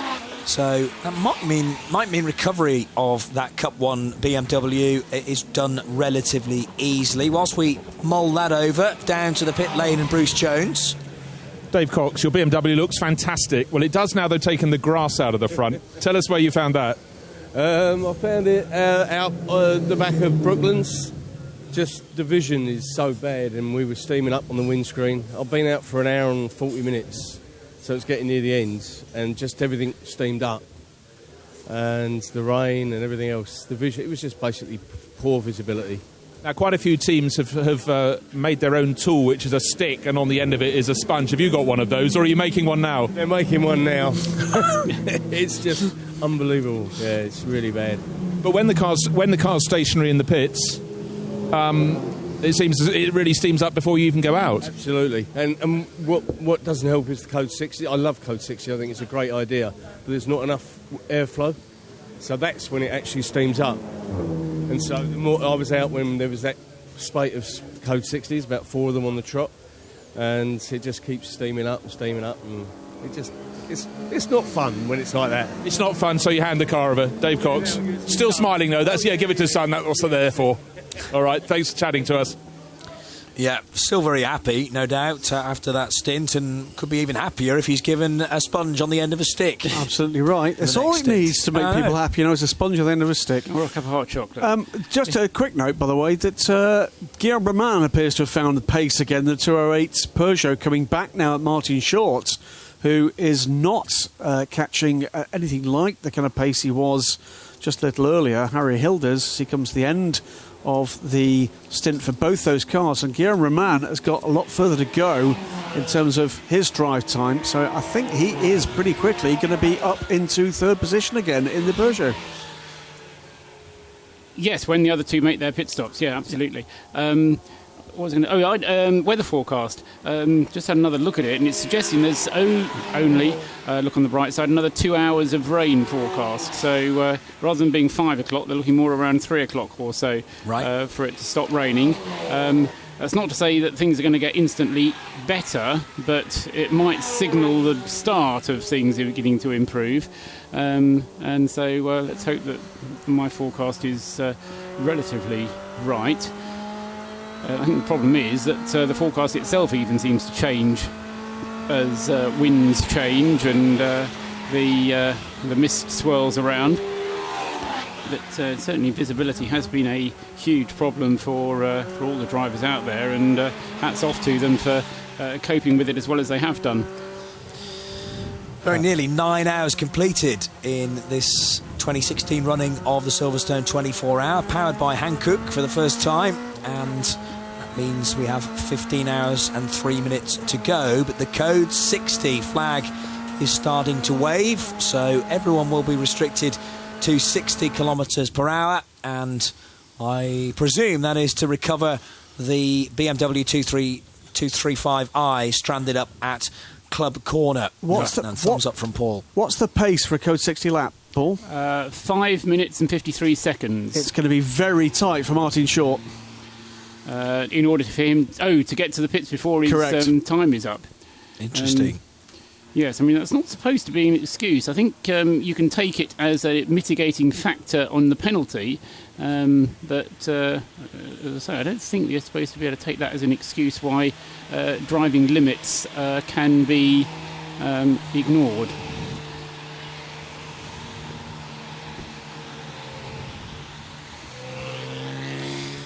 So, code 60, because of a stranded car up at turn 10. This is the right-hander at Club Corner, rather, that takes them onto the straight past the wing. And that car's been out there by the barrier for quite a number of laps now. Could be significantly damaged as well, because it's made contact with the barrier and come to rest to driver's left, way off the track. But in order to get a recovery vehicle to that part of the circuit, code 60 required. Melvin de Groot leads after 191 laps, and we've had nearly 9 hours of the Silverstone 24. Ivo Brukers in second position, but going quicker than Melvin de Groot under green flag conditions. Harry Hilders also just about able to match Brukers' pace. Martin Short in fourth position now in the leading SP Touring car, and Martin Short perilously close to the end of his drive time limit, which is 2 hours, and we're at 1 hour 55 and a half minutes now. He's in sector 2, the long sector. Yeah. But he was being caught quickly, by the way, by Guillaume Romain in the latter part of that run. The 208 car in fifth position, just 9.6 seconds behind when they completed the last lap. Interesting. So was that maybe a problem for the BMW? Because it's tyres, maybe. Yeah, okay. Fair shout. The M3 generally quicker than the Peugeot 208, but it's a lighter car, of course, the Peugeot. And Guillaume Romain, just about the fastest driver in that combination in the 208 squad. So, and if Martin Short had pushed those Hankooks early on in the stint, then yes, maybe needing to ease off a little bit, particularly when Silverstone is so greasy. Bear in mind, a lot of rain on the track through the course of the night, lacking in track and ambient temperature. There's also a fair bit of oil that's gone down around the circuit as well, and we know that the middle sector from J.M. Littman, who popped into the box a little earlier on, the middle sector particularly greasy. 15 hours exactly to go, so 9 hours done, and that means we must be at 1 o'clock in the morning, so rattling through the night here. And as Paul Trustwell has just reported, we may only have a couple more hours of rain before we can look forward to the sun rising. That was Paul's glass half full moment. Yes, yes. The good news is there's only 2 hours of rain to go. But yeah, when we reach dawn and get a bit more heat into the day, the sun can start to burn off that moisture, and the times will still really start to tumble. But then, of course, that could introduce the element of reliability problems as the cars are stressed that little bit harder, and they'll be pretty tired by that point as well. When we get to 8 hours to go, 7 hours to go, will reliability problems start to creep in? Well, 9 hours down, I'm going to go and into the loving embrace of the rear seat of my Audi for a little bit of shut-eye, and I think we join you in the morning. Fantastic. It's great entertainment so far. And, isn't it just? If this was an experiment, then thus far, I think case proven for this. This has been a great race so far. Indeed, and it's not even halfway through yet. But significant is, I just wanted to make the point that the car 127, the Blake & Molan Seat Leon Cup racer, has been in the lead of the race now for some 5 hours. Just over 5 hours, in fact. So it's been a long old period that car has been in the lead, and in a further 3 laps, it will actually have had 100 laps of the race in the lead. So Wow. And it's got this cushion, useful cushion, 3 laps, although a closing 3 laps. But as Graham makes his departure, it is only, as I say, we're not halfway through the race. We've had 9 hours, but 15 still to go, Johnny. Yeah. And I think when I saw the timetable to this, my heart did actually groan a little bit, because a race that starts at 4 o'clock in the afternoon, in the springtime, it only runs for about 3.5 hours and it starts to go dark. Yes. You then get through the night, which is pretty much 12 hours, because we're only just over the equinox. So you think, it's a long old night compared to some of the summertime 24-hour races that we go to. But, of course, it'll start getting light at about 6, 7 o'clock in the morning-ish, because of the weather, probably not much earlier. But then you've got to go for another 7 hours to get to the end of the race. Yep. And that's when it's going to get hard. It's that kind of Sunday morning, and then you get to Sunday lunchtime, and then there's still 4 hours. That's the hard part of a race like this. And for the teams, they've got to just take it step by step by step. Let's get to the next milestone. I mean, John always talks about the next milestone that you get to. A 24-hour race is too big to kind of take on in one big chunk. It's like eating an elephant. You can't eat the whole thing at once. But, if you take it chunk by chunk, then, you just go through the various stages, stick to your plans, to keep it clean, and then, eventually the sun does come up, and you do get to somewhere slightly better than you wanted to at the beginning of the race. I think you're right about milestones, and so often dawn is such a big milestone. There is a danger of thinking, we've nearly done this. Yeah, and then you think, no, hang on a minute, there's still another third of the race to go, or just less than a third of the race to go, particularly with a 4 o'clock finish. And of course, a full support package here at Silverstone this weekend, which Creventic events don't often have.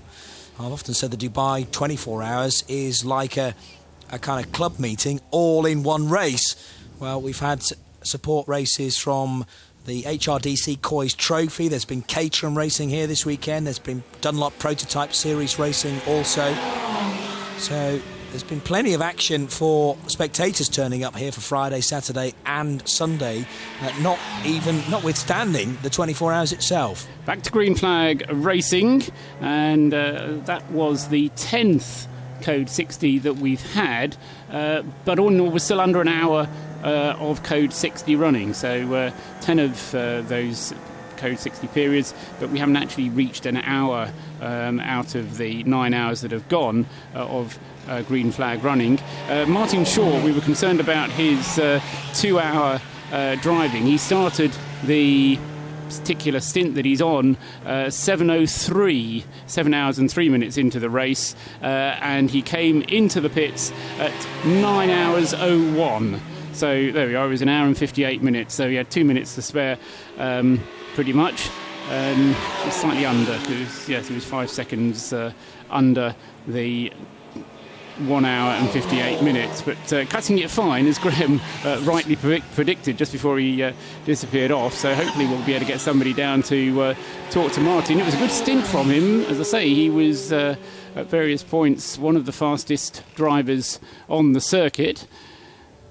And for the moment, at least, he doesn't have to worry about his bracket time either. He can just run as fast as the car will possibly go in these conditions. Of course. Yes. Because no hope of reaching that bracket time in these slippery conditions. It's Richard Neary, by the way, to take over the 246 car from Roll Centre Racing, Team ABBA. Interesting that, again, because in effect they've made it into a 2-driver night time for those two, haven't they? Because Richard Neary, having handed the car to or in fact Richard Neary took the car over from Martin Short and then handed it back to Martin and now taking it over again. So since, where were we, 3.5 hours into the race when Martin took the wheel over from Darren Cox, Richard Roberts, the two of them have shared that car. Yeah, the other drivers allocated to that car have never driven that BMW in the rain. So Right. Richard Roberts and Charles Lamb. Charles Lamb let to drive it at all in the race. Right, okay, yeah.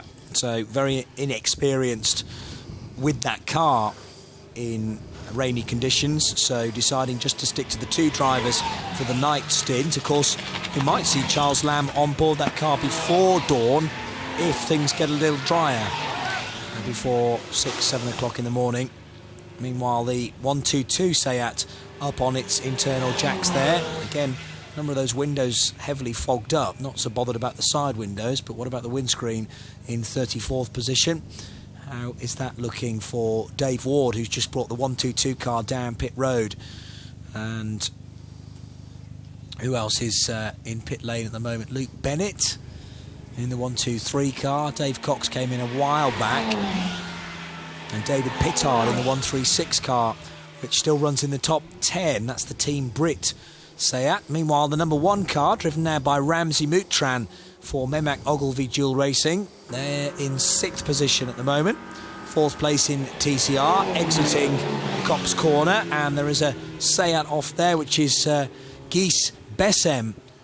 4th place, the 125 car, which is the NKPP Seat Leon, off track briefly. Was in 3rd place, in fact. Third, okay. Until he made his pit stop. Guy Bessem having only just taken over the wheel of that car. That was Harry Hilders who was at the wheel before. Yep. And Guy Bessem has only just taken that car over. And the other driver on his out lap, Ivo Breukers, he went through the guys who were in the pits. Ivo Breukers has come in for fuel only and then taken the 303 Red Camel Jordans.nl car back out onto the circuit. But as a result of that, because the 127 Blekemolen Seat stayed out the whole time, that margin has gone out still further between 1st and 2nd. In the 127 car now driven by Melvin de Groot, and Melvin's times in the 3 minutes, 3:09 last time around. Ivo Breukers a little slower that time, but much quicker from Guillaume Romain, the Frenchman, able to do a 2 minutes 50, so found 19 seconds on Melvin de Groot that time. Yeah, I think de Groot is going to be the next one of that little leading group to come through. He's currently in the short 3rd sector, and when he then comes through, he'll have completed 194 laps, and Ivo will still be on 190. But then, so it's still 3 laps the gap, but it's now become 3 laps plus a bit more than a half as a result of Melvin having stayed out during that last Code 60.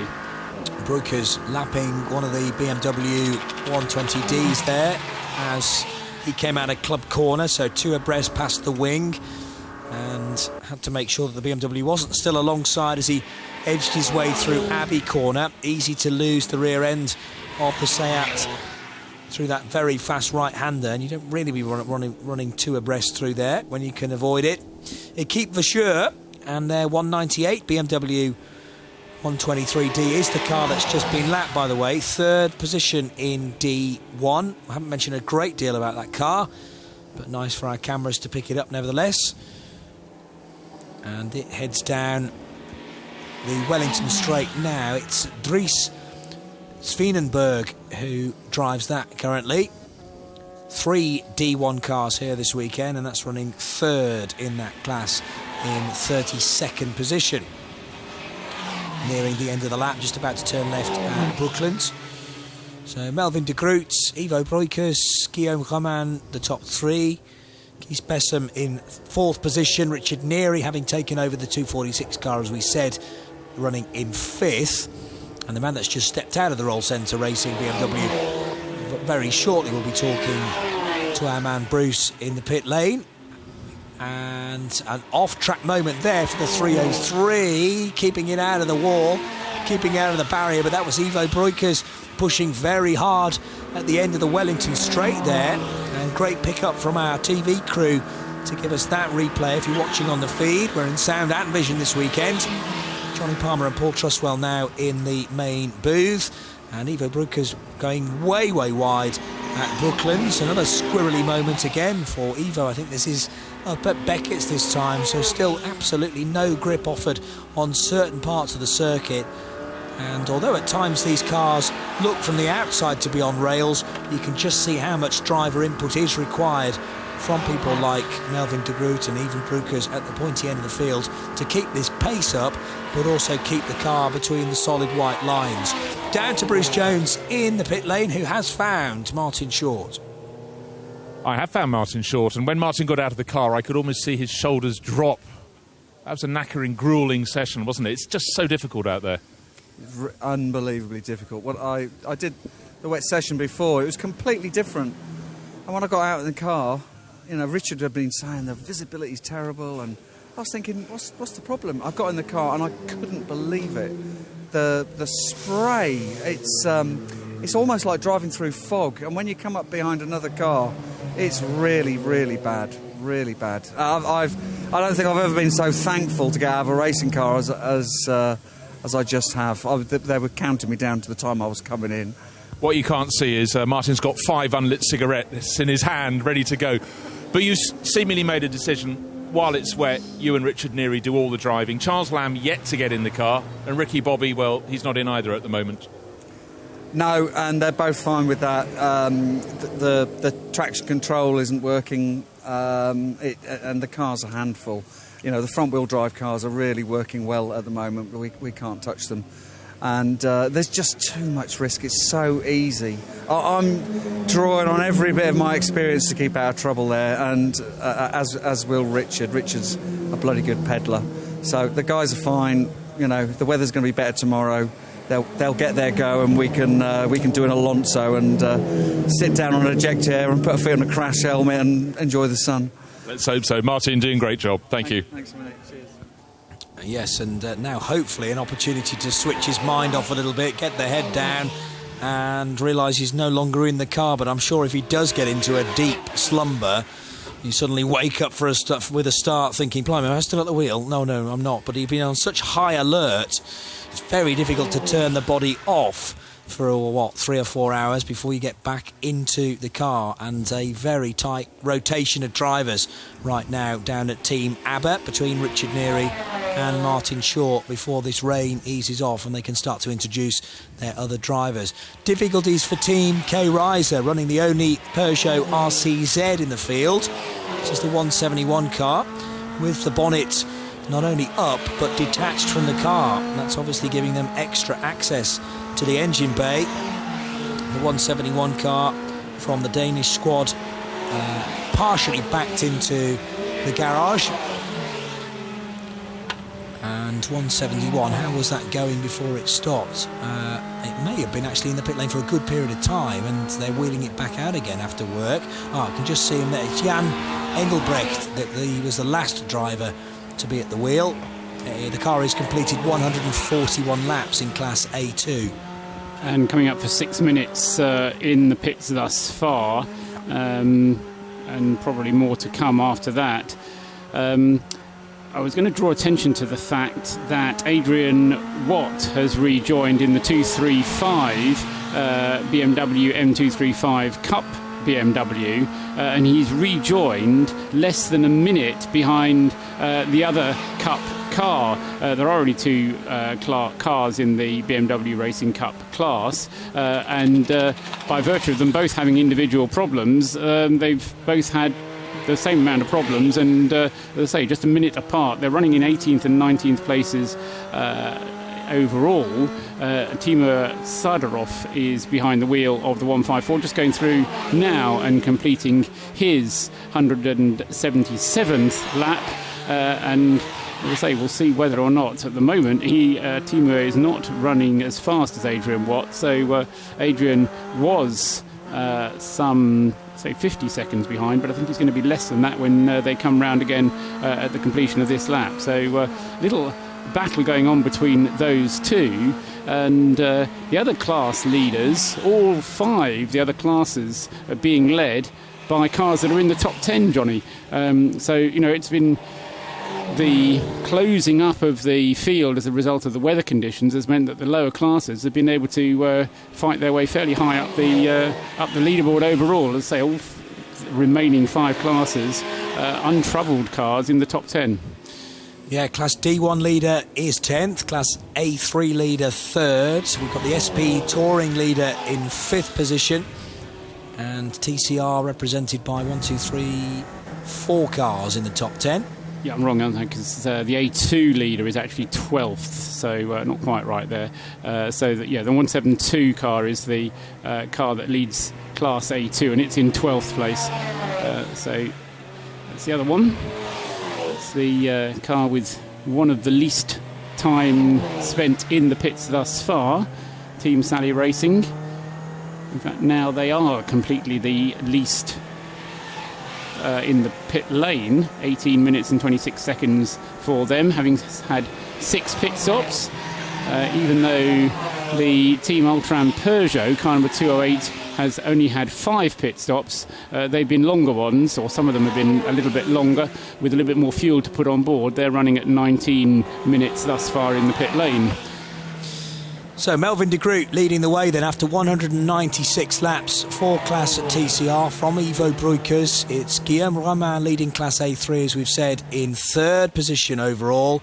Guys Bessem is 4th, and then 5th position Richard Neary in the SP Touring car, having taken that over from Martin Short. And again, a launch into this difficult stint where you've got spray and you've got wet weather all around at Silverstone.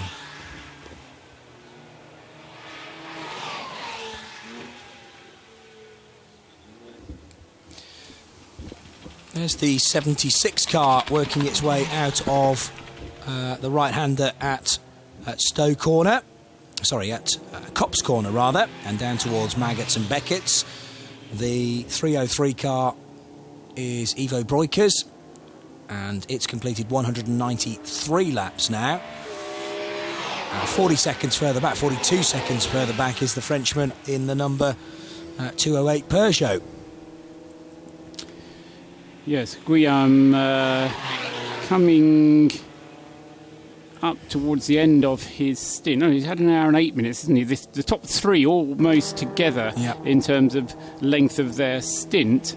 And of the top 3, the one that can go the furthest, as I did mention that, didn't I? The one that can go the furthest is going to be Melvin de Groot, just because he should have more fuel aboard. Although, because Ivo Breukers stopped in the last stint, he has now got more fuel aboard. So Breukers, having lost some ground as a result of that last yellow period and hidden pitting, has managed to kind of gain some of the advantage back, or will be able to gain some of the advantage back should we stay green for the whole of the next hour. Because he'll then be able to keep going, or the car will, without having to refuel, or it will have to put less fuel in. Fiona James has been at the wheel for a fair portion of time of the 114 car now, 2nd place in A3, so within the next half an hour she'll have to come in and hand that car over to another one of her driving crew, the BMW M3 CSL from Intersport Racing, the car I talk about. And also an hour and a half into his stint, David Pittard for Team Brit, also an A3 car, so 3rd position in Class A3 and 11th place overall. Martin Sally Pedersen is the leader in Class A2, 184 laps completed for that car. And what's the advantage in Class A2? 3 laps back to Christian Ritter in the 212 Renault Clio from Presenza.eu and their racing team Clio. On board, a good shot of the 303 car working its way past the Grand Prix pits, and is it root coat actually? It's so difficult to tell the 2 pit lane straights apart. Turning right, and that was Copse Corner actually, heading up then towards the complex at Maggots and Beckett's, the twisting, iconic corners here at Silverstone.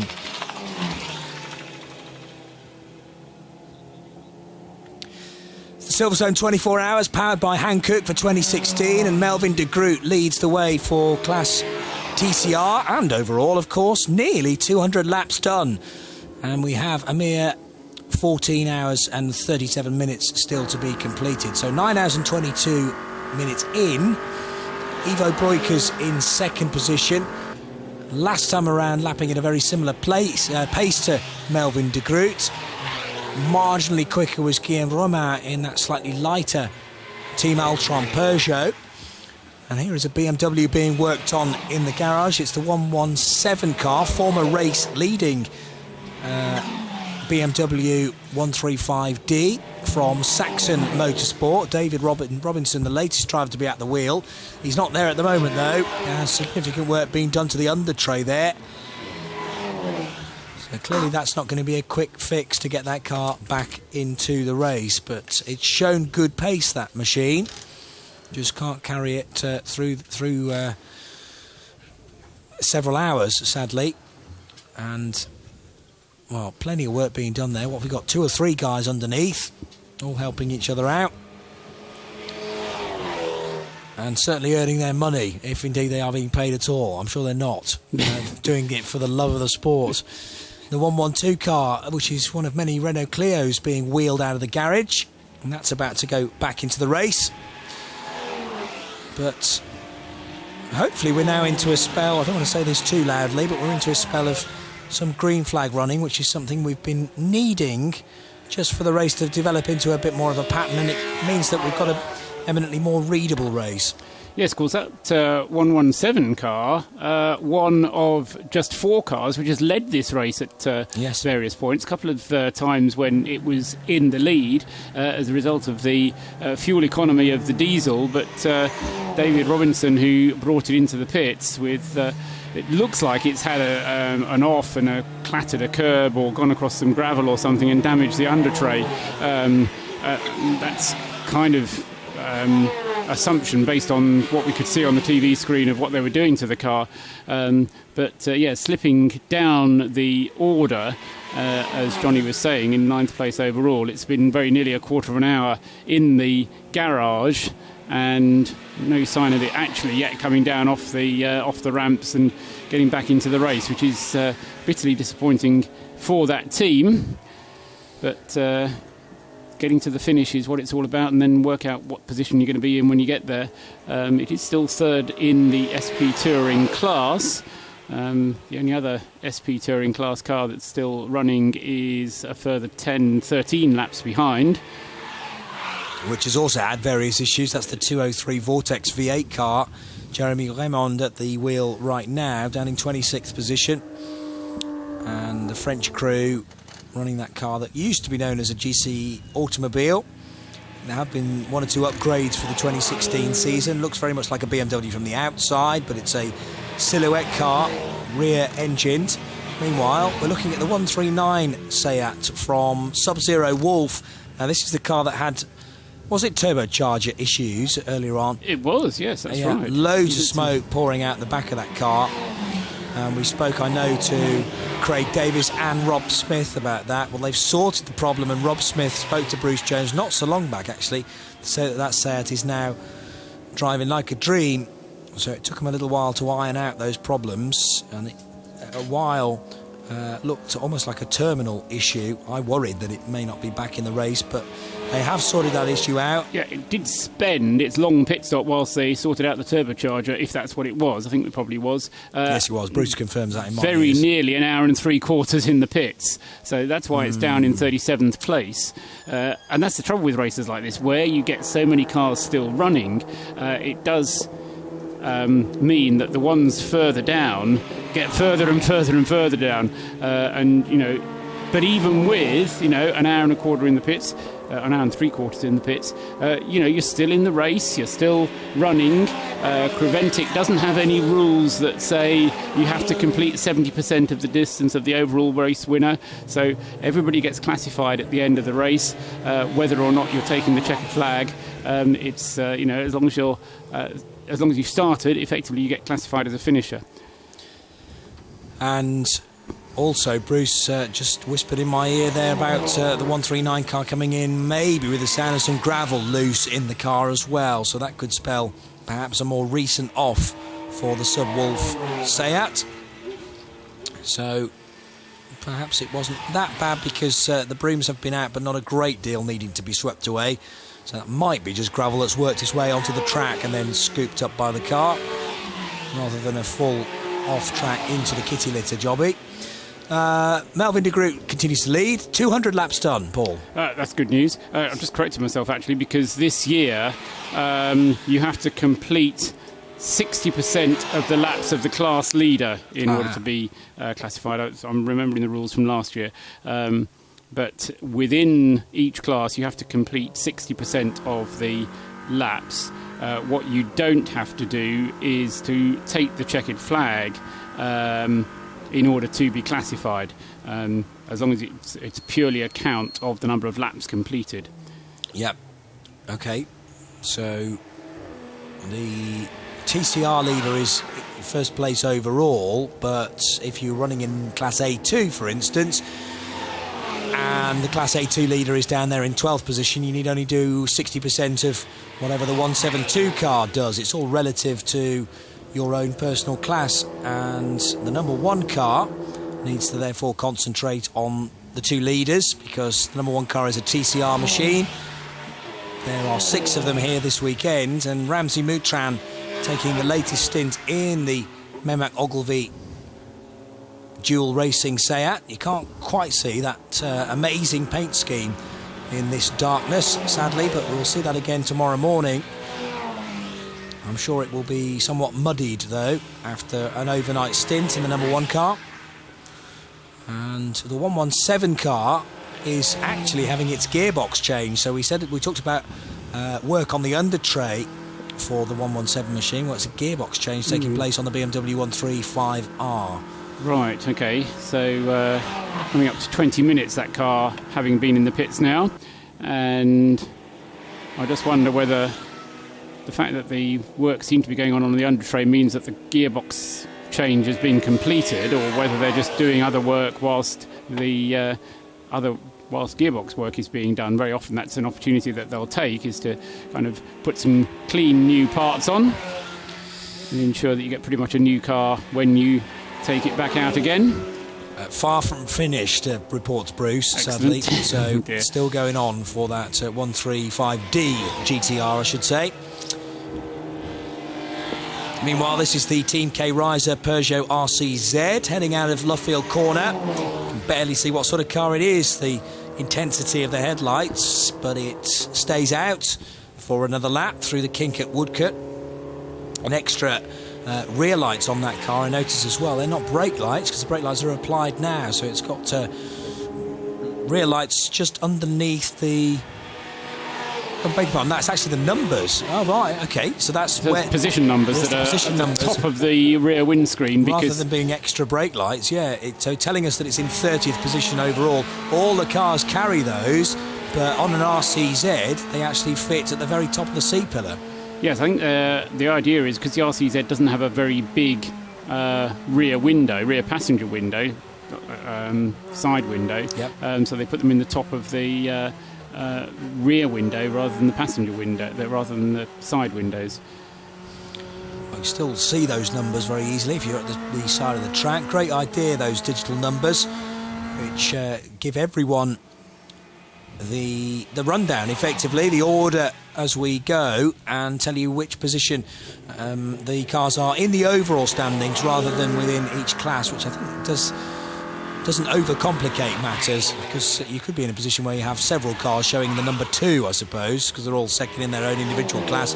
Far better, I think, in a race like this, that you have overall positions, and you know exactly that Melvin de Groot in the 127 car leads it from Ivo Broekers, but the gap is still 3 laps.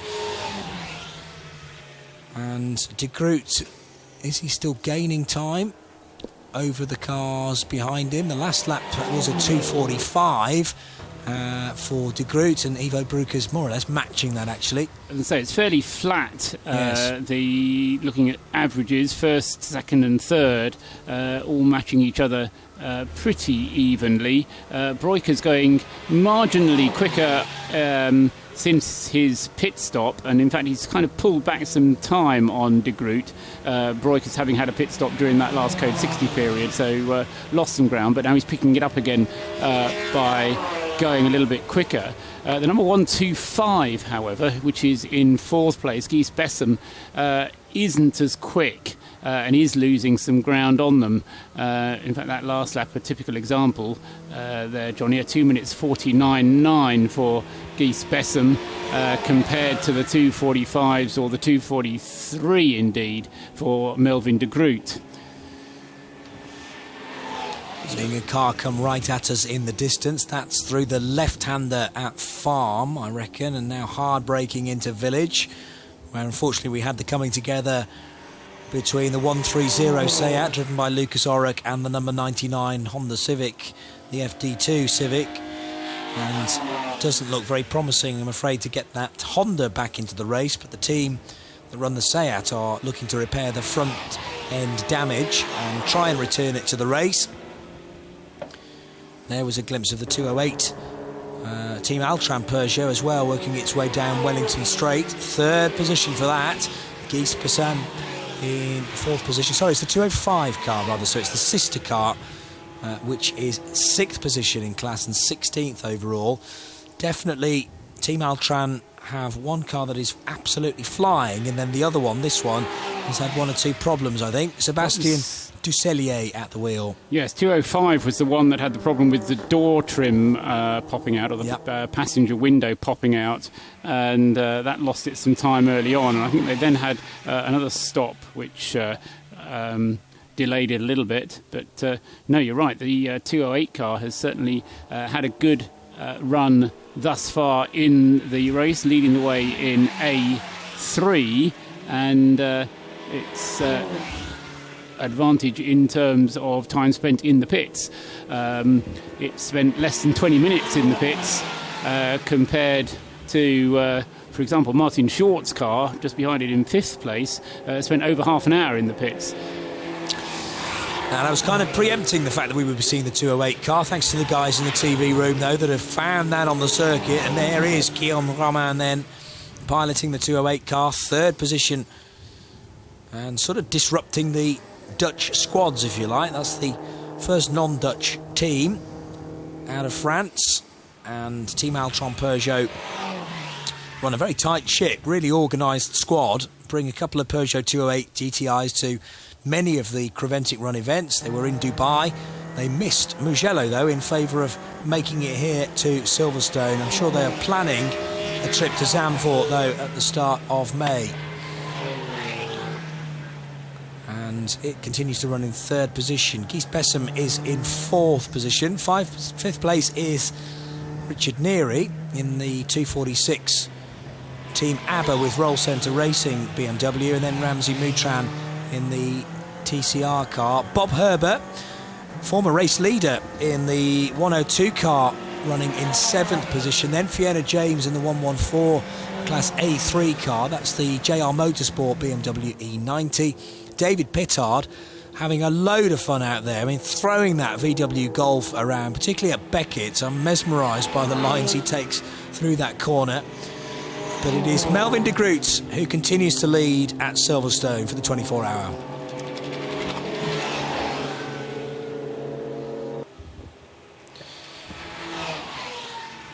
So there's the BMW from Roll Centre Racing at Copse Corner. Richard Neary back on board, and I presume the other two drivers then at Roll Centre are tucked up in bed, knowing full well they're not to be involved during the rainy spells of the race. That's right. But probably eager to get a bit of racing action, because particularly with It's Charles Lamb, who we haven't seen anything of. Charles Lamb hasn't driven the car at all. Yeah, I mean, I think Martin explained the situation, that they were quite happy between Martin and Richard to do the driving through the night while the weather was horrible, but that both Charles and Dickie Bobby would get their chances later on in the race, when he confidently said, it'll be dry. And, I mean, depends how reliable these weather forecasts are. I mean, when I looked at the long-range weather forecast on Thursday, when I was packing up to get here, it was suggesting it was going to be dry all weekend, and it was only this morning when the forecast started to show some wet weather coming in for today.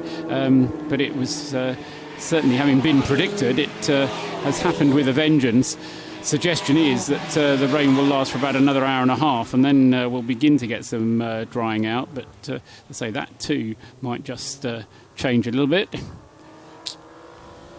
Yes, it's a situation very fluid, I would say. Fluid being deliberately ambiguous, I'm sure, Johnny. No, of course not. No, it's just so difficult to predict the weather, and particularly in a place which is typically very windy, being a former airfield. That's why this site was chosen, and the weather systems can blow on through very quickly at times, but can also linger at other times. And I heard John Hindhaugh mention that sometimes Silverstone has its own microclimate. We talk about Spa in the valley there having its own weather system. Well, sometimes Silverstone has as well, and you get... I've been here several times before where you get rain at one end of the circuit and dry at the other. Exactly, and it will blow through on one end, and you'll have rain at Stowe for 10-15 minutes, and then you'll never get anything up at this end of the circuit, or vice versa. You mentioned Fiona James and David Pittard having good fun in their two cars in the A3 class, 8th and 9th places overall, 2nd and 3rd in A3, both of them coming towards the end of their respective stints at the moment, and David Pittard even closer to the end of his stint than Fiona is.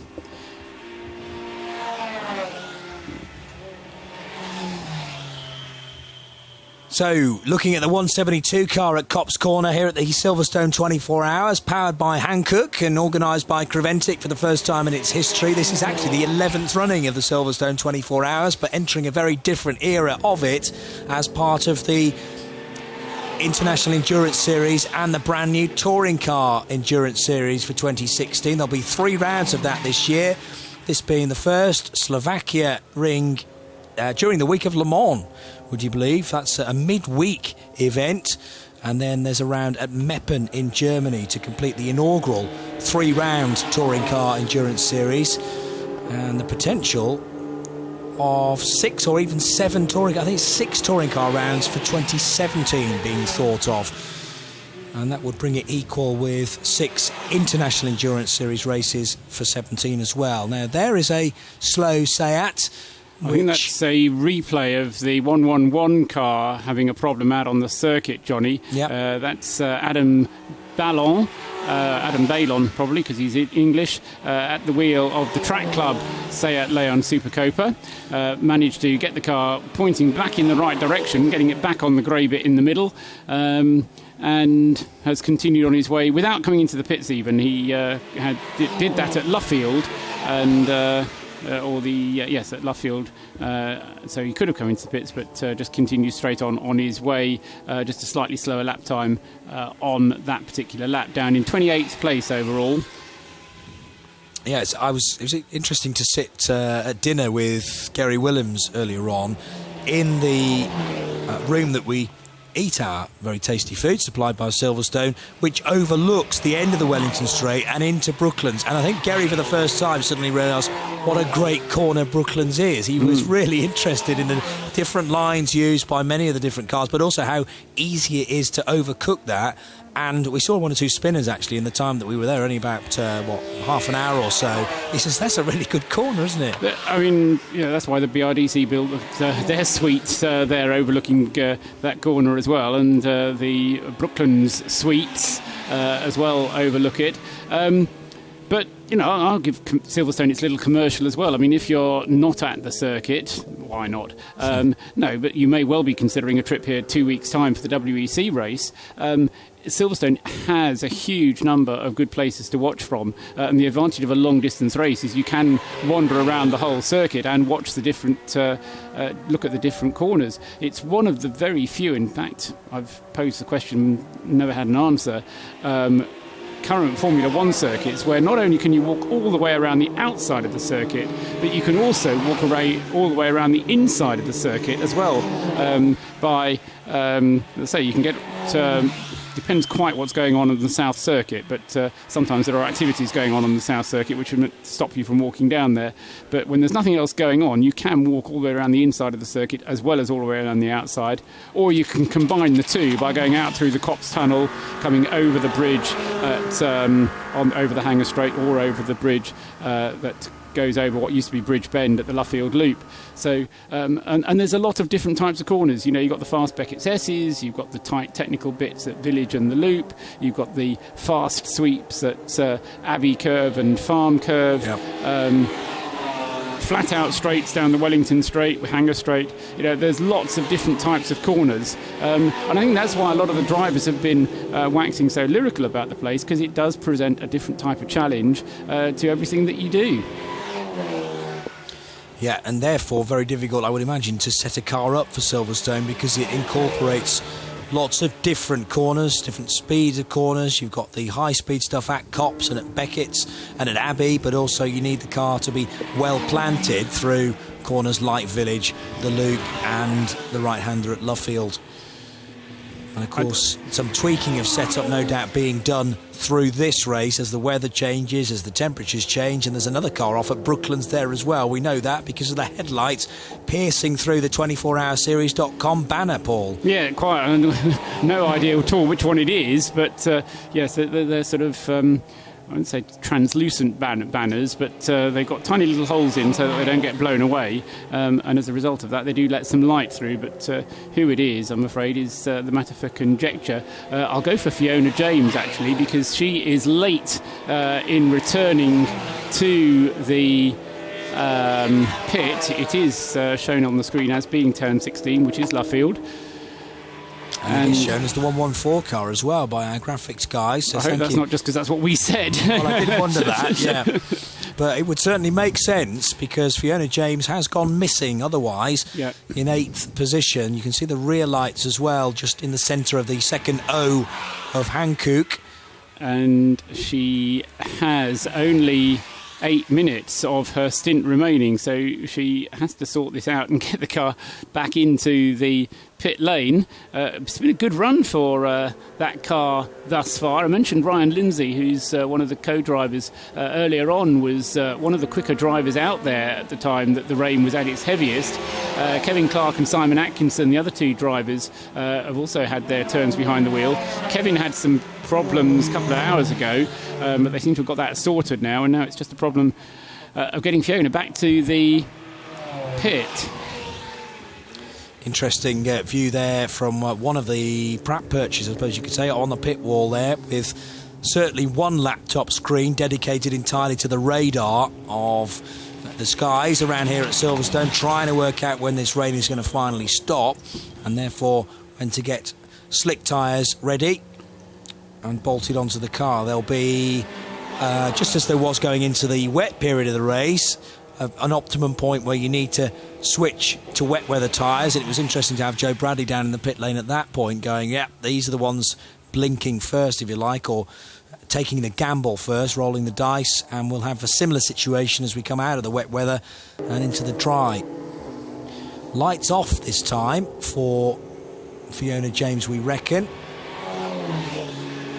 So, yes, and then now Fiona James has a question mark against her name on the timing screen, which means that the time ticking away waiting for her has reached something like 2 minutes, and as soon as it gets to that point, there's the 114. So now that the headlights are extinguished, we definitely know it is the 114 that is caught behind the barriers at Brooklands. I was trying to work out whether it had made contact with anything solid, but I don't think so. Hopefully Fiona stopped it short of the barrier there. This is the VW Golf of Team Brit. Karcher-backed number 136 car. David Pittard has been at the wheel, and I know was getting pretty close to his driving limit, so David will be stepping out. Yes, that car being described as well beached at Brooklands.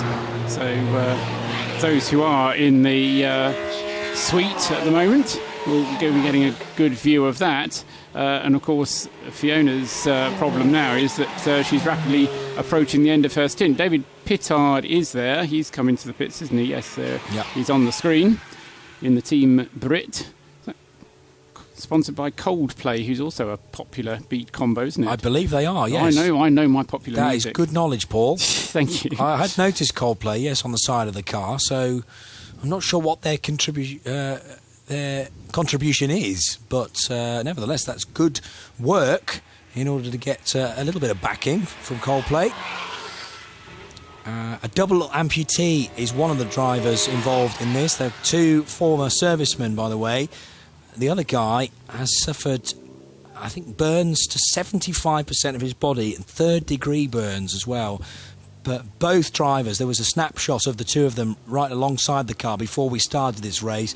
Big grins on their faces, fully involved in a professional outfit, as the code 60 is indicated at the top of our screen. So another caution period. But, David Pittard, a regular within Ginetta G55s, providing the ultimate pace in that team. But it's fantastic to have two former members of the Army as part of Team Brit and loving their motorsport. Hand controls, very much the order of the day for the gentleman who has had, sadly, both legs removed. But that's, again, the beauty of being able to set up a car, no matter what your abilities, I suppose. And I presume those hand controls are easily then removed when you put a fully able-bodied driver back into the car, like David Pittard. Yeah, as far as I know, what they do is they have a separate steering wheel, and the whole steering wheel comes off. Clever. Okay. And a steering wheel with a hand throttle on it goes on. I can't remember where I've seen that happen, but it wasn't the Team Brit car, but it was another car which had amputees driving. And the trick of it is, and what amazes me, is how you actually control the throttle with basically the two fingers, two smaller fingers, and you control the steering with your thumb and your forefinger, and then you have to worry about changing gear as well at the same time, which is also on a paddle, and it becomes more a question of playing the piano rather than driving a racing car with all fingers doing different things. Yep. To control the car. Anyway, the snatch vehicle is at Brooklands to rescue Fiona James, and the code 60 flag is flown for the 11th time of this race. We've had, the longest period of green was the first period, the one that you were in charge for, Johnny, at the beginning of the race, 2 hours and 19 minutes. Since then, we had an hour and 3/4, then we had an hour and a quarter, but we haven't had a period of more than an hour for the last 3 hours of the race. So recovery taking place on the 114 car down at Brooklands. Meanwhile, we can hand to Bruce Jones, who is with David Pittard. Yeah, I spoke to David before he went out in the car. He's how would you define the last 2 hours of your life? It wasn't much to see. All of the aero cars just kicking up so much sort of water into the air. But yeah, I just got my head down. I think it's where I sort of showed my best skills, really. Negotiating traffic and going quick. That was the first time it was properly dark out for me. So it was a case of sort of trying the lines, had the sort of V-box going with the predictive lap time, and then I could tell where I was faster and not faster. Tell me a bit more about V-box. It's a data logging system using GPS coordinates, and it gives you a predictive lap time, which is the really useful thing. So I've got a live lap time throughout the lap, so I can try something one lap, see if it's better or worse than my datum lap, which would be my best lap, and then I can decide whether to adapt my driving beyond then. So I can credit that certainly for being fastest on track out just a second ago. So hold on, you were out there unable to see, yet you were still able to check all the data logs. jogging. Yeah, I know, pretty much. I had my eyes shut half the time. I think it's an age thing, really. Who's on board now? Julian Thomas, Mr. V-Box, Mr. V-Box MD. He's jumped aboard, and he's the one who actually gave me all the tips for the wet lines and things like that. So I think he should be able to push on just as good as me. So looking good. Yeah, looking good inside the top 10. Plenty of distance to go. Well done, David. Oh, yes, it's still early doors. So, yeah, can't wait till the sun comes up. Yeah, no one can. Well done. Cheers, mate. Thank you very much.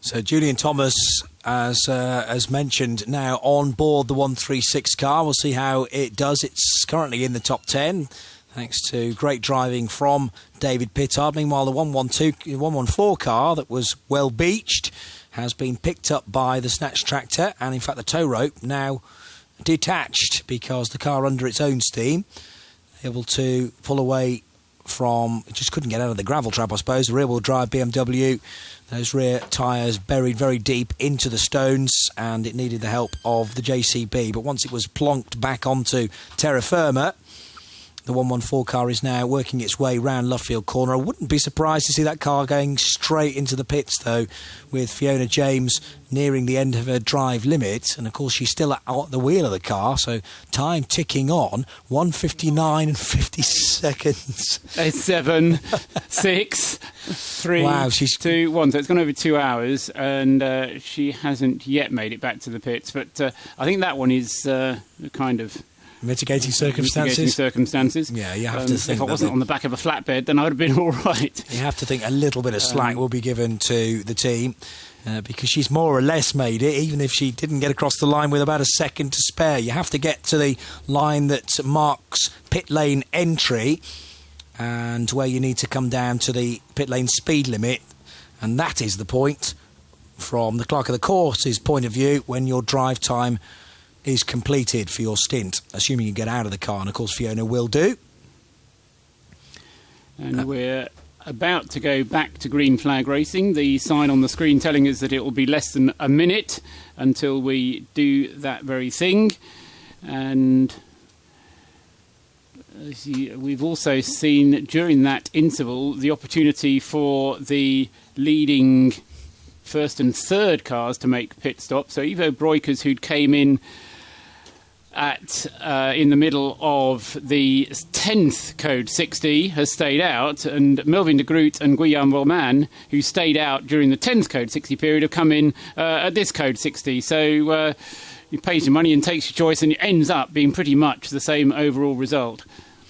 There is the green flag being waved on the starter's gantry. That's right in front of our commentary box, if you're wondering where we are this weekend, on the inside of the circuit, overlooking the pit lane and the exit of the Woodcote Kink.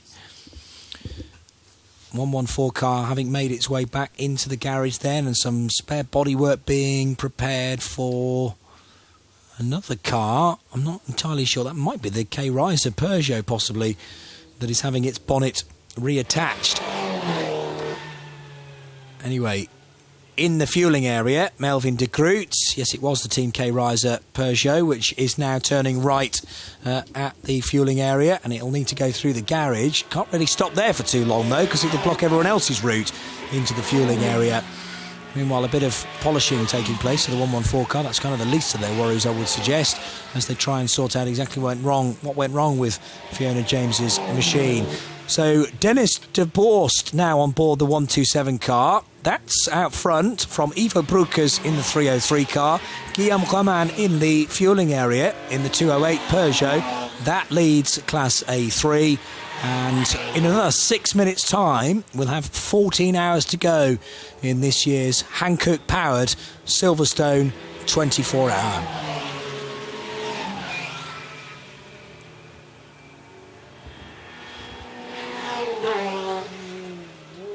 So on and out lap, Dennis de Borst, also Thierry Blaise now on board the 208 car, having taken that over from Roman.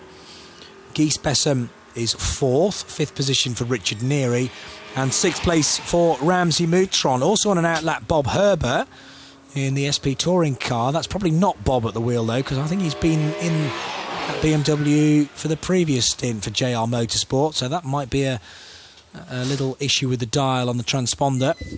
Not necessarily, because it was a short stint, because he got into the car during the previous Code 60, and we've only had 45 minutes or so between the two Code 60s. Yes. So it's likely that all they've done is bring him in, give him enough, or give him as much fuel as he's been allowed to take, and that will give him about an hour and 15 minutes behind the wheel, should it stay green for that length of time. Although the way the race is going at the moment, I think that's probably less likely rather than more likely. The extent, the gravel that was scooped up by the 114 BMW there really being shown, as there's a couple of brooms in action, but actually guys just underneath the car bringing handfuls of gravel out of the wheel arches of Fiona James's car. That was the machine, of course, stranded at the end of the Wellington Straight, buried deep in the stones, and all of that may be returned in two rather large sacks to Silverstone Circuit at the end of this event. Be worth quite a bit of money, that. It's often the way that it goes, though, isn't it? You get towards the end of the stint and you just lose concentration for a minute, and that's when just tiny little mistakes get made, and you've got to feel really for Fiona, because she'd had a good run up until that point, and the car itself going very well as well. So there's kind of the guilt feeling you have that you've messed up because you've messed up, but also for the team, and a bit like we had with Lucas Orrock, wasn't it? That there's, because it's a team thing, it's like missing the penalty in a football match. You sort of feel that you just want to wind the clock back, do it again, and it'll be all right this time. Well, there's so much responsibility, isn't there, I suppose? When you are in control of the car, it's you in charge, and the trust from the team put into you to return the car in the condition that you took it out in, or near as possible. And the last thing you want to do is throw the car off in the last few laps of your stint. And Fiona James, I know, not very far away from Bruce Jones, so we'll be able to speak to her very shortly. Dennis de Boers, though, continues to lead here at Silverstone.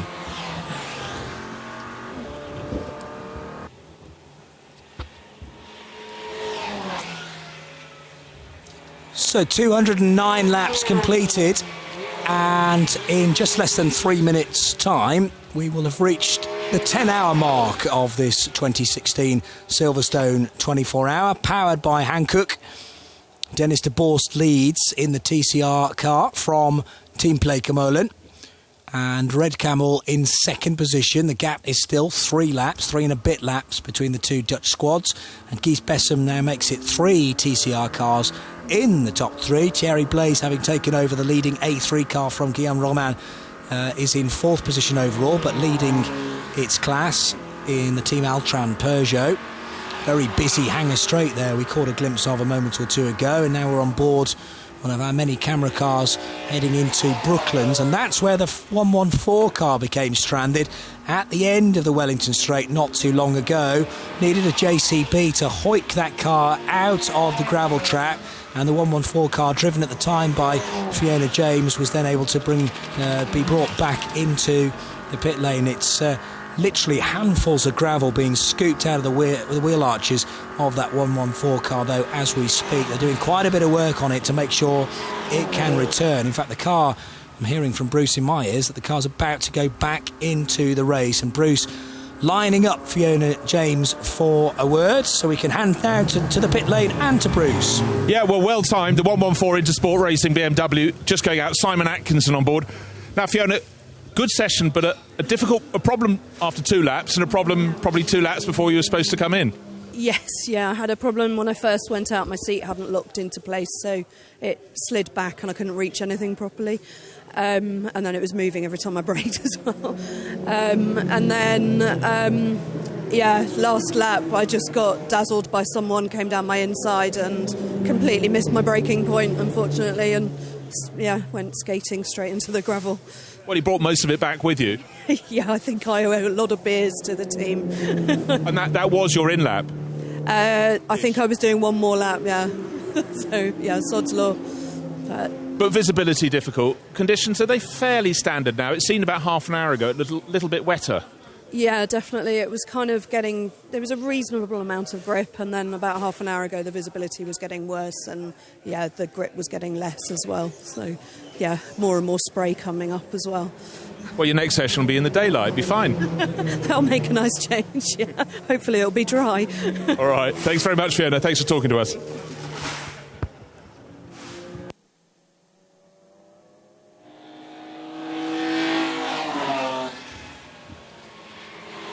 So it's the story of 3 TCR cars out front, and now an SP touring car popping into 4th position. Richard Neary getting ahead of Thierry Blaise then in the Team ABBA with Roll Centre Racing BMW. That car being driven by Martin Short and Richard Neary through the night. But it's not actually the darkness hours that are the concern, but more the fact that the other 2 drivers haven't driven that BMW in the wet. So waiting for it to dry up, and then we may well see Charles Lamb before daybreak. So 2 o'clock in the morning here at Silverstone, 14 hours to go therefore, as we started at 4 p.m. on Saturday.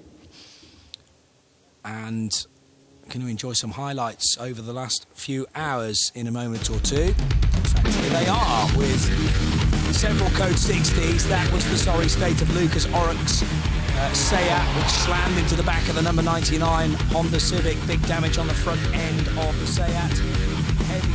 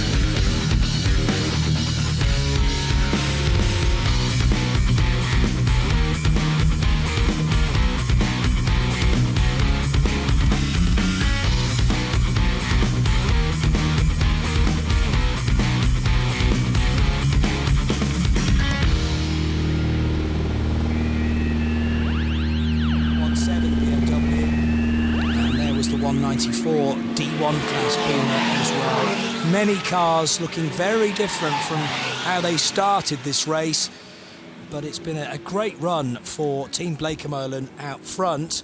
Dennis de Borst putting in some good times, and of course we won't be too far away from another stint from Sebastian Blake-Molen, who is very much credited for getting that car into the position he managed in the opening couple of hours, and they've built on that stint from the Dutchman. Yes, we'll probably be having Pim van Riet into the car next if they're continued with the same cycle. But what has happened is that the gap first and second is down to just 2 laps now because of that pit stop for Dennis de Borst to take the car over from Melvin de Groot, and that happened during the last Code 60 period, whilst Ivo Breukers, as we mentioned, stayed out at the wheel of the Red Camel Jordan's Seat Leon. But of course the problem that Ivo now has, because he stayed out through that yellow period, is that he has to come into the pits because he's reaching the end of his 2-hour stint. So we've got 10 minutes to go before Ivo will be coming in, and I suspect that he'll come in probably a little bit less than that, probably in the next 5 minutes or so. I know Joe Bradley's down in the pit lane now, and I suspect that Ivo will be good value to talk to again. We spoke to him after he did his last stint. He was very happy with the way that the 303 has been going, and certainly no signs of that misfire which was reported by Rick Breukers very early on in the race. So Ivo going well in second place, and as I say, the way that car has been going, there is time enough left in the race for it to close up with still just under 14 hours of the race remaining, and as I say, any of the top 3 cars really still in with a chance. Top 4 cars, because you never really should rule Martin Short out. Certainly the 3 cars currently in 3rd, 4th and 5th places, the Martin Short BMW number 246, the Peugeot 208, and the number 1 Mehmet Overguli Racing Seat. All very close together indeed, those 3 cars. It's the voice of Paul Trustwell. It's all changed down in the pit lane as Bruce Jones hands over to Joe Bradley. We'll hear from Joe very shortly, and all change as far as I'm concerned as well, stepping away from the race for the year, unfortunately. That's it for me, but I've very much enjoyed my time at the Silverstone 24-hour. I think a great event, which is going to go into a brand new era. I know it's already 10 years old, but with Creventic taking charge of it, it's clearly a success, and we're only 10 hours in, but everyone loves the fact that this is run so well. The hot chocolate went down superbly well, and thank you again to Natasha, who supplied me with hot water and lemon to keep the voice going. Are you sure it was just hot water and lemon? There wasn't a touch of rum or whiskey in there? Hot toddy. Yeah, I think that's probably worked its magic. But I'll hand over to John Hindhoff, leave you in the capable hands of Paul Trustwell, and it'll be John to do the next stint of the Silverstone 24 hours. Well, thanks very much to Johnny. Yes, 10 hours and 5 minutes we are into this Silverstone 24 hours, powered by Hankook tyres. And as I say, coming towards the end of Ivo Breuker's stint, Ivo having taken the car over from Bert de Huys, and between the 3 of them, they are only a 3-driver team, Ivo, Rick and Bert de Huys in this car. They've been, going great guns with it, and lapping consistently faster than the race leader. But of course, the race leader has this cushion, goes between 2 laps and 3 laps. Sometimes Bleekemolen seem to be making a good strategy call. Then another Code 60 comes out, and that enables the Red Camels team to get back on terms. And it really is a pendulum swinging one way and another. It seems to be dictated by the way that the weather conditions go, or the Code 60s go. Always a little bit of excitement. Welcome along, John. Thank you very much indeed. Bit of action for the 303 a moment or two ago. Oh, very nearly got picked up by the following car, and that's the danger in these conditions. But all is fair, and just about got away with it. 303 at the moment. 8 seconds lost on that lap with that spin, John. Ivo Breuker's at the wheel of that car. Just do a bit of housekeeping as I come in here. Johnny's going to take his regulations with him. He'll be fully au fait with those by the next round of the championship. Actually, we should Zandvoort, of course, for the main championship. That's right, which is on Le Mans test weekend. Busy. No, it's not, mate. No, it's not actually. It's changed over. It was on Le Mans test weekend the last couple of years, I think. But has moved away from that. It is on Spa WEC weekend, isn't it? So a busy weekend for our team. 208 still continues to run and lead the A3 category. Thierry Blazé is back behind the wheel. Oh, Blaz, should I say? No accent on the end of that one. And the 208 has done 208 laps now.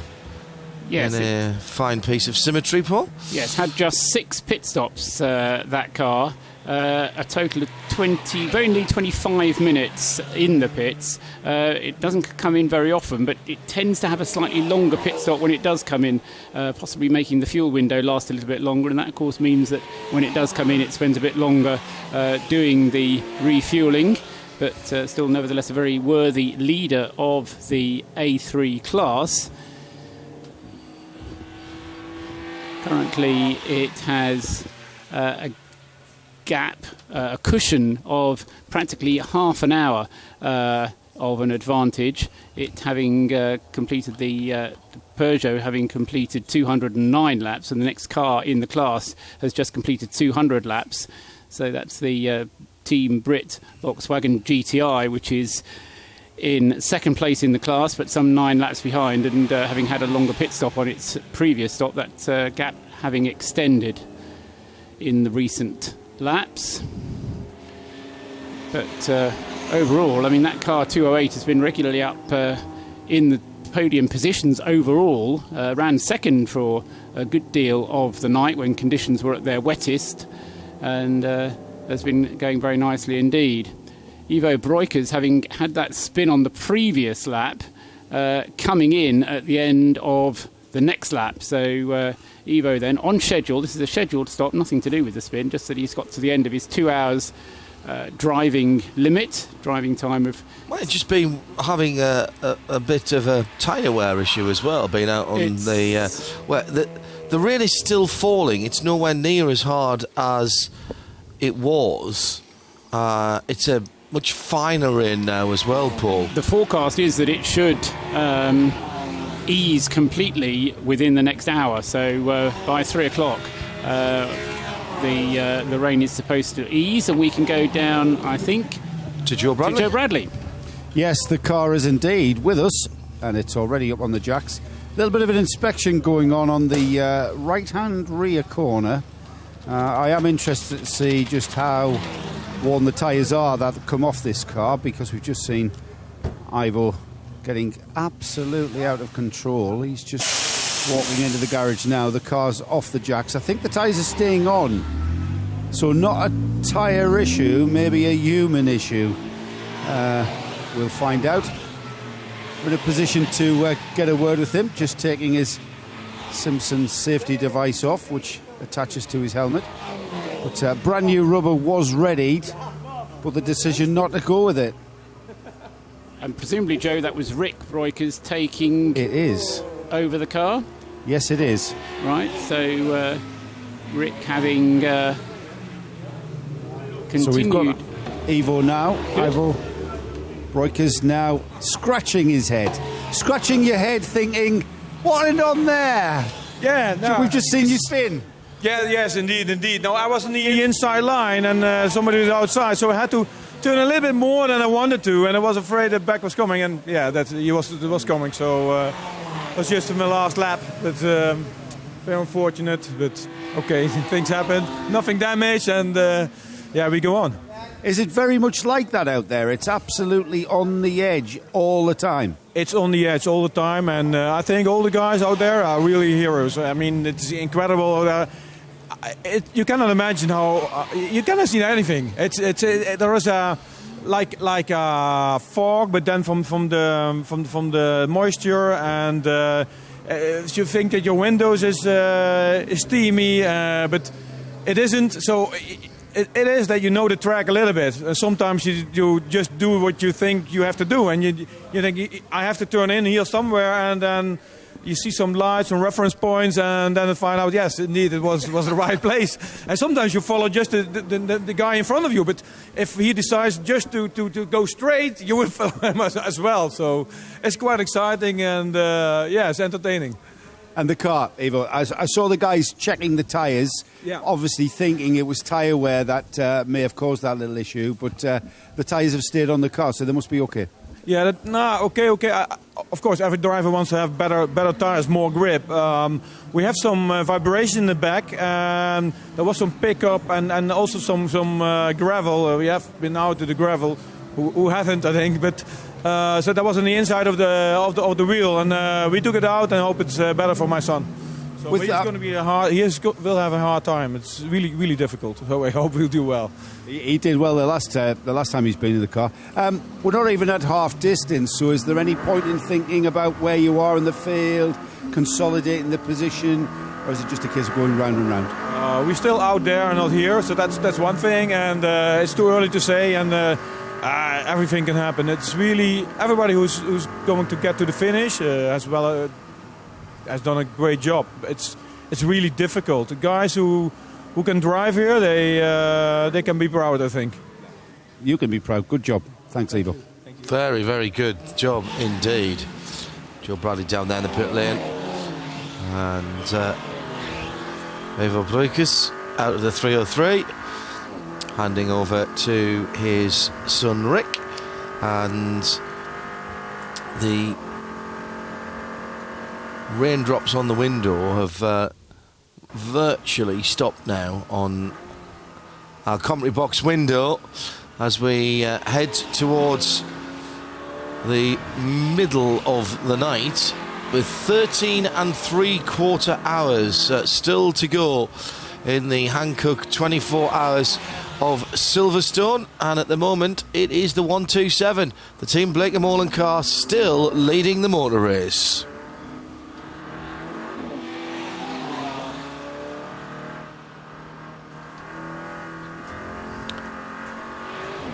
So Paul Truswell, John Hindhaugh, Joe Bradley watching the action at the moment. And 4 laps now, the advantage of number 127, the Blake & Moreland Seat. Dennis de Boers not having suddenly opened up on a margin by virtue of his own driving ability, but by virtue of that pit stop from Evo to hand over to Rick Breukers. And it wasn't a particularly long stop for the number 303 car. They turned it round in roughly the same time as they always do. But as I say, as a result of having to make the stop to get Evo out of the car, because he was coming up to the completion of his 2 hours that the regulations limit him to, but that's put the number 127 car 4 laps ahead.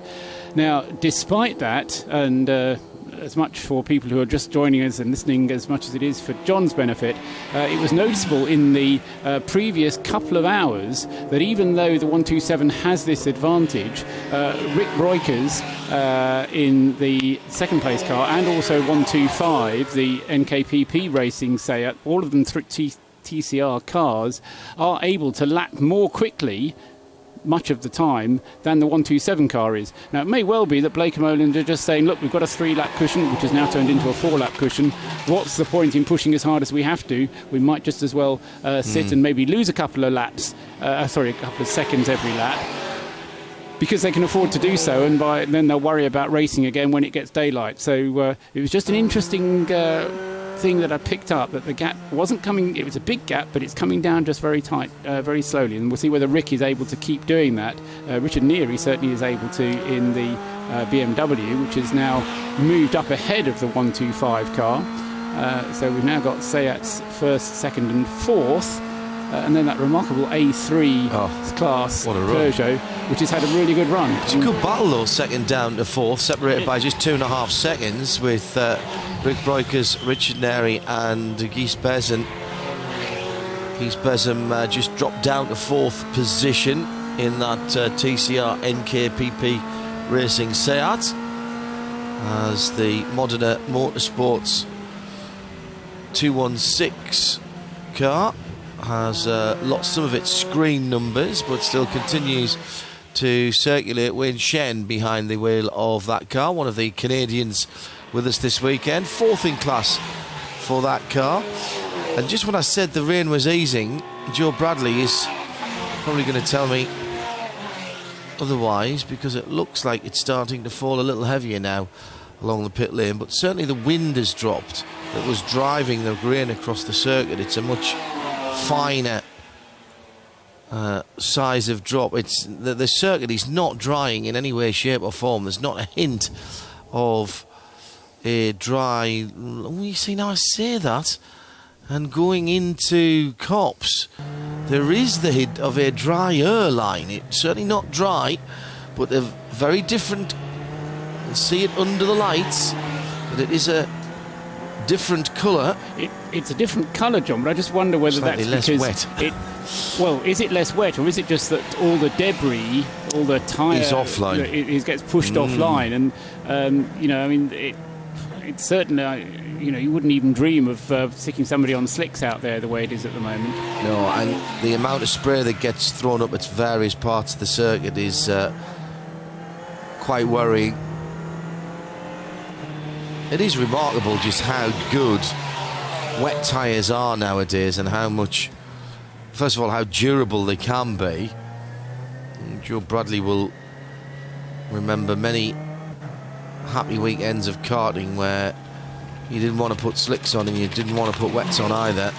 Oh, big sideways moment there for Thierry Blas, who was heading What part of the track? I can't even recognise the parts of the track. It's that dark out there. I don't know how he knows where he's going. That's Aintree. No, it's not. Beckett's? Yeah, that's Beckett's now. So that must have been the first corner. That must have been Copse. So where I thought it was looking a little drier, a huge sideways moment for Thierry. Richard Neary, meanwhile, has moved the BMW up now into second place as Rick Broiker's pit stop unwinds, or Ivo Broiker's to Rick.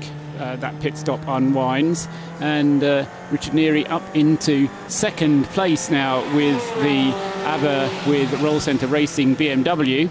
And that's been the result of some good quick driving from Richard as well. 2:45.8 is his average lap time. That compares to Gies Bessem, who's doing 2:50s, and even Ivo Broikers when he was out was in the 2:48. So Richard Neary, Martin Short was telling us earlier on that the problem that he has with a rear-wheel drive car is it's just not that competitive with the front-wheel drive cars. Well, get Richard behind the wheel, and he's able to power it along there, and at the moment he's up into second place.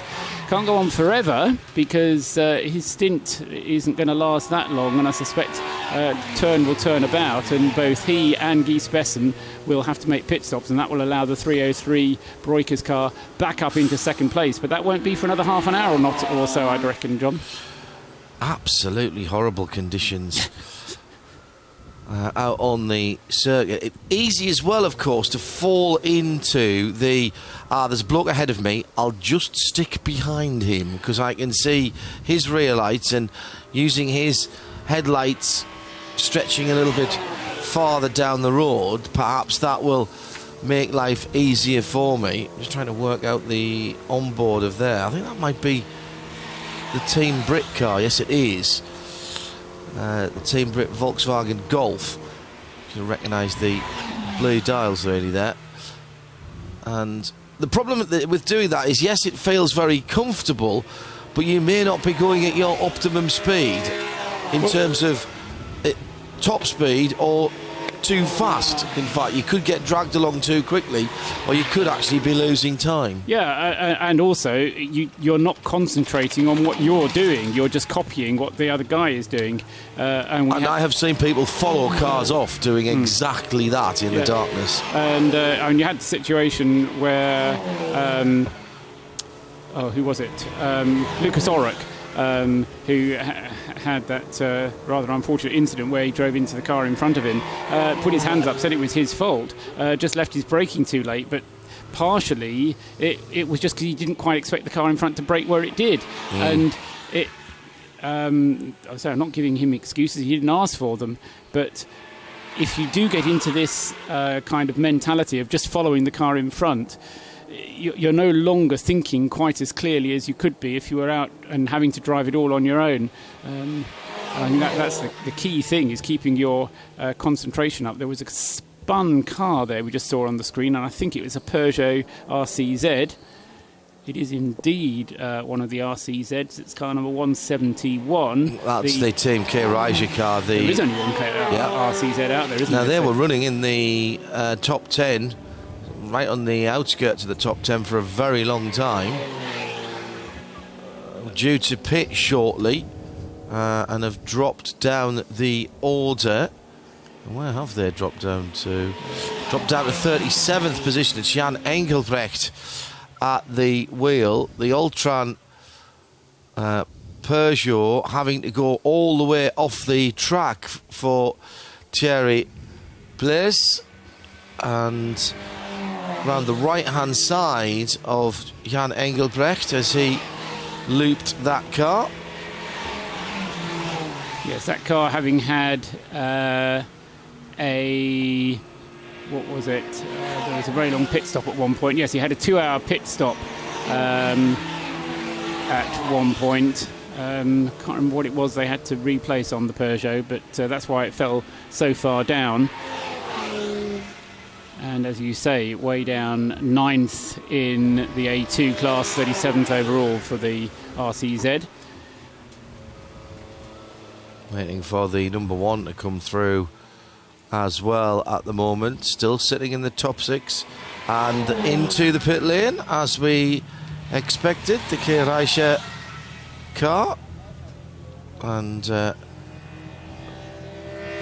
decent starting what can only be described as a recovery drive. Joe Bradley is down by what looks, Joe, like this time a fairly standard and routine pit stop. Yes, it does. It does indeed. The team were already, just as we saw the car pirouetting and causing consternation in the field. The team were ready. The driver to jump in the car was already suited and booted and had been for a few minutes. Jan Engelbrecht has gotten out of the car. I'm not sure who it is that's gotten in. But yes, this is pretty standard. We're not having any tyres changed. Lack of tyre changing up and down the pit lane's got to be said. So still very wet there, hardly touching the wet tyres on this car. And as I say that, steam coming from the tyres as it sits here on the pit apron. So even though they're not wearing out, they're certainly getting up to operating temperature. I'll go and drag Jan out to the front and find out just what happened there. Maybe a breach in concentration on his in-lap, because I think that was probably his in-lap. Jan, can I drag you out to the front of the garage where my camera person is? Jan Engelbrecht, was that kind of concentration going, knowing that you were coming in the pits and then just getting into problems there? That's a good excuse I've given you, isn't it? Yeah, it is. But it's quite slippery out there, and we don't have the right light on the car right now, so we're missing some light, so I can't see to one of the sides, so I couldn't see the curb, and I came too late to the curb and tried to rescue it. And Jan, I wouldn't worry, because even the cars with lights out there still complaining they can't see. It's really horrific. Very difficult to see out there right now, especially if you're driving behind someone, which is spraying all the water from the tarmac. So, yeah. You guys are in a recovery drive. You've dropped down many places. But that means you can just have fun out there and drive a race car. That's also what we do, and it is quite funny to go out there right now, because you can slide a lot, and it's good experience, and it's good. You learn a lot. You're Danish, aren't you? Yeah. Only the Danish would say it's fun out there. It is fun out there. I will say we're not racing for the podium now, so now we can just have some fun. Great stuff. Enjoy the rest of the race. Still a bit to go. Thanks, Jan. The little bit to go, as Joe might mention, is 13 and a half hours, which is a little bit to go. We're live from Silverstone, the Hankook 24 hours in the worst that the weather gods can send us, providing a real test for teams and drivers. And given what we've seen here, we've had remarkably few incidents. The coming together that you were describing a few moments ago, Paul, one of the few that we've seen in terms of car-to-car contact. Yes, I think that probably is the only one. I mean, we've had various incidents where cars have gone off the circuit of their own accord or gone off avoiding other cars. Mainly gravelly moments, very few contacts with barriers. Where we have had contacts with barriers, we've been able to get on with the racing pretty quickly. Despite the fact we're up to 11 code 60 periods, we've only had a tad over an hour. We're on an hour and 11 minutes under code 60, but that's across 11 code 60 periods, so they've all been very short. Very short, yeah, for pieces of bodywork or cars to be pulled out of gravel traps. Are we going to have to coin a new phrase that code 60s breed code 60s then? Well, because there was a little spate of them when I disappeared last time. I can't remember which driver it was who we spoke to, but it was suggested that that was happening as much as anything else, because what little temperature you get into the tyres disappears completely when you go down to 60 kilometres per hour. Oops. And then as soon as you go up to racing speed again, you find that grip that you expected to have, you haven't got.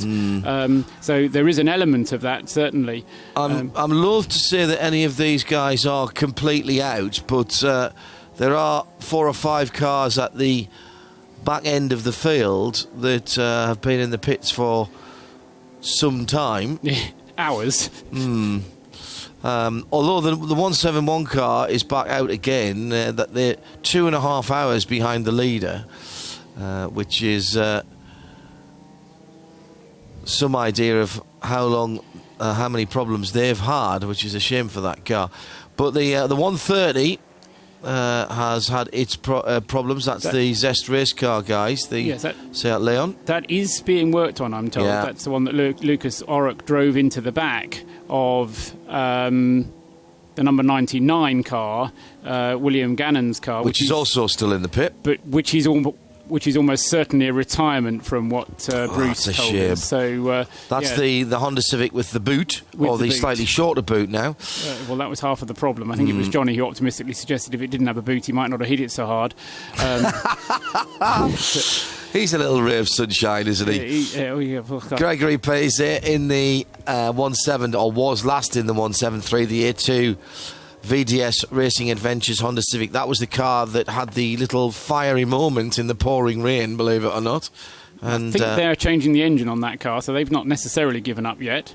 Pit 10 per the aptly named Pit Lane Competizione Seat Leon Cup Racer for the 156 squad. The TCR car, they've been poorly in the pits for a wee while, and Wayne Shen, the 217 Renault Clio Cup of Modena Motorsport. So that, I think that's been in contact with a barrier and was brought back on the back of a flatbed. So that's had its problems, as you say, but I'm not sure whether that's going to be repairable or not. It tends to be, there's very much a never say die atmosphere down in that pit lane. Sorry, I correct myself. That Renault Clio doesn't have enough parts to be repaired, has it? Right. So that's a retirement. The other Modena Motorsports Clio is still going. That's the camera car. Yes. And Wayne Shen is named in both, which is slightly confusing because his name's twice on the timing screen at the moment. Follow along at www.24hseries.com with 13 and a half hours still to go, Paul. Ramsey Moutran in the number 1 car, 6th place overall, is my prediction for the next of the leading cars to come into the pits. That car, number 1, having been up in the lead of the race on 3 occasions in the past, but hasn't quite been able to maintain its pace when the conditions were at their worst. Ramsey Moutran also not being quite as quick in this part of the race as he was earlier on in the race. He was in the car when the rain first started to develop, and then Sammy took it over, and it's kind of fallen back a little bit since then. But Ramsey is coming towards the end of his 2 hours, and in any case he's coming towards the end of the fuel that car has on board. He's on his 35th lap at the moment. Last time the car went 42 laps. Yeah, and we're getting a little bit more mileage as the rain obviously has slowed everyone down. You use a little more throttle as well. Our leader, Danita Burst, in the 127 Team Blake and Mullen car. The white Seat still out there in the darkness, going through now to complete its 222nd lap. We're live from Silverstone. It's the Hankook 24 hours.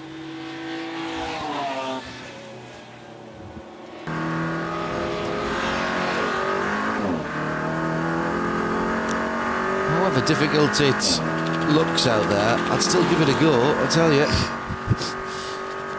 They definitely look like there's some fun to be had there, not just the Danish who are enjoying it. Rick Breukers warming to his task, probably literally as well as metaphorically. Very chilly when you're sitting around doing nothing out there. Breukers in the 303, of course, the bright orange Seat in 4th position. Yeah, he's been out for 7 laps now. 20 minutes, if you like. And not yet lapping as quickly as Richard Neary, who's really having a ball out there, continuing consistently to take between 2 and 3 seconds per lap off the race leader. This is a battle for position. 1-2-5 on the left-hand side is the next car. Guy Pesem, and he's gone through. That was 3rd position, changing there, Paul. As we were watching on from the perspective of the driver of the 303, Rick Breukers. So it may have been then that he was just a little held up by the NKPP Racing, although I say that, he's dealt with them very quickly there. Be interesting to see what his lap times do.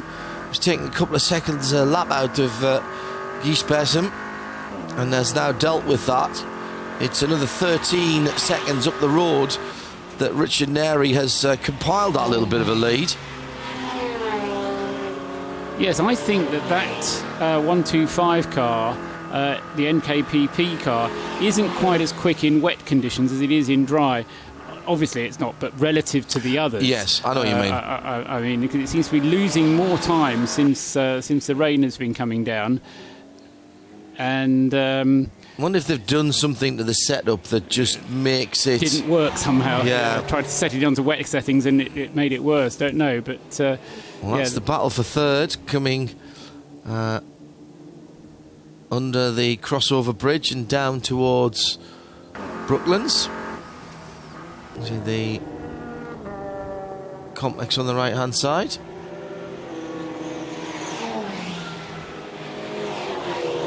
Richard Neri also coming towards the end of his stint.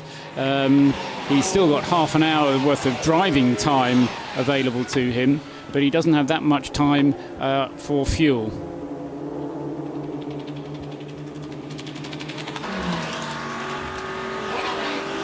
On board with Rick Breukers in the 303, which until a moment or two ago was in fourth position.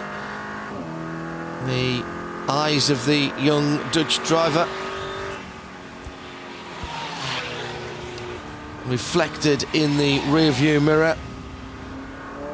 Breukers up into third position, having just dealt with Gisbersen, who in the 125 car was being caught by about 1.5 seconds, 2 seconds a lap by the similar Seat, but could not hold back young Rick, who has impressed me since he has been brought on,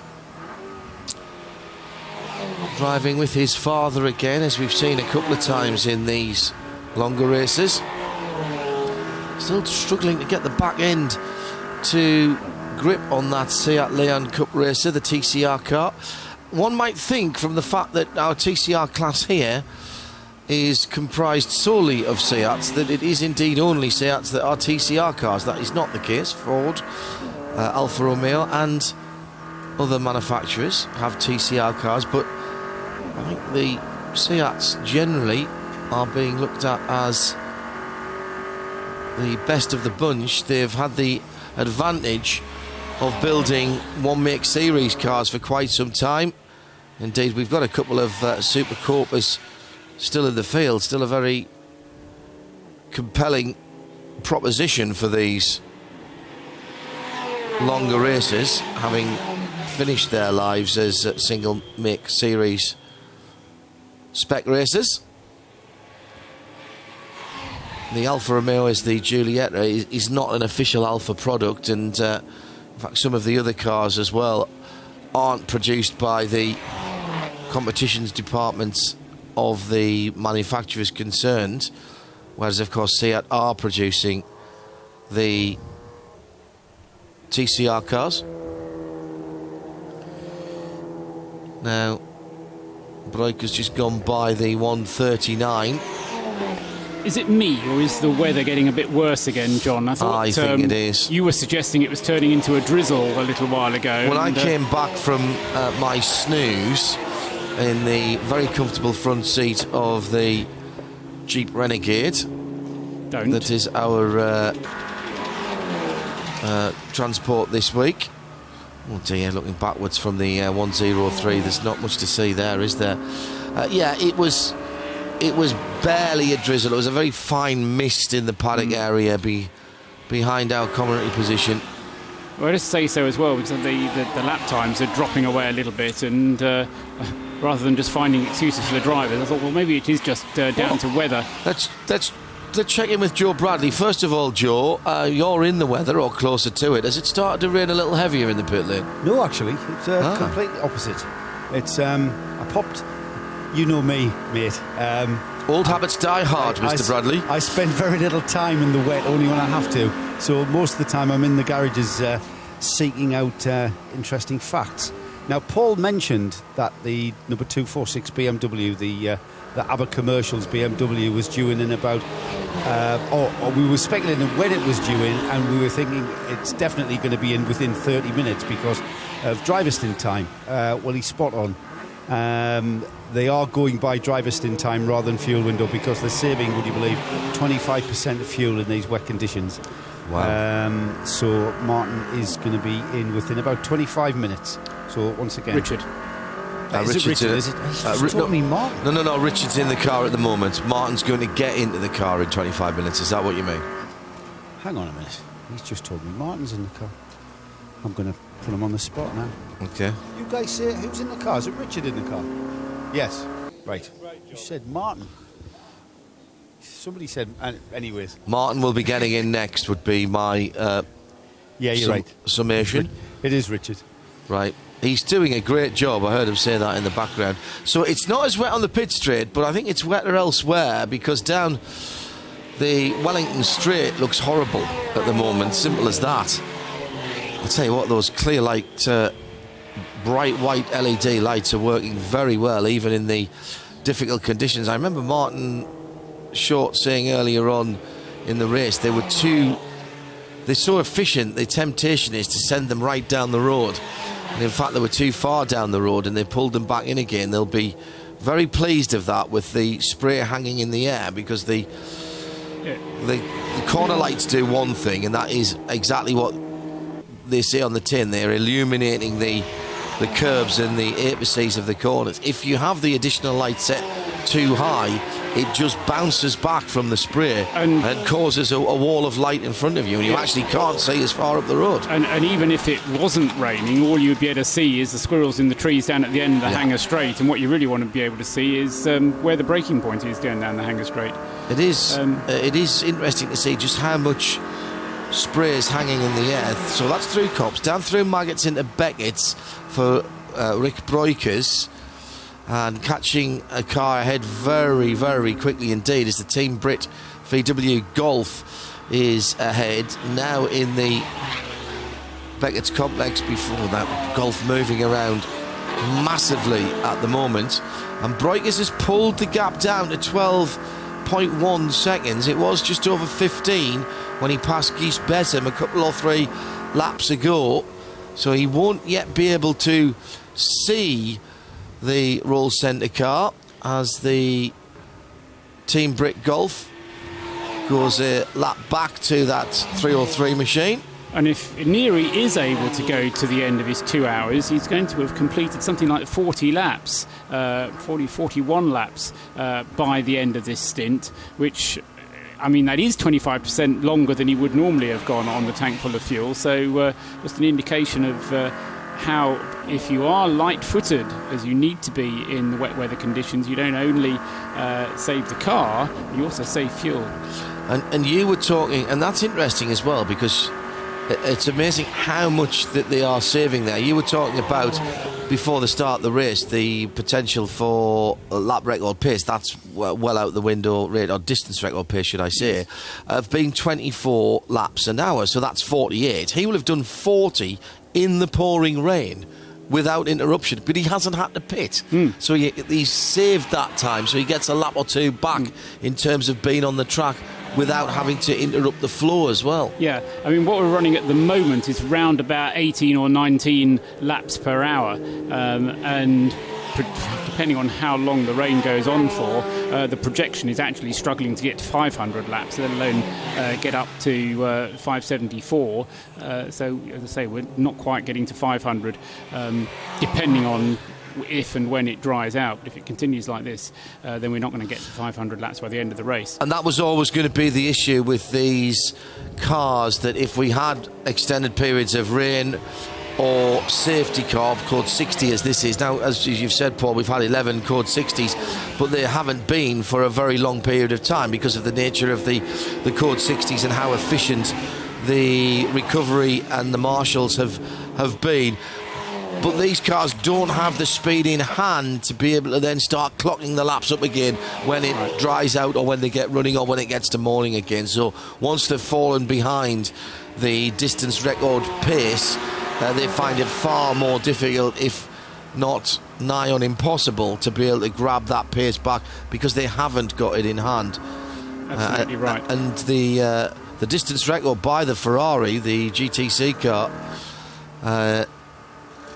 was still in a race that was adversely affected by weather and safety car period. Down in the pit lane, Joe Bradley. Yes, the number one car 1-1 is in, and that's the Mamak Ogilvy TCR, current 24-hour series champions. Fourth in class at the moment, that car, and sixth overall. Yeah. Just looking at the tyres that have come off the car. I don't know if we've got enough light. Have we got enough light to have a look at that? They've changed tyres. The tyres that have come off have got plenty of block left on the tread. You can see here plenty of block there.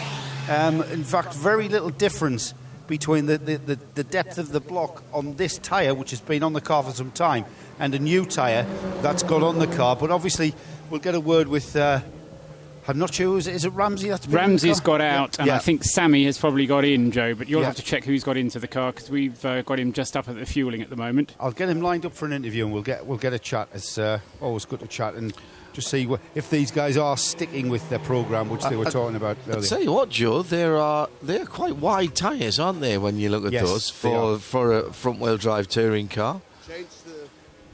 And we'll go back to Joe in just a second. Joe? Yeah, my colleague has gone for a battery change, so by the time he's done that, we'll have Ramsey lined up. But yeah, I mean that's a proper race car tyre, isn't it? You know, the width of that tyre is. Can you imagine that in dry conditions with slick, sticky rubber? That's the. Can you just visualise the amount of G and the amount of grip you're going to have through the corner? These cars really are. The proper job, aren't they? I've been on track at the same time as the predecessor of the TCR cars, the Super Copas and the Boca Negras, and they pass you with around the outside. Oh yeah, I mean with grip to spare. They are impressive machines. They're actually a lot taller than they look as well. They are quite formidable when they come up behind you. TV, I've got. But then again, I was driving an MX-5 at the time and sitting very close to the ground. The lead is coming down now, just 11 minutes. Richard Neri has taken nearly a full minute out of that lead. And at the same time, Rick Breukers has pulled away from Guy Bezem, but has not been able to close down any more on Richard Neri that last time around. In fact, he lost a bit of time that time. He lost about 5 seconds, having closed in the laps before. Yes, he's in amongst the traffic at the moment. There was a big clump of traffic that came through on that particular lap, at least at the start-finish line. But I think that Neri is driving an absolutely storming stint here. If he does go for the 2 hours on one tank full of fuel, then it's been a very, very good pace. It's not as quick now. Yes, it is.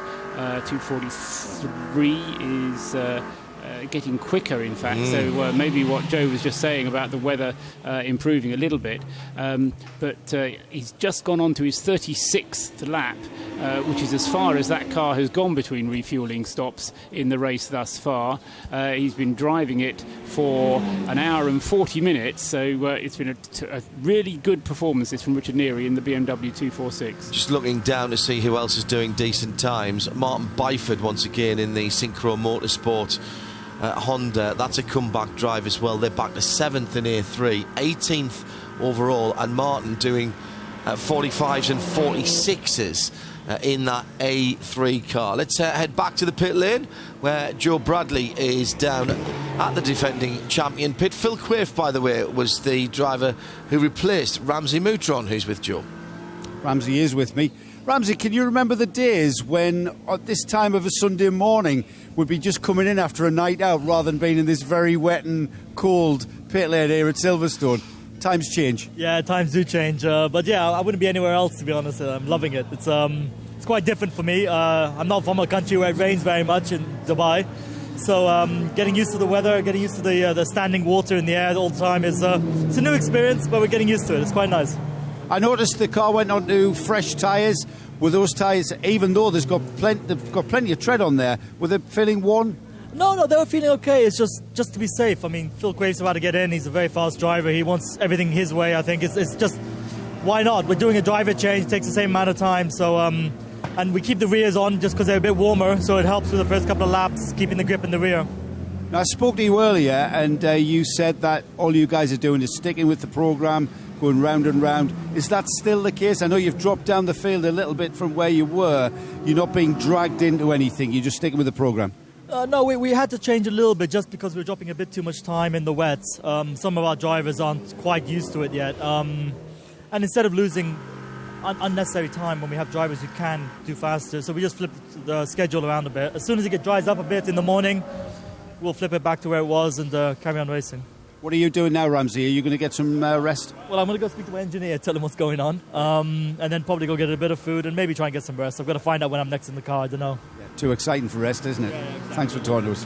Thanks, man. Thank you. Joe Bradley with Ramsey Moutron, and I was about to comment on the fact that it wasn't Phil's turn, but he's in the car anyway. I think that's really sensible. You make plans, but I think you've got to be flexible in a race like this, Paul, to be able to look at it and say, we need to just change things up a bit here. Yeah, absolutely. I mean, I was saying earlier on, when I was looking at the weather forecast for the weekend, even on Thursday evening, they were saying it was going to be dry throughout the whole weekend. The rain forecast really only happened on Saturday morning, and that was when the forecast started to say there's going to be some rain overnight, and they were certainly not wrong. Lots of rain has arrived, but it has meant that people like the Roll Centre car has gone through the night with just Richard Neary and Martin Short driving it, with Rick and Ivo doing a lot of the driving in the 303 car, and with the number one car sharing it between Phil Quaife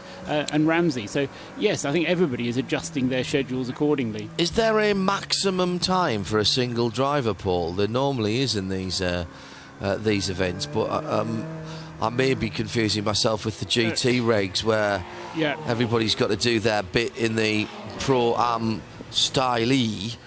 I'll leave you to... No, the only regulation is a maximum of 2 hours at any one in any one go, and then following that you have to have 2/3 of whatever your driving time was out of the car as a minimum rest time. And that also counts if you're in two cars, doesn't it? Yes. It's 2/3 of whatever your last stint was before you get into any car and go back out on the circuit. 13 hours and 7 minutes to go. We'll do a rundown of the class leaders in a little while, but for the moment it's the TCR category and the SP touring cars that are at the front end of the field. But don't forget the number 208, the little A3 Peugeot, just hanging in there in 5th position at the moment as the Hankook 24 Hours of Silverstone continues through the wet and cold night here in central England.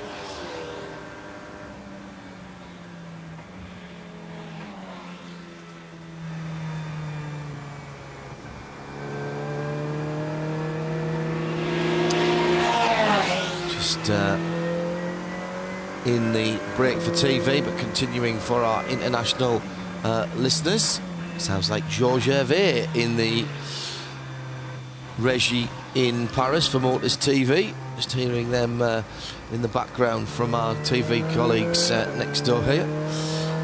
Now let's have a little look at what was going on a moment or two ago at the first corner. The Kia Raja Peugeot RCZ going off at Copse, and just rolling out enough momentum and a bit of lock applied by the driver, who at the moment, now they've dropped right down, haven't they?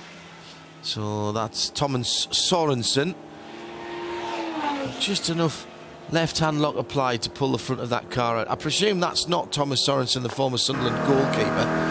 But one never knows with goalkeepers and racing. Former Danish international as well. Could well be following in the footsteps of the French national goalkeeper, Fabien Barthez. Now has his own team, of course, as well as doing a bit of driving himself.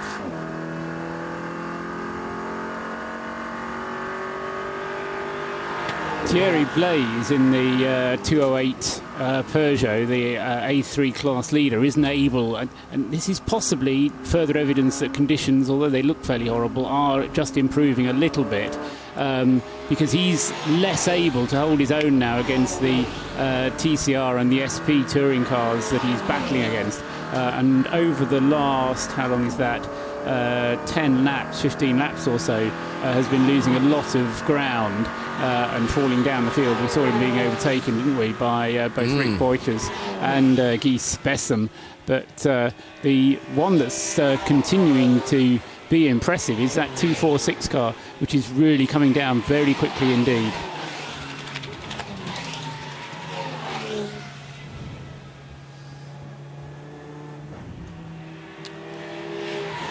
Well, the leading TCR car is still, as it has been for some time, the team Blake and Mullen 127, and it has how many laps now, Paul?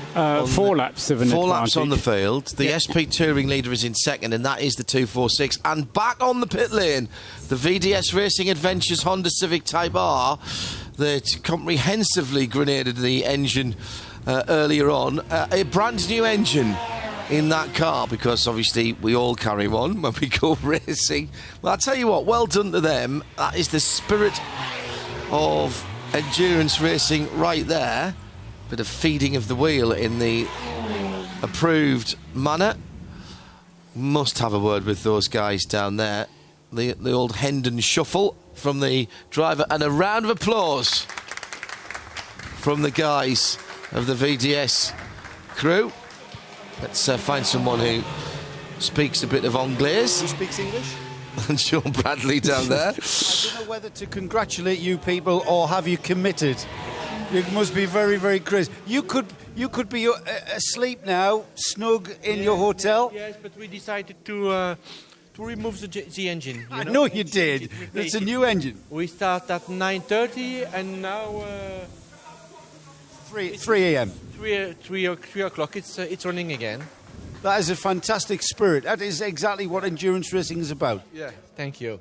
It's nice. So your challenge is just to get to the finish. Yes, because we are here to enjoy, and if we close everything and we go home, the story is finished. So it's better to work a little bit more, and that everybody has fun again until the end of the story. Okay. Crazy Belgians is what I say. Well done, guys. Great job. Thank you. Bye. Remarkable. Absolutely remarkable. Sometimes you've got to save those people from themselves, though, don't you? Yes, really? I really. Mad as balloons. Thanks, Joe. The mad thing is, we have regulations that say that drivers aren't allowed to work for more than 2 hours out on the track, and then they have to have a minimum rest time of 2/3 of that time. It doesn't say anything in the regulations about the mechanics going out for 5 hours of constant work, grubby, changing engines. I mean, that was a 5-hour stint, effectively, to change the engine. And they'll all have been doing something throughout that 5 hours, I'm quite sure of it. I'm really impressed. It went... And Joe will know this because he is a bit handy with the spanners. I'm thinking back to the years when we were crazy enough to have swapped out engines or various large pieces of componentry in cars, gearboxes, diffs, engines, etc. You plan for that for quite some time and sort of make sure you've got everything together, and then you get all your mates round. And then you go and hire the engine hoist because you don't have one yourself, and you put that all together. And those guys were pressed into action in the time that it took the car to be pulled back in, and then have just gone and done it, got amongst it. Brilliant stuff. Well, their flights aren't scheduled until Monday, so they might as well do something with it. Yeah, well, true enough. The GR Motorsport BMW E90 M3, the 102 car in. I just saw the pressurised drinks bottle. It looked like one of the progressive systems in that car. There are, I think, 9 or 10 cars in the race with the pressurised drinks bottle. Heard Rob Barth talking about how he rewards himself when he's doing good lap times by just a little drink from his system in the GT3 car. Dave Ward from Progressive in the race this weekend with the Kinetic Seat. Martin Lanting getting into the 102. Little cheeky bit of gamesmanship, shall we say, on the back of that car. Look at the rear of that car and the exhaust pipes, and they are pointed away from the noise recorders on the pit wall. They are bent away from them. That's very, very clever indeed. Why wouldn't you? Yes, quite. You were mentioning about the length of time, John, that the number 127 has been leading. Well, that's now just gone over 7 hours. Wow. That car's been in the lead of the race. Over 100 laps, 140 laps now that car has led in this particular stint of the race. So it's had a long old stint up at the front. 11 hours down, and there is the confirmation. 7 and a bit hours at the head of the field for the 127. Roll centre back into second. The Team ABBA Commercials BMW, the winning car from 2012. 4 laps in arrears, but still there or thereabouts. Let's remind ourselves, that's 10 minutes. That's all we're talking about there. Then the 303, second of the TCR cars. But look, in 5th position, the Team Altran Peugeot, best of the A3 cars and the best of the D1 cars. In 9th position, that 194 BMW 120D, with the leader in A2. Now the Team Sally racing car, after the Presenza cars that had their own problems, in 10th position. Cup 1 leader is down in 18th position, and that's now the JJ Motorsport 154 car. That's the car that Mark Lemmer's in, isn't it? Yes. The 154. And just looking through the rest of the field, Toyota GT86 Rogue Motorsport down in 29th position. And their team car, the 163 car, in 31st. They're having a bit of internecine battling down there. And down at the bottom of the field, the cars with problems, but the 39th place car, VDS Racing Adventures, back out on the circuit, as we saw a moment or two ago, with that bright red hatchback Honda with a brand new Honda twin cam engine. Well, I don't know whether it was brand new, but certainly a replacement engine for that car. Joe Bradley is standing in the pit lane in the weather, and it does seem just to have eased off a little bit as we're getting close to a pit stop for the 246 car. Richard has nearly done his 2 hours, so he'll have to come in shortly. Joe Bradley, where are you? Well, I'm in the Bob Herber pit. The BMW has just been brought in. Car 102 is the car we're with. Looking at the sky, Bob, from here, conditions are still as appalling. What's it like out on track? It's typical English weather. Yes, I'm sorry. But the track conditions are horrible. Yeah, there's a lot of, I think, oil, fuel, a lot of water. Changing conditions all the time, so you should be aware. I've noticed you guys have a little satellite there monitoring weather. You going to be our weather forecaster and tell us what's going to happen? Well, if I was a weather forecast, it should have been dry at 12:30 already, but it's now a little bit later and it still rains, so no weather forecast for me. What's the BMW like? What's the 102 BMW like in these conditions? It's an awesome car to drive, but it's a better car to drive in the dry. The front row cars have a big advantage. Yeah. You can't keep them up. Some of the teams are talking about 25% saving in fuel in this weather. Is that purely because you're not on the throttle? You can't go full throttle. You make sure shift all the times. So no full... What, even on the straights? You On the main straight you can go full throttle, but that's all. Right. So let me think about this. You've got to wait until the car's on the straight, pointing in the right direction, then you go full. Straight steer, and then you can go full throttle. If you try to do it first earlier, then you go off like a lot of cars. So concentration-wise, at 3 o'clock in the morning, that's a very tough job to call for. Yeah, and I did a double stint of 2 hours, so I'm a little bit done now. So you're going to get some rest? Now we'll get some rest, and later on I will be in the car again tonight. Okay, Bob, I'll let you go get some rest. Joe Bradley down in the pit lane, and the Team Brit Golf is off the circuit. We're second in their class, 9th overall. Julian Thomas has put the car in the beach. Where is the question? I think that is... I think it's in the Vale, I'm not entirely sure. No, I think it's earlier in the lap. Is that at the exit of the first corner? Ooh. It's a long way off, and there's not very many places that you can go that far here. I've managed to lose our timing screen for the moment, which is not great. How did I do that? Spun down too far. Julian Thomas just looking at gravel and cars coming towards him. Yes, and as John was saying, that car second in A2, and they can ill afford to spend time in the pits. Meanwhile, people who are spending time in the pits, Richard Neary, 41 laps at the end of that stint, absolutely phenomenal effort, and a very, very quick average lap time for it as well. So all credit to Richard Neary. He's up at the fuel station now, and John, you're absolutely right. It is just after Copse Corner, the exit of Copse, where that car has come to grief. Yellow flag at Beckett's as well. Yes. So, how that has happened, I don't know. Possibly two separate incidents. Yeah, I think... Yeah, that's the cutout back onto the Northern Loop. So that is right in the Beckett's complex is where that car's gone off. That's the first bit of Beckett's, isn't it? Yeah, that's correct. The maggots into Beckett's. Yes. So that is possibly where... You lean on it pretty hard there, coming through the left-hander at Meggetts and Beckett's. Well, excellent. Let's just...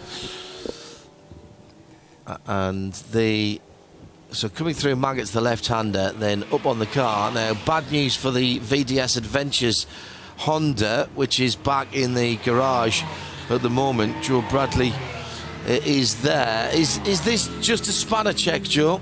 Yeah, obviously this is the car that's had the engine replacement, so car came straight back in, fluid, just checking fluids, fluid level, coolant level, especially oil level, just having everything settled in. That was what you call an installation lap, so the car's back in for a little bit more attention, just finishing touches to the job of the installation of that the new motor. So pretty standard, really, pretty standard. It's not something you really see during a race, is it? A fresh engine going into the car, because usually in sports car racing and endurance racing, which we cover normally, the regulations are that you're not allowed to replace things like engines, but not the case here. True endurance style. Thanks, Joe. Meanwhile, down at Maggots and Beckett's, I'm going to get that wrong again, I can tell. I had to struggle there. The Team Brit Golf, the 136 machine, still pointing in the wrong direction. I think that's just perhaps a little overuse of the curb or caught out by the changing conditions. Or just coming across a slower car. Well, you don't expect it, because there is only one line really through the Beckett's S's, and if you just get caught out or misjudge how to get past the car in front of you, that can easily happen. So all sorts of possible explanations, but that car's still well and truly beached, and I don't know whether or not it's going to be removable, because there was an image on the screen which showed the front bodywork being deranged as well, the front bumper having become detached at the bottom of where the front bumper should hold on. So, as a result of those pit stops up at the front, Richard Neary having made his pit stop, Rick Broikers has taken over in second place, and we do indeed go 60. purple. Yeah, had to happen, I think. Almost inevitable. Yeah, wet weather conditions and a recovery vehicle needing to be that close to the track in these conditions, I think, is a very wise move. Everything was taken to the approximate area of where Julian Thomas had gone off, and they'll try and do this as quickly as possible. This is the 12th Code 60. Yes, and there are actually two separate incidents. We suggested that there might be. Well, in addition to the 136 that's off, a little bit further round the Beckett's S's, two cars have had contact, I'm told, and that's cars 205 and 170. 205 is the Team Ultron Peugeot 205, yeah. the slower of the two of those. The more that was troubled. Down in 15th place. There isn't a car number 70. There's not a 170. I just wonder if it is number 71, and it was finger trouble.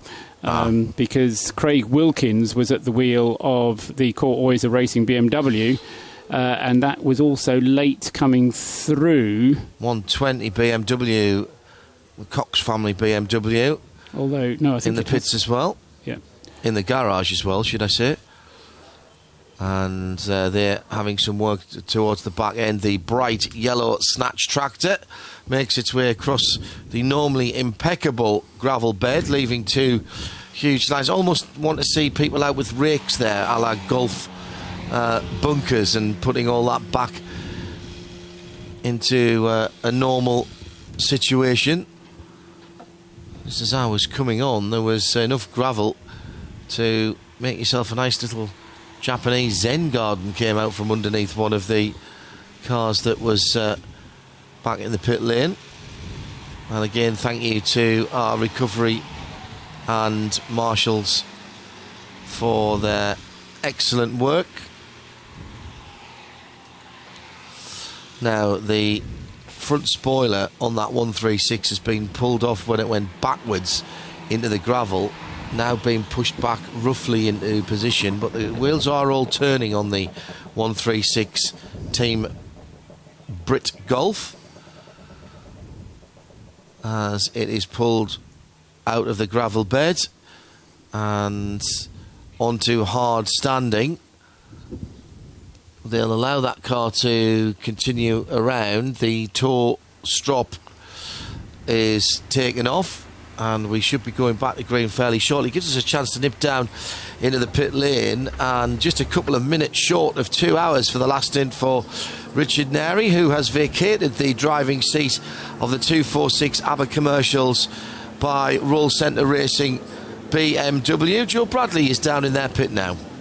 Endurance racing's challenging at the best of times, but Richard, in these conditions, everyone's got a tale of woe, and you've been in the car for 2 hours. What was that like? That was phenomenal. The car is really, really good in the wet. It's great. I had a blast. Really, really good. Nice stint.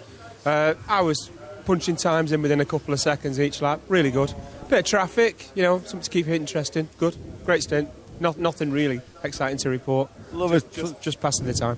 Playing it down. Now, if the car had a memory, it probably would tell you how to go about this, because the car's got a bit of history, hasn't it? This is the actual chassis, the actual car that won this event in 2012. Am I right in saying that? Yes, that's right, with Mark Poole and Richard Abra. Yeah, they won it outright. Yeah. A little bit different, though. A little bit less power, I believe. Yeah, it has now. Yeah. What's the plan for you then, Richard Neri? Just finishing. It's 3 o'clock in the morning. When are you next in the car? If it carries on raining, I'm next in. All right. And will Martin stay in for 2 hours? Yes. Yeah, I'll do a full stint. And is that, all right, we can only speculate and imagine what that's like, but what is that like getting towards the edge of that 2 hours after? Because the concentration level must be phenomenal. You have to just drive and ignore how long you've been in until they tell you to bring the car in. Just don't clock watch, or it goes really slow. You've got to just keep driving, keep punching the laps in, and when they tell you to box, pull in. That's a bit like being a pit lane reporter. I don't watch the clock either. Yeah. Thanks, Richard. I'll let you get some rest. Thank you. Cheers. So 2 hour rest there for Richard Neri as he waits for Martin to do his bit. 172 was the second car involved with the Peugeot 205. That would make that the Team Sally Racing, and that was the lead car in A2 that has gone off there. That's the significance of the car 172 being in the gravel a little further round the complex at Beckett's, leading the A2 category, and just sitting on the outside of the top 10, Mads Christensen at the wheel of that car, but that car is in the gravel, so more drama again for a class leader. 12 3/4 hours still to go at the Hankook 24 at Silverstone.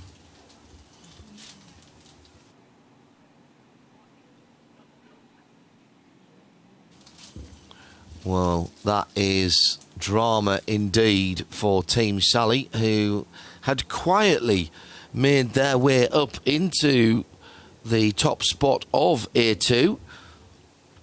The demise of one or two of the other Clios around them. And as I say, knocking on the door there of the top 10. Well, Julian Thomas and Mads Christensen.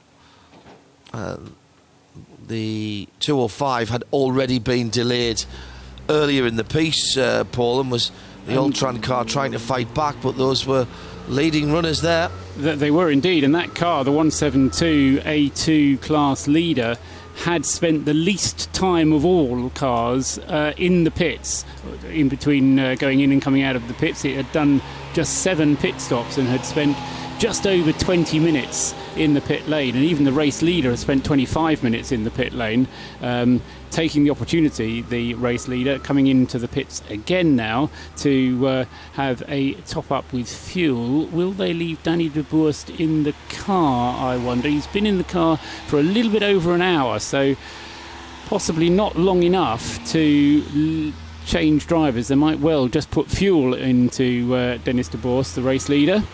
They've done this before. They've tried to get a bit of a march on everybody else. What's Rick Broiker's tactic going to be? He's in fact already gone through. So Rick Broiker's in the 303 has stayed out in the Red Camel Jordans.nl Seat. So he's going to close in a little bit more on the race leader, but that's going to put him at a fuel disadvantage because Dennis de Boerst is going to be full of fuel, and Rick Broikers has been out there, as I say, with a little bit more than an hour. I don't know what you do really, because if you can get the 2 hours, then is there an advantage of coming and topping off? I suppose it gets you closer to full tanks the next time you come in, and then if it does dry up, you can pick up your pace. Well, it gives you it gives you a shorter pit stop next time around, doesn't it? So it's kind of worth doing, but it's interesting how Blake and Mullen have tried this tactic before, but then what they get is they get another code 60, which allows the other car, which has typically been Rick Broikers, to come in and do a similar thing. The Peugeot 208, which is it leading Class A3, has also been in with Sarah Bouvy, now taking that car over from Thierry Blaise.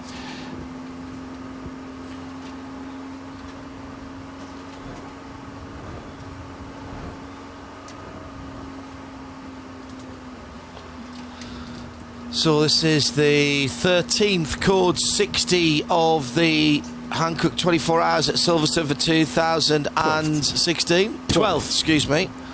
I was adding an extra one on for luck there, making it the baker's dozen, as we are careering towards halfway. 42 minutes to go to half distance, and interesting now to see what happens at the front of the field, with Denny de Boerst still in the lead of the race for Team Blake and Mullen, with a comfortable lead over the field. Still those 4 laps. Of course, 4 laps under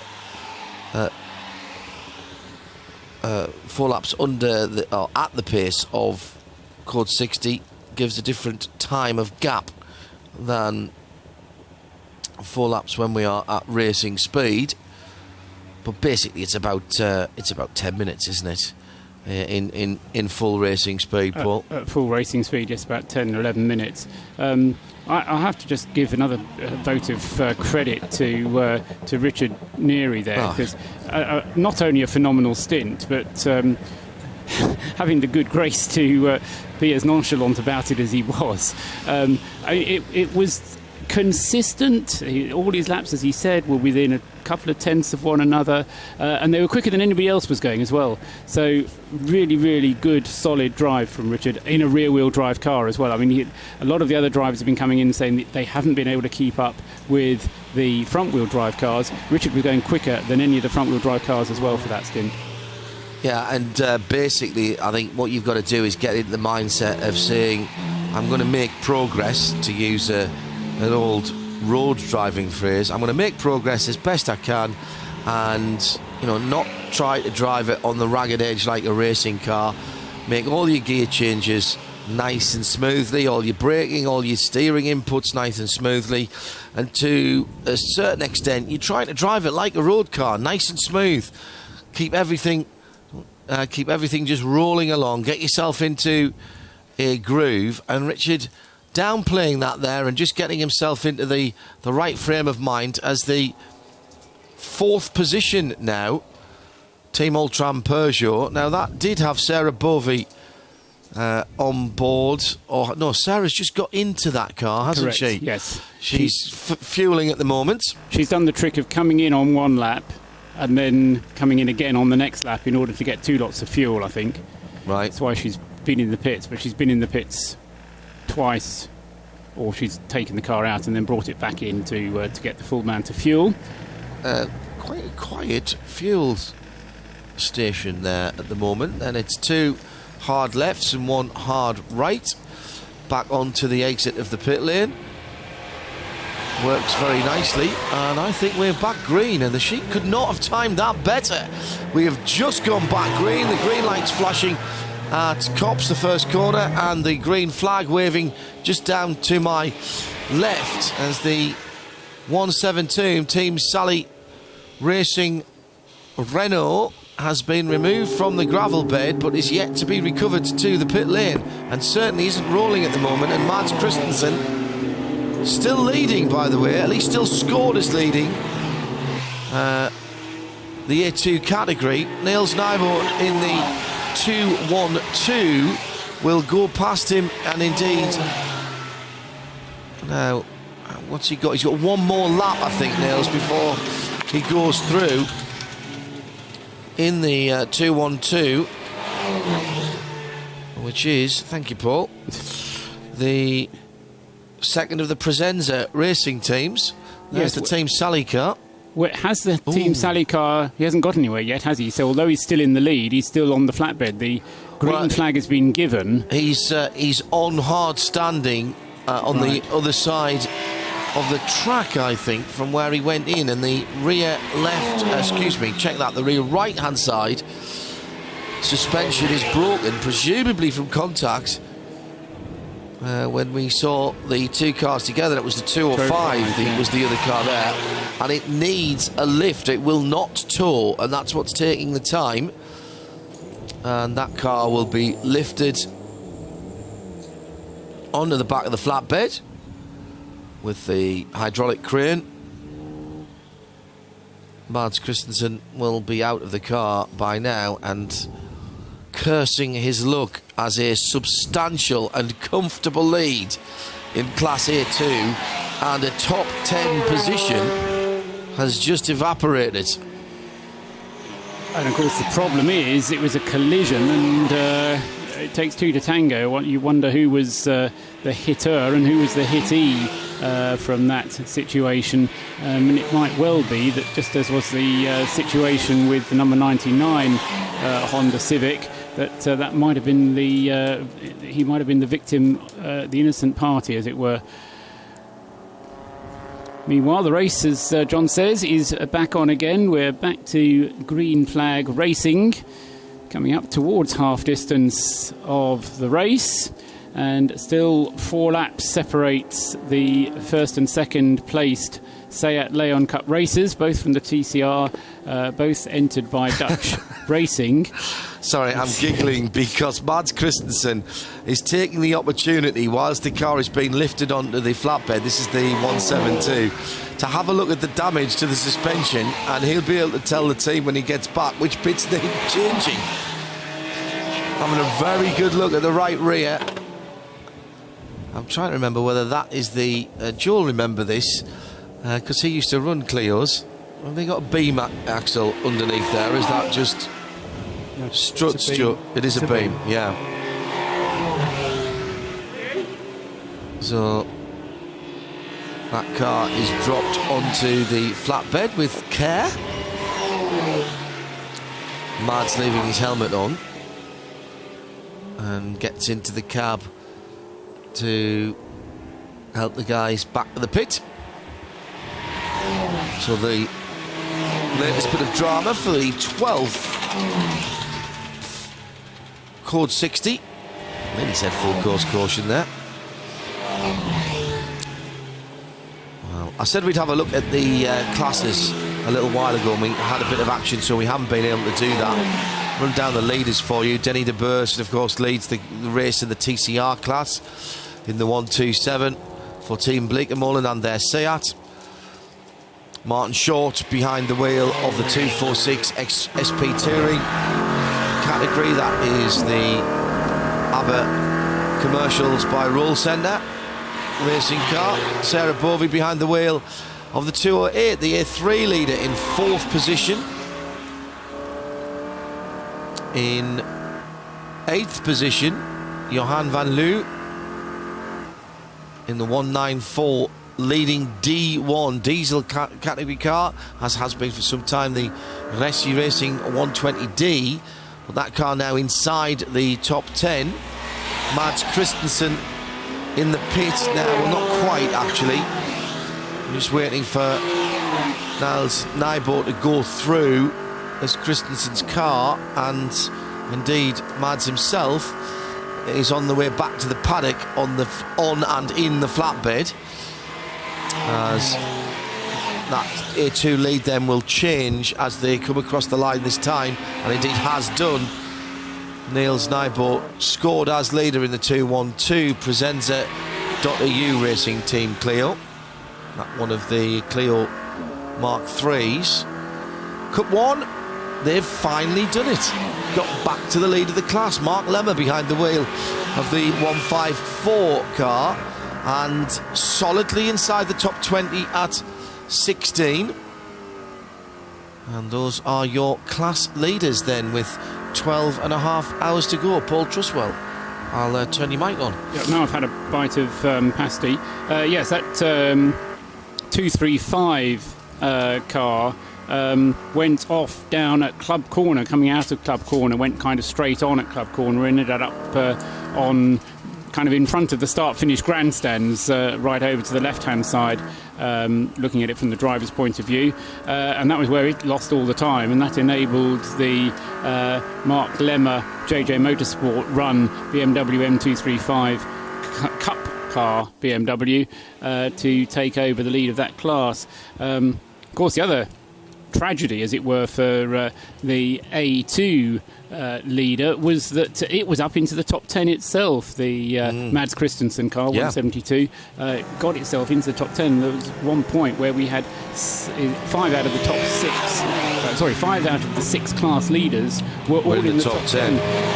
It was only the Cup class leader that wasn't it? I think. Exactly so, yes. No, absolutely right.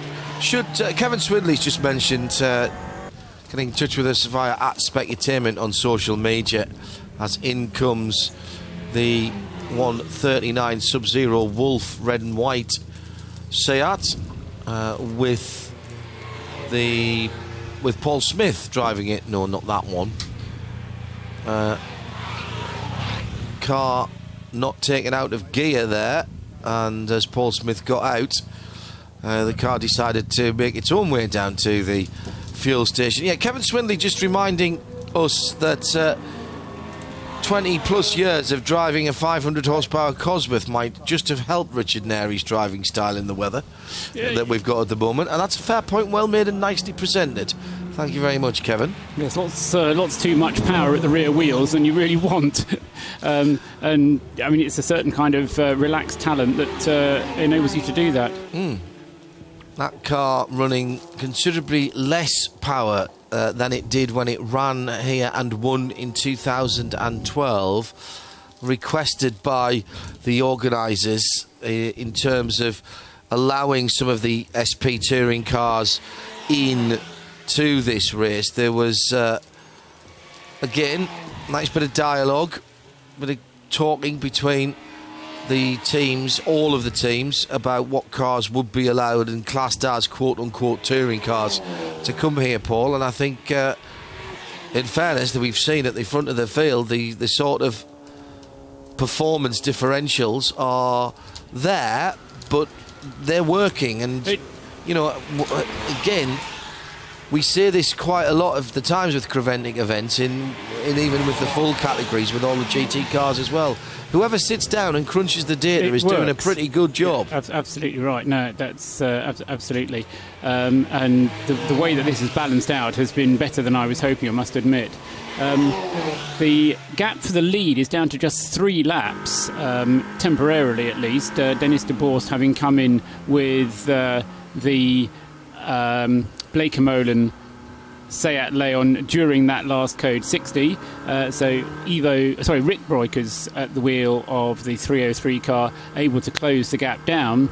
And the reason I say temporarily is, of course, because Rick Breukers is going to be having to come in himself for fuel at some point. Although, interestingly, Dennis de Boerst stayed behind the wheel of the Blekemolen car, took fuel only, and he will now be going for his full 2 hours. But obviously that car using a little bit more fuel than Richard Neary's BMW, because they need to do that top up of fuel in the middle of the stint, and they use the code 60 in order to do it.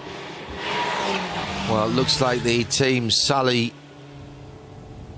172 Clio has made it back to the pit lane, not without some considerable assistance, as the flatbed comes in to the pit lane and stays to driver's right, so that access to the fueling area can still be gained by the rest of the field.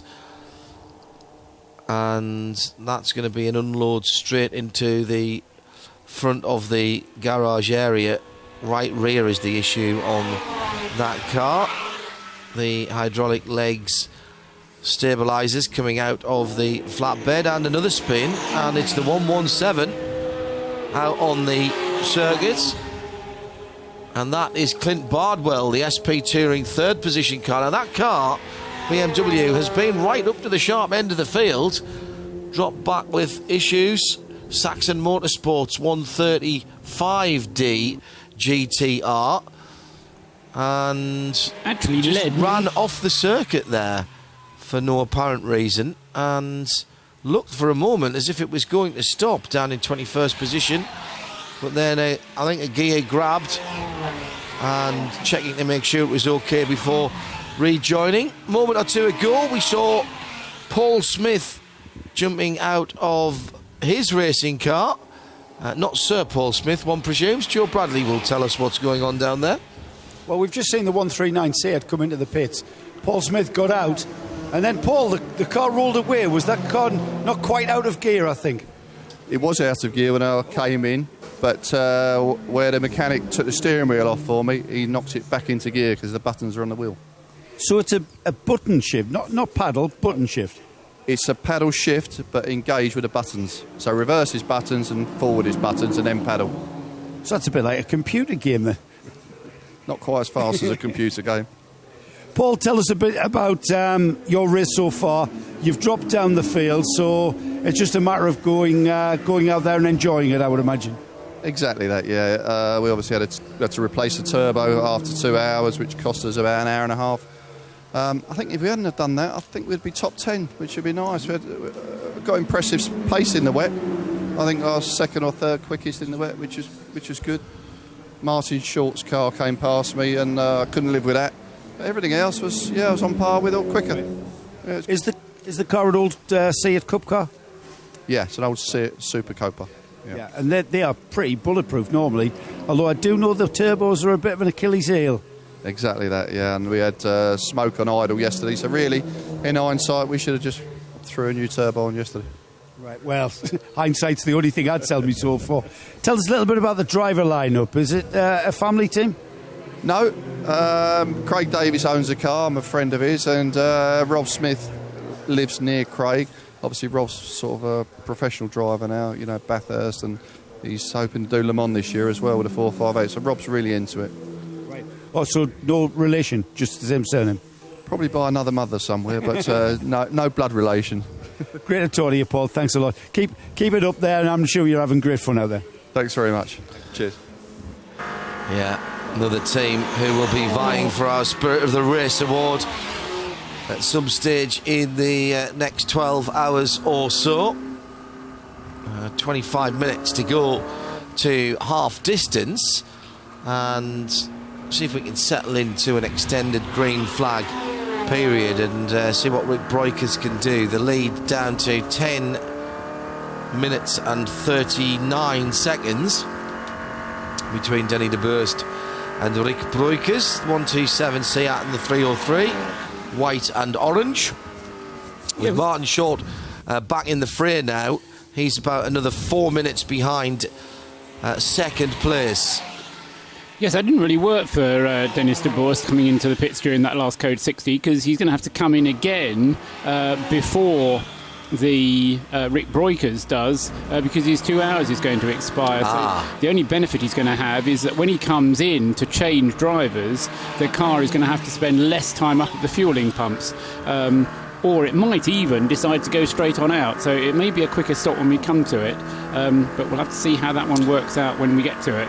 Yeah, I'm never sure what the advantage position is for doing that, and I suppose it depends when the driver change falls, what's going on at the circuit at the time, and whether you can get a free pump. Just under 12 hours and 24 minutes to go, with the first two separated by just over 10.5 minutes here at Silverstone.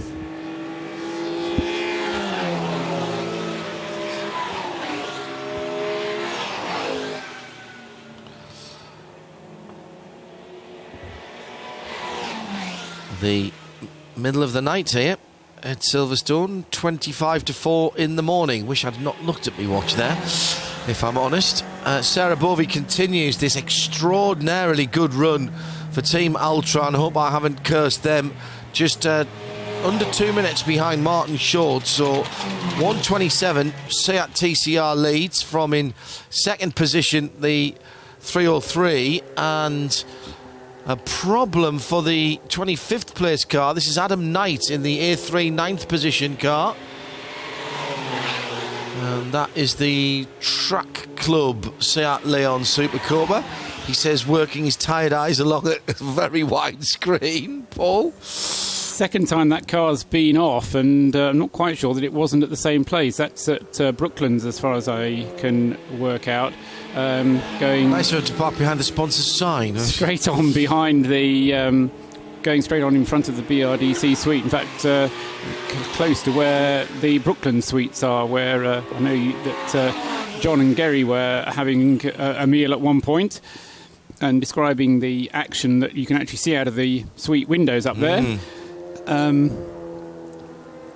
I hadn't thought to do that the other night when we were up there, just to look to my right and see what you could see from the window. Try looking out of a window. It's always yes, very good. Worryingly, there's just a message come up on the screen that the team manager of car 303 has got to take his yellow card to timekeeping. That's the drive. That's the driver logbook, effectively, isn't it? Well, yes, but it also contains information about any penalties that have had to be taken or have been taken. So what happens is you get your yellow card with the penalties on it, and then when you take them, they get marked on the yellow card. So it may well be that there is a penalty to be had for the 303 car. For what reason, I know not, but one can only surmise either a Code 60 infringement or a track limits infringement would be the most likely ones, I would say. No sign of any assistance for the stricken Adam Knight car.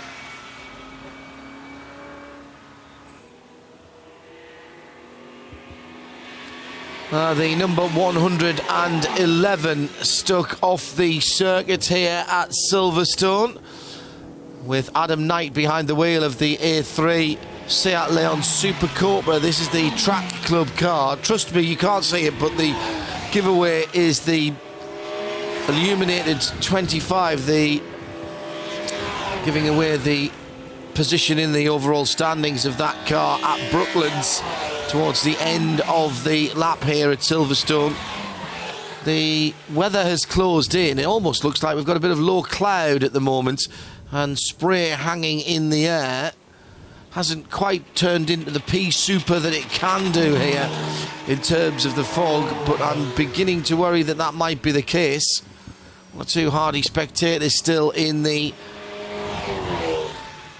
grandstand on the National Straight opposite our commentary box, just to the right of the pictures that you're seeing now, if you have access to them. And the grandstand staying open all night, affording a little respite from the weather. Also the Paddock Diner staying open the full 24 hours this year as well. Hello to everyone down there, I'm sure is watching and listening on the TV system.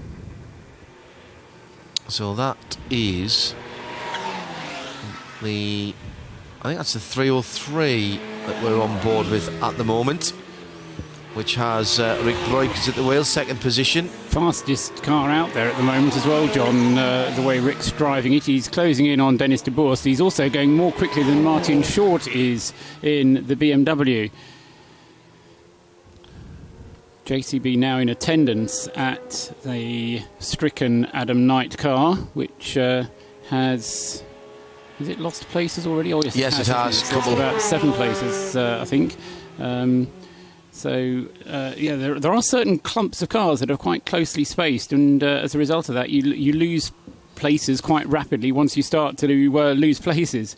Just mention again that that's been dealt with under a local yellow, no safety car code 60 or other neutralisation methods. And again, what I'm going to say to this, those people who said that this wouldn't be as good a race because of the lack of the faster cars, you had the faster cars here, you'd probably have to think about the speeds and perhaps not be able to attend to that car in the manner that it's been done at the moment. And I think the other aspect is that because the cars are closely matched, you get less overtaking needed to be done, and so the actual effect of waving a yellow flag isn't as much, because you're not interrupting the flow of the race so much for the faster cars.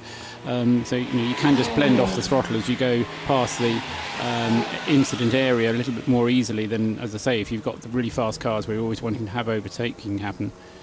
Still quite a lot of muck and rubbish on some of the windscreens here. Horrible, isn't it? Up to the bottom left-hand side of the onboard of... That's the Team Brit Golf that's back out there. Having to remember these by the dashboard configurations now. Just see the 136 once in a while on the top left-hand side of the windscreen. Reversed, of course, for the onboard camera. Absolutely filthy at the bottom of the stroke of the left-hand wiper.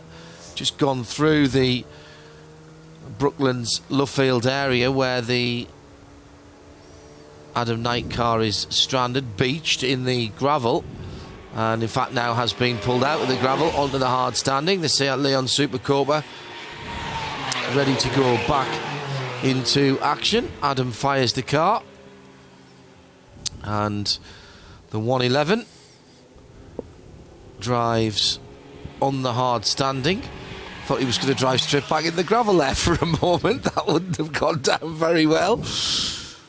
Reorientates himself to what's going on the track and pulls back on and straight into the pit lane, indicating as he does so, if he was close to the end of his stint actually on there as well. Seen a couple of people drop it, Paul, just on their in-lap or the lap before their in-lap, and I just wonder if there's a slight mental sort of breathing out when you're told on the radio, OK, that's it, box. Oh, right, excellent. Whoa! Yeah, I think it is a piece of that.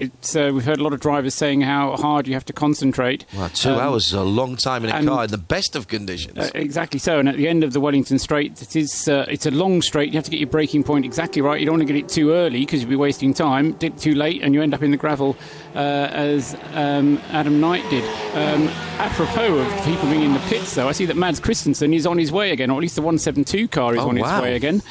So that car has, having been on the back of the flatbed, has been repaired very, very quickly and is up at the fueling station at the moment. 172 trying to get back places in the A2 class. It's dropped to fourth. Fourth already? In that class, yes. It was... and it had a huge lead, didn't it? Absolutely. It's fallen from 10th overall to where it now is at 21st overall. I don't think it's going to lose any more than that because the 117 BMW 130D has just come into the pits ahead of it. So it's dropped something like, 6 or 7 laps? Yeah, about that, yeah. Yeah. BMW into the pit lane is the number 216, Wayne Shen, in one of the cars that has benefited from that issue. Also in the Saxon Motorsport BMW, third in its class, 21st overall. Clint Bardwell bringing that car in. That's the SP Touring car. That is the diesel GTR, which was really putting the cat among the pigeons earlier on when we had the 3 SP Touring BMWs, 2nd, 3rd and 4th at one stage. But problems for that car has taken it out of contention. And a quick check underneath the business end of the BMW. Just having a look at the seals, the fluid levels. Not very far away now from the race leader coming into the pits again, Dennis de Boerst, because having made his pit stop under the last code 60, he's now coming up towards the end of his 2-hour limit. So expect number 127 in within the next lap or two. Rick Breukers then has a lap or two, or maybe a lap or 5 to make up ground, and then he'll be coming in for his pit stop. But he's gained on this stint by virtue of doing the whole stint on one tank full of fuel. Whereas Dennis de Boerst has tried to get a tactical advantage by coming in during the code 60. Did the 117 have gearbox and or clutch issues earlier on? Yeah, I can't remember. Didn't sound like it went out in first there, and there was a little bit of assistance from the team to get it going, to get it moving forward. Dan Hounsell says he's really enjoyed the race. Hello, Dan. What time is it where you are? I think Dan's behind us in terms of time. He's west of us here at Silverstone, and by that I mean across an ocean as well. He says he's in Oxford somewhere. Yeah, I'm. Yes, he's fully 3 minutes behind on corrected time. He says it's great for me being able to follow drivers who don't always get the spotlight, and I'm learning a lot about the other classes here, and that of course is exactly what this race is about. And I think that is going to help make this race more popular. In a curious sort of way, it might also drag some bigger names into it. I agree, on both counts. Which is not necessarily a bad thing, because it will then give the bigger names somebody to measure, or give the smaller names, if you like, somebody to measure themselves against in terms of the bigger names. And that may end up leading to a transfer of drivers between touring cars and GTs in the other direction. And I think there would have been a few big names who might have been struggling here. There's some very, very good and practiced drivers of these type of cars out there who might have been putting quicker times in than some bigger names now, and that's not necessarily, as Paul says, a bad thing. Team Brit in and out. Great stories for all of those drivers as they head back out onto the circuit in the very patriotic Union flag liveried Golf. The 117 BMW, John, the car that has just gone on its outlap, Nick Barrow back at the wheel of it, lost its time on a single pit stop, had 47 minutes stationary in the pits. What I can't remember, I didn't make a note of, was what it actually had done to it in those 47 minutes. But that's where it fell from being a genuine front runner to now struggling to be in the top 20. The fuel station set up at pit out, which means the drivers, I think uniquely in a motor race, have to drive through a pit garage outside of the pit lane, through the back roller shutter door and into the pit area, where they are attended to by their team. Obviously the guys in the pit lane don't need fireproof overalls because there shouldn't really be any fuel in there, but the guys in the fuel stop do, and you have a fueler and a fire bottle man down there.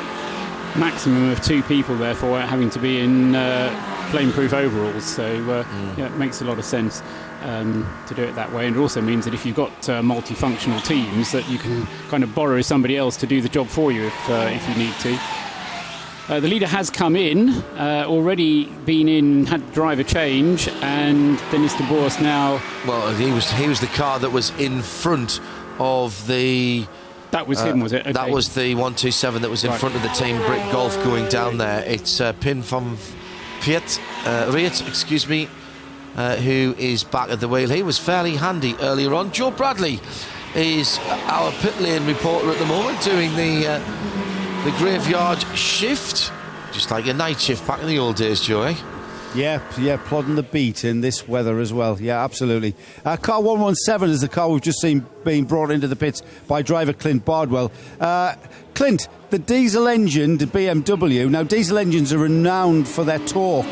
So how tricky is that out there in these conditions? It's unbelievably tricky. We've got no traction control at all. We didn't start the race with any traction control. We haven't got it. 775 newton meters of torque.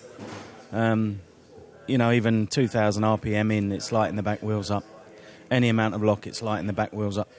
It's one of them things. But so you're just slithering around and trying to control the rear end? Yeah, you can't do anything unless the car's straight. Yeah. Period. Well, talking to the petrol engine cars, they're saving fuel by about 25%. Is that pretty much the same for you boys? Yeah, for sure. I mean, we're doing God knows how many litres. I didn't count it just before I got out, but it's a lot more economy in this weather. And you're not on the gas. We're not seeing any lights really, other than on the straights. So you said 2,000 revs. What does the engine rev to? About 4,800. Right.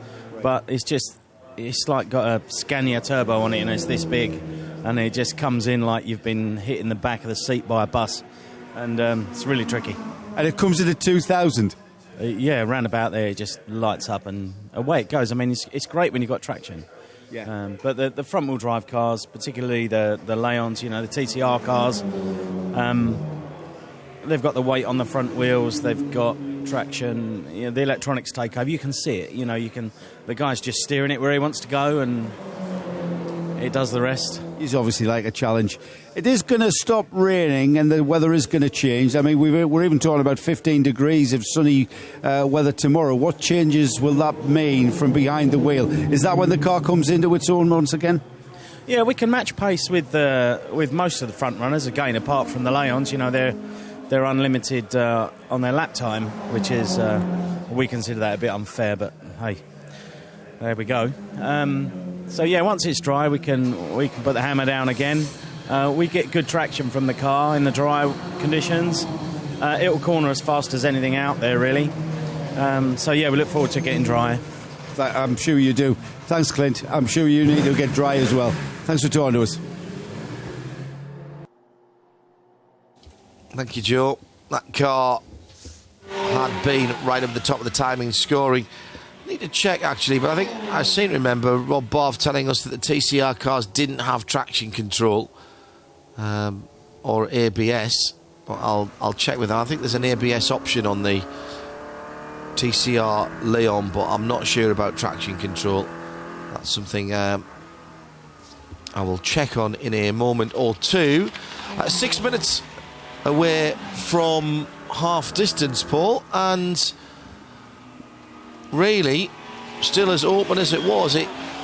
You can't read too much into this one. Exactly so. I mean, we've got just 2 laps separating the first 2 now, although Rick Royker's in the second place car, 303, is due into the pits fairly shortly. Although I say fairly shortly, that could be another 3-4 laps or so before he comes in. Meanwhile, Martin Short in the BMW, nothing against him, but he hasn't been able to be quite as quick as Rich Neary was immediately before him. But having said that, it's still a good performance from Martin Short, and he is lapping in roughly the same kind of lap times as Dennis de Borst was in the race leading car, which is now in the hands, of course, as John said, of Pim van Riet in the 127. And it's one of those things, when you get a car that's been in the lead for a long, long time, you kind of sense that it's got something in hand, because it's never been quite pushed as hard as the chasing lot, and because it's got this little bit of a cushion, as I say, 2 laps separating it from the best of the rest, the 2 Seats up at the front of the field with Martin Short pushing as far as he can. But I mean, stars of the show all over the place. Sarah Bovey in 4th place, still keeping them honest. I mean, not quite on a pace. As I say, I'm never quite sure whether he is drying out or not, because we get a couple of clear laps, and I sort of think, it's going to get a little bit drier, and then they get into a clump of traffic and they slow down again, and I think, maybe the rain's coming down again, so it may just be traffic that's affecting this. But in 5th place as well, another of the TCR cars admittedly, but the Memak Ogilvy dual racing car has just kept on doing what it's been doing, and now they've kind of kept Phil Quaife behind the wheel, or put Phil Quaife in for an additional stint. That car is continuing to lap very, very quickly indeed, and going well in 5th place, John. The ABS and ESP are banned in TCR technical regs. I don't know if they're allowed to reinstate it for this. The old Super Copas definitely did have traction control. Indeed, you could put that into effectively an automatic mode with the gearbox. We'd heard the guys talking about the buttons on the steering wheel before. That's a VAG DSG system. Also had a launch control, that car as well. TCR regulations not allowed then, apparently. ABS not allowed. Okay, thank you very much. We're coming down a half distance, ladies and gentlemen. Stand by for the second half of the 24 hours of Silverstone.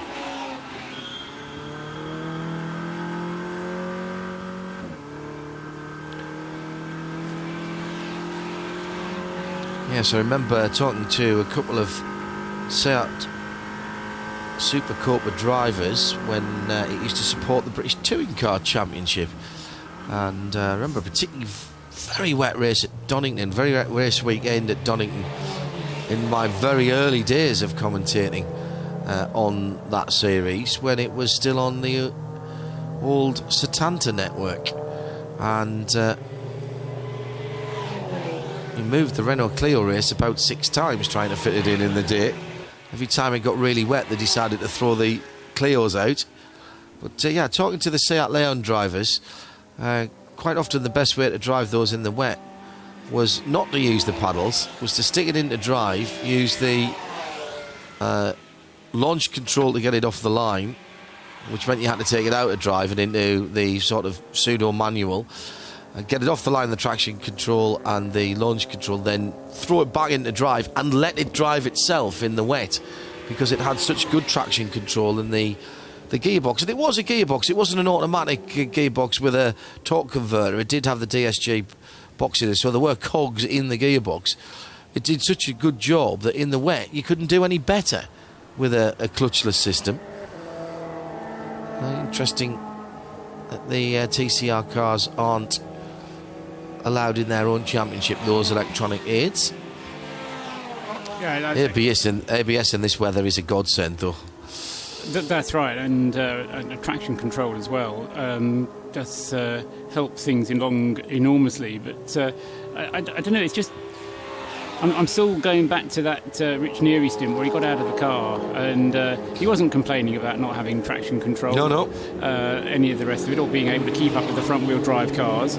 But he was keeping up with the front-wheel drive cars. His traction control is what he feels through his backside and his right foot. And being able to do something about it as well, because it's all very well knowing that that's what you do, but actually getting the car onto that limit and then just being able to let the car slide without then panicking and doing the wrong thing.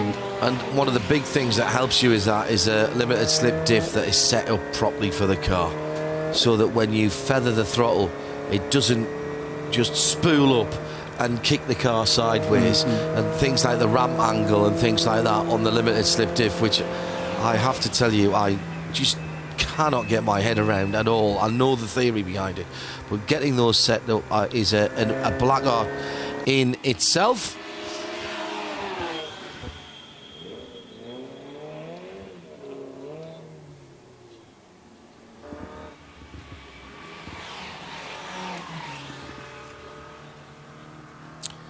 The time rapidly approaching 4 o'clock in the morning,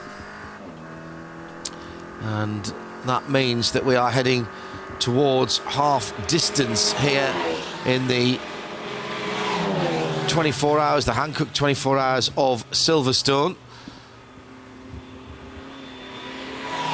The rain has been a part of this race for quite some time.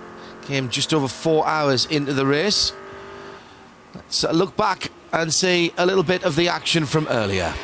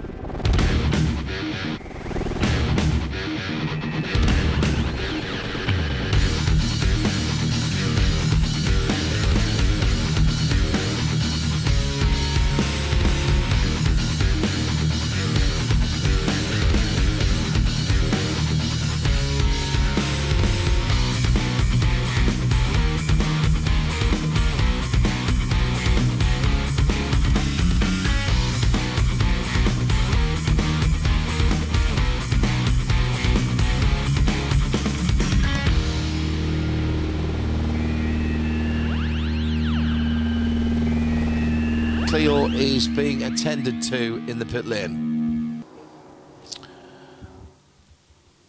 And welcome to the second half of the race, as we have clicked over 4 o'clock in the morning here at Silverstone, and therefore we move past another little landmark, Paul, and all the teams will have noted that, as we have here, that there's now less to go than the time that they've already done. It's just these little things that you get to. We were talking to Johnny about that as well. Not quite sure if you were listening to us as you do a lot of the time, even when you're asleep. I think you listen to us. I always kind of pretend that he's listening, whatever I'm doing. Wise move. Even when I'm not on Radio Le Mans. .com. What am I trying to say? The little landmarks, the little landmarks. But the other little landmark is the number of laps completed. 250 laps completed by the race leader at 12 hours. So I suggested a little while ago we'd be struggling to get to 500. Well, if we're struggling, we've just got to 250 in 12 hours. So work it out for yourself. We had 3 hours of the race. No, it wasn't. It was 4 hours of the race. Held in the dry conditions at the beginning, and then it turned into raining. So of the 12 hours, we've kind of had a third dry and 2/3 wet. So who's to say what it's going to be like for the rest of the day, but the forecast generally holds that it's going to dry out at some point. But the longer the race goes on and the longer the rain goes on, the more I doubt it somehow. But ever the optimist, hopefully it will dry out. If only for those other drivers who have been kept in reserve, waiting for it to dry out in order to get their turn behind the wheel. Well, there's nothing on the radar at the moment that shows that it should be raining, but clearly with very low cloud cover, the whole of the Midlands and the south of England should be clear. There's a little weather over to the west of us, but that's the other side of Birmingham and a little further north, so Newcastle, Underline, Macclesfield, Chester, the Wirral, all getting a bit of rain in the overnight hours. But should be clear here at the moment. I think the issue should be clear of rain at the moment. I think the issue here is this low-lying cloud, which is doing two things. One, it's just affecting visibility slightly, but the other thing is that it is almost catching the spray from the track, because the track is just not drying at all. No, I think that part of the problem is the very fact that we've got 40-odd racing cars driving around on a wet track, and all it's doing is it's throwing the water up into the air. The air is dense with water in any case. It doesn't go anywhere. It just falls back onto the track again. And the cloud, the mist that you're describing, actually, if you would go 200, 300 yards away from the circuit, you'd probably not get it. It's probably just in the track area where you get this mist, and it's just the race track being wet, and the water has nowhere to go. I mean, it's not a drainage problem. It's just getting kicked up into the air and then coming back and landing again and hanging in the air. Well, I said earlier on when the rain was at its heaviest, and I'll make the point again, I was very impressed that we didn't have more standing water on the track surface itself, which would have been a safety issue. We never got to that situation where you saw people splashing through puddles, despite the fact that the rain was falling very heavily. The newer parts of the tarmac are designed to absorb water, so it's a kind of a spongy type of surface, which is designed specifically to avoid standing water. The drawback is that it tends to take longer to dry out, because it works like a sponge, and when it does stop raining, the track remains wet for longer.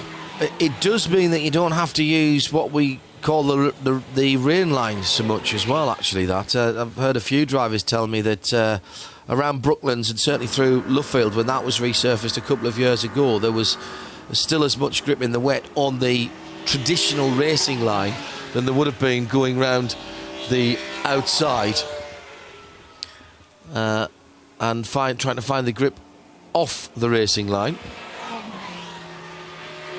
Into the pit lane for the 194.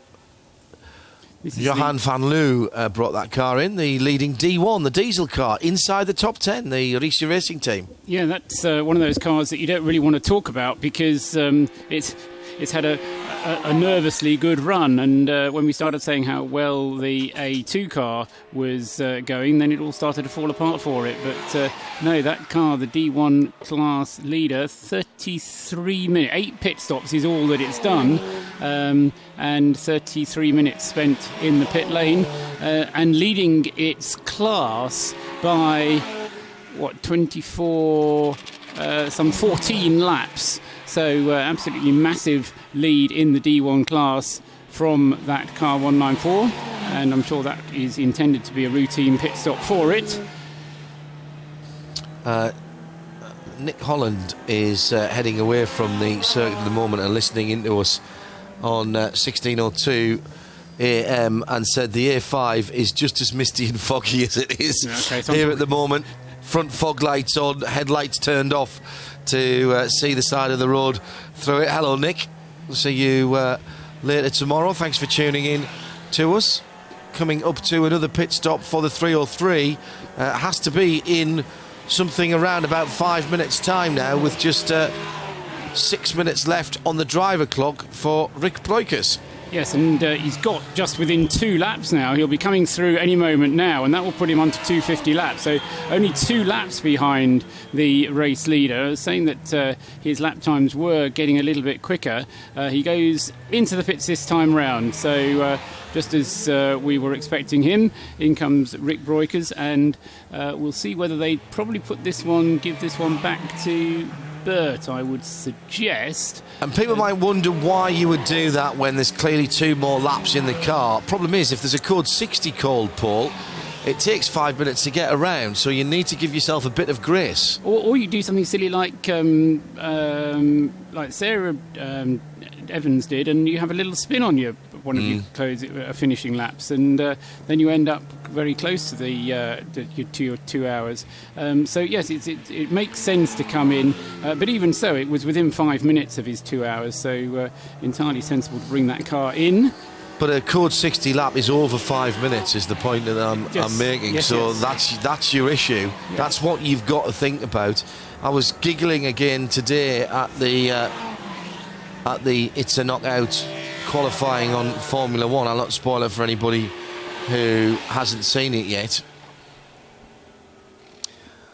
But still, we see teams who can't work out that the 90-second intervals to knock people out mean that you've got to have finished your lap within that 90 seconds, not be starting it. So it's not 90 seconds, it's 90 seconds plus your lap time. So you can't be sitting around in the pits going, oh, hang on, we're in trouble here. And it's interesting that we see a team there, as you might imagine, like the Red Camel Jordans.nl team, who are extremely experienced in the type of racing we are seeing in front of us, who do not leave themselves open to any issues. There's 5 minutes left of Rick's driving time. Code 60 lap is more than 5 minutes. He's got to come in. He's got to come in. You're right, it's not rocket science. Yes, you do have to push in this type of racing, just as you have to push in Formula 1 racing, but you do leave yourself margins, and every team, manager, driver, whatever he is involved in the operation, works out what margins are safe to leave. And you then do something sensible. I mean, I don't think we can really compare this to what happens in Formula 1 qualifying. No. But we did have the situation with, I can't remember who it was now, might have even been Rich Neary, who came in within 2 minutes of his... That's cutting it a bit fine. But, that was the risk they were prepared to take, and Rich was clearly capable of doing what needed to be done. And not saying that Rick Breukers isn't, but again, you just do what you're told. And it maybe he was running a little bit short of fuel as well, because the car had been out for practically 2 hours on that tank full of fuel. It did a full 39 laps on its tank full compared to the 41 that Richard Neary did. Will shortly get back up into second as Rick's taking fuel in. Yes, he should might do, yeah. Depends how quick the fuel goes in to the 303 Seat. Pim van Vliet leads the TCR class and the motor race in Team Blakemola's number 127, the white Seat Leon Cup racer. And the more I'm seeing of these cars, the more I'm realising why people want to choose them. The slight question mark over reliability, of course, some of those fears will be eased by the reduced pace that wet weather running brings on. Rick Breukers in the fuel stop at the moment, just been waved out, in fact. Takes the double left, going out behind one of the Clios, and through goes Martin Short. So Martin's just gone back into second position there, Paul. Yes, he's up at Copse Corner now, whilst I'm assuming it's Bert de Hoijs, who's now at the wheel of the 303 car, is going back into the pit lane exit, as it were. I love the two marshals there doing their best ZZ Top impression as they wave out the guys onto the pit lane. It's the Modena Motorsport white line there from the 303, blending into the traffic. going in towards Maggots. 2 wheels were over the line there. Clark, the course, will be looking at that on board. That was the little Clio that was coming out not quick enough for the liking of whoever it is behind the wheel of the 303. Still showing as Ivo Breukers, but Ivo is out of that car now. We'll wait to the next timing loop and see if that pops over. Sarah Bovey, by the way, no, it was Rick who was in the car. Oh, it was, yes, you're right. So it's gone from Rick to Ivo. So it's only been Rick and Ivo who've driven in the nighttime sessions. Bert de Hoijs got out of the car at midnight. All right, okay, so Bert did do... oh, yes, I remember commenting on his helmet. So it has switched over to Ivo.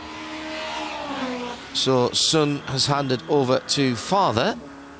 Having taken over from father. Yeah. So Hoijs drove up until midnight, then Ivo did a stint. Now Rick's done a stint and Ivo's back in the car. So he was quick though, Ivo, wasn't he? He was really enjoying it and pedalling pretty good. When it was wet, he was actually quicker than Rick. Yeah. In full dry, I got the feeling that Rick is a tiny bit quicker than Ivo. Bert de Hoijs is kind of seems to be quick in both. Interesting that is one of the few cars that's only doing the race with 3 drivers. They are allowed to do it with 2. Regulations do allow them to do it with 2, and not very often is it tried. There was the couple that did it in Barcelona last year, wasn't it? They did it with 2 drivers. Yeah, en route to a championship, in fact, one of those drivers, I think, wasn't it? Yeah. No, sorry, I'm mixing that up. My apologies. Yellow light flashing on the run down to Vale from Stowe, right-hand side. Now, hopefully that isn't... Well, there's someone stopped at the side of the track, isn't there? Very nearly went for a pair of binoculars there, but realised I was watching on a TV screen, so that wouldn't help me. Driver's right, just before the entrance to the Grand Prix pit lane, the new wing pit lane. A car that still has all of its lights on. The flashing light box just drawing attention to the right hand side of the road. Let's see if we can have a quick look and see who might have dropped out. Ryan in the... Oh, put me the numbers on, and that'll probably be the best thing to do on our tracker and see who's standing still. Yeah, 114. Ryan Lindsay hasn't been around. In fact, has lost a place already. So that's would be a shame if it was that guy having a good run. Oh, I should have clicked on the missing area of that. And it is indeed the 114. Well done, Paul. Ryan Lindsay to the right-hand side of the road. A rescue vehicle heading towards him, and I think this will be done under a local yellow. Famous last words from Hindhoff here, as we have 11 3/4 hours to go here at the 24 hours at Silverstone, powered by Hankook.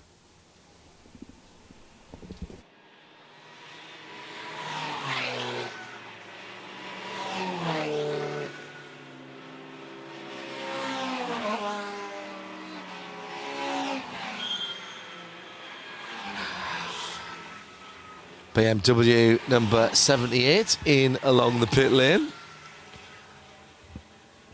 And it's very, very routine for that car. It's the... it can't be the 78. I do like the white lights behind the grille, though. It's the 154 car. They're using an old pit board just to confuse me. Mark Lemmer brought the car in and now heads for the fuel station. The light box is working perfectly well, even in these reduced visibility conditions, because even with our locked off camera at Stowe Corner, the drivers can see the yellow light flashing to the right halfway down the Vale and the green light flashing at Vale. Really very impressed with a simple but innovative solution. And provided the drivers are paying attention, really, there's no excuses, is there? I mean, it's all visible, and if we can see it there, then, OK, it's different when you're behind a windscreen that's covered in oil and smear, but the whole situation seemingly being covered, as you suggested, John, by that local yellow, though, so hopefully they can continue that without having to bring the Code 60 flags out again. It's one of the things that you notice, you look for straight away. You know where the flag points are. Those flashing lights are effectively replacing the flags. They are at flag stations, at marshal stations, and are operated independently by the posts. They're not on a central system, so effectively someone has to push a button to make that work. So it's exactly as you would have to lean out and wave a flag. Just yellow, green and red LEDs on those, but you can have them as stationary or flashing, and a great innovation. Martin Short up into second place, as you said that he would get up to, so the BMW in second place then, with Martin Short behind the wheel.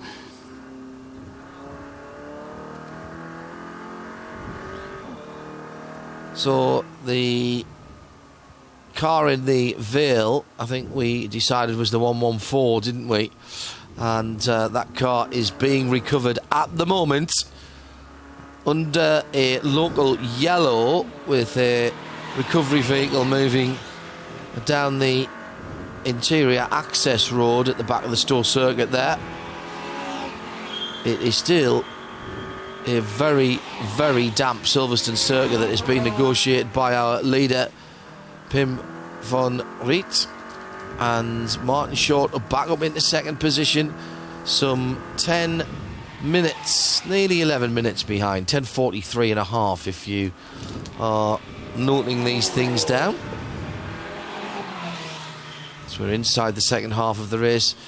Ivo Breukers in the 303 car has just gone through as well. He's just taken over the car from his son.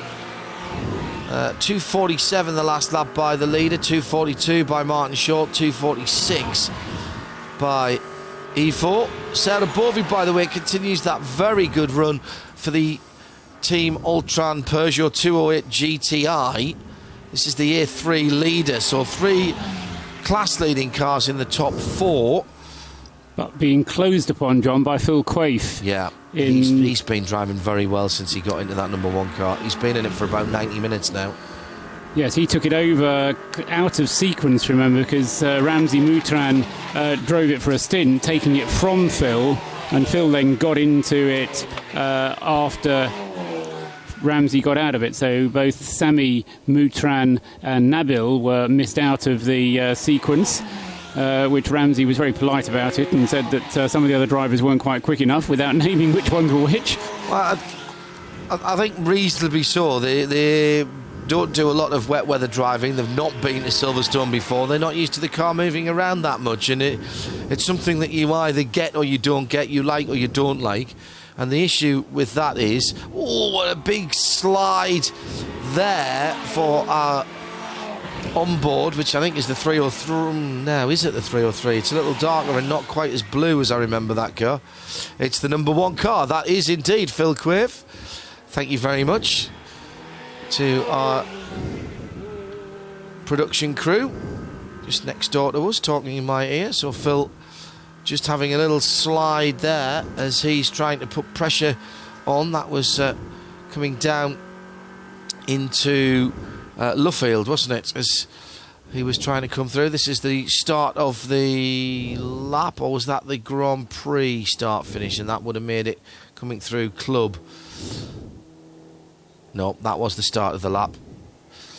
It is getting to the stage where the background has just been faded out, and struggling just to pick up where these cars are on the lap in the second sector now for Phil as he heads through. Now, I want to correct myself again. It was the Grand Prix start-finish line that we saw there. Now he's on the Wellington Straight coming down towards Brooklands. Apologies for that. If it's difficult enough for me to pick it up without the pressure of racing, imagine the drivers trying to work out where they are on the circuit. Phil has a small clutch of cars ahead of him. Dab on the brakes as he goes through Luffield, looking for the grip as he comes towards Woodcote, and the last few yards of the lap now has to deal with cars in close proximity to each other as he goes past us now. Bright red number 5 on the side of that Seat, signifying 5th position overall for the defending series champions.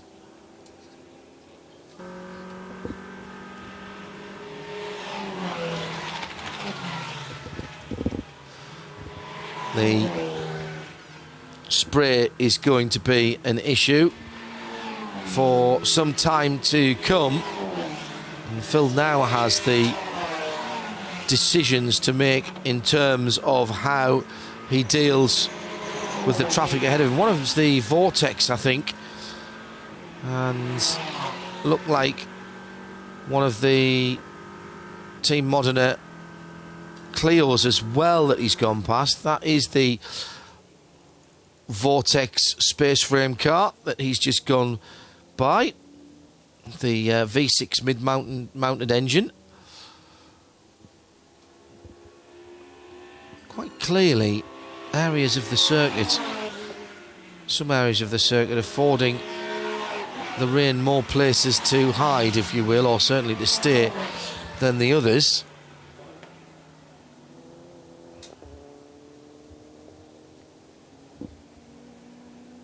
Very impressed with all of the drivers out there at the moment. I've got to say, I'd love to be out there right now. Kind of challenging conditions that you feel you can make a difference in which you can make a difference. Niels Nybo is leading the A2 category in the number 212. He's in 12th position, and that's the Presenza.eu Racing Team Clio, the Mark IV Clio, just heading into the pit lane, in fact, as we speak about him. Inherited that when the Team Sally car, the 172 car, was involved in an accident that broke its right rear suspension. The Team Sally car is back out and in 4th position, a couple of laps down on the 216 Modena Motorsports Mark III Clio, which is in 3rd. 2nd in A2 is Stefan Tanner in the 112 Presenza car. So Presenza doing very well with both of their cars in the top 2. Now, is that an issue for the 112? It's disappeared into its garage.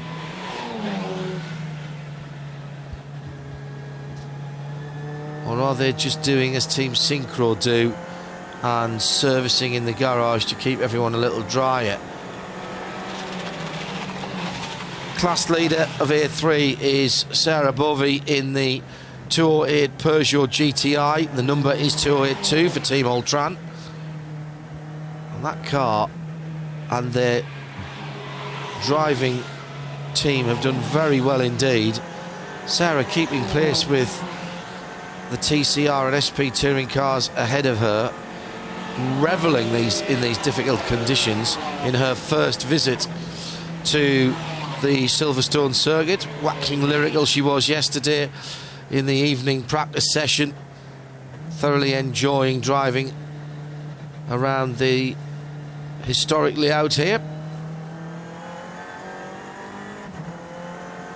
Let's see who else is cranking the times in. Now there is the lead car in A2, and that does look like it might be a problem for me from my point of view.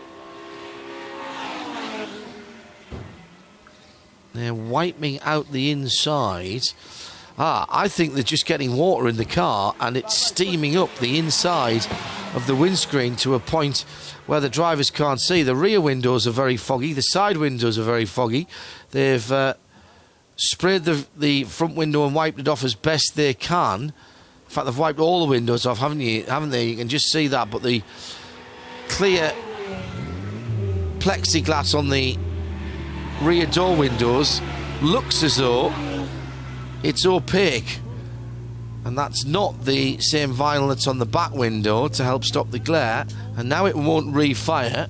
And this is the lead car in class, Paul. Yes, the car that only took over the lead of that class when the problems for the number 172 car were had, which was leading in A2.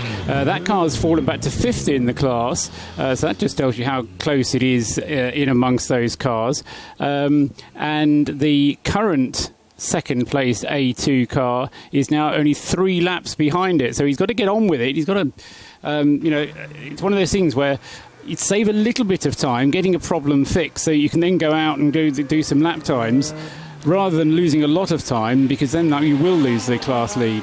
And if you're steaming up as badly as that Presenter.eu Racing Team Clio was, you really can lose a lot of time very quickly by having to slow down, or you don't slow down and you end up off the circuit, which is clearly what you don't want to do. First and second for the Presenter cars. There is the leader in class. Now, Niels Nybo brought that car in. I'm pretty certain there was a driver change when it was in the pit garage. Stefan Tanner is behind the wheel of the 112, which is the next car back in class. So the two teammates battling away.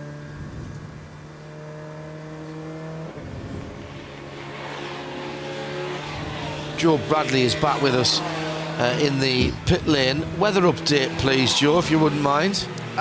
It stopped dropping as heavily. It's kind of hardly raining now, chaps.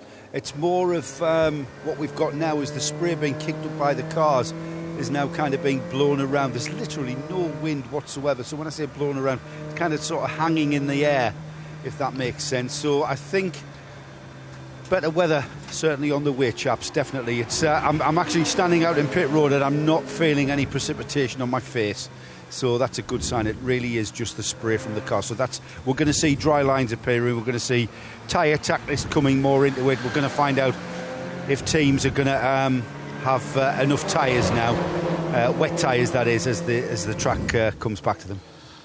It's an interesting thought. I'm not sure it's going to dry up as quickly as Joe would like it.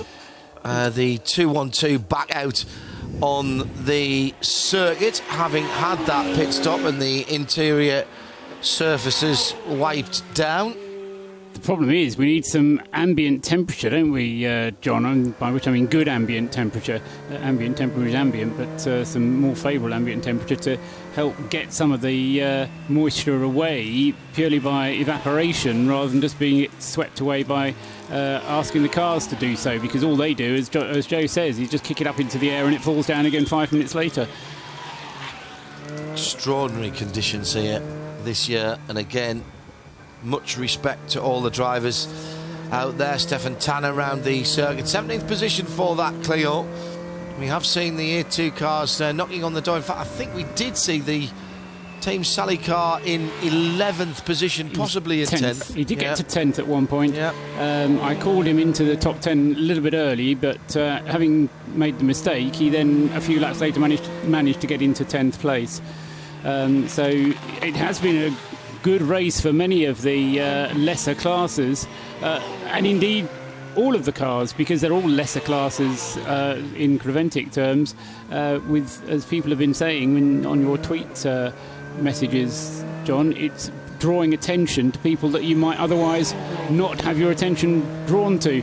And Martin Short, talking of drawing attention to himself, is pretty much the fastest guy on the circuit at the moment. He's certainly lapping more quickly than Pim van Riet in the leading car. He's done 29 laps. He's on his 29th lap of this stint now. And so he'll be looking to be doing around about 40 laps. So he's still got another quarter of his stint to do. But he's managing to pull away at the moment, at least, from Ivo Breukers. Not by much. But in fact on that last lap it was by much. It was by 7 seconds on that last lap. So I think a lot of that though is where you come across the traffic, because you don't want to be getting off the the racing line. I won't call it the dry line, but you don't want to be getting off the racing line, because off the racing line is where you get the marbles, you get all the rubber and oil that's been pushed away to the side of the track. And I think, you know, if you're in amongst the traffic, then you have a slow lap, and if you've got a clear lap, it's a quick lap. Couldn't agree more, Paul. Paul Truswell, I'm John Hindorf. This is the 24 hours of Silverstone, powered by Hankook, the inaugural round of the Touring Car Endurance Series, parallel series to the International Endurance Series, powered by Hankook. And these touring cars will be scoring points for the main series as well, as will their drivers. And the GT drivers have missed a bit of a trick here.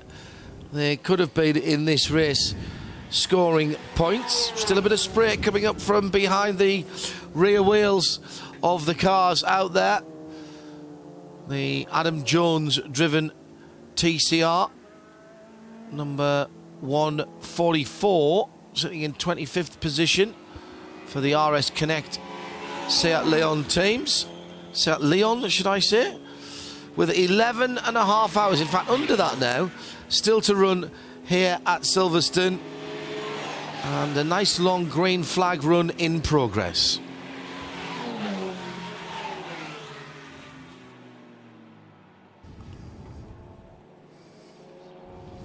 So just looking down through the driver stints, it will be Phil Quaife, I think, of the leaders, Paul, that will be the next one who has to come in on the driver time limit, and in fact that is the limiting factor at the moment. Phil's on his 37th lap, so he's been in the car for longer than Martin Short has.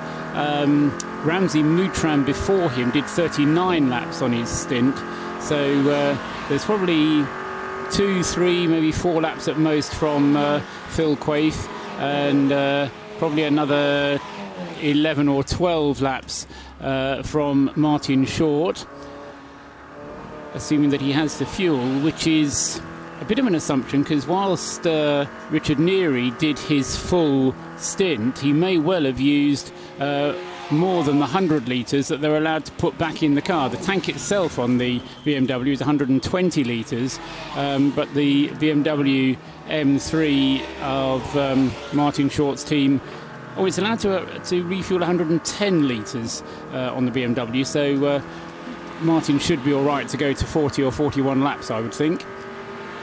We've got quite a barren pit lane down here as the rain just eases off a little bit, but we have had a visitor that woke us all up down here. Dan Wheeler in the number 76 Synchro Honda Civic came in without any wipers working, and he's been sent on his way. I hope when I've been told he's been sent on his way, they have actually fixed the wipers. Rectified the fault, yes. Yeah, I think so. Am I right in saying that's the Dan Wheeler of Dread clothing fame? I don't think so. Or is it another Dan Wheeler? I don't think so. I've come across Dan Wheeler before. I think in the synchro car. It's not Dan Wheeler of Dread. Okay. I'm going to find out. He did used to race. Yeah. Dan did used to race, and it is. No way. This would be his local track, because he just lives up the road at Aldi. Brother. Yeah. Yes, it is. There you go. Oh, I shall. When's he due in then? Properly, I mean. We'll check that for you. Remind me of your car number. 76. Daniel Wheeler has been in there for. The stint time has 14 laps, 53 minutes, so he's got another hour if he needs it, Joe. Yeah. Okay, then we'll try and grab a word with him. Okay, thanks, Joe. Joe Bradley down in the pit lane, and the wind just beginning to pick up slightly across the circuit. One or two of the flags beginning to be unfurled from their wet stickiness around the flagpoles.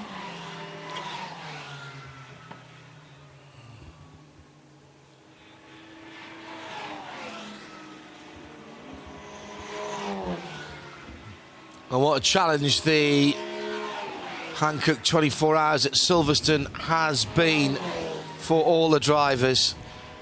Really testing conditions here in central England on the Grand Prix circuit. The semblance of a dry line at parts of the circuit perhaps I should qualify that and say a less wet line, although streaky marks on the windscreen means there's not quite enough water for the wipers to clear for Ivo Brukers in the 303 Red Camel Jordan.nl car, the bright orange Seat TCR car.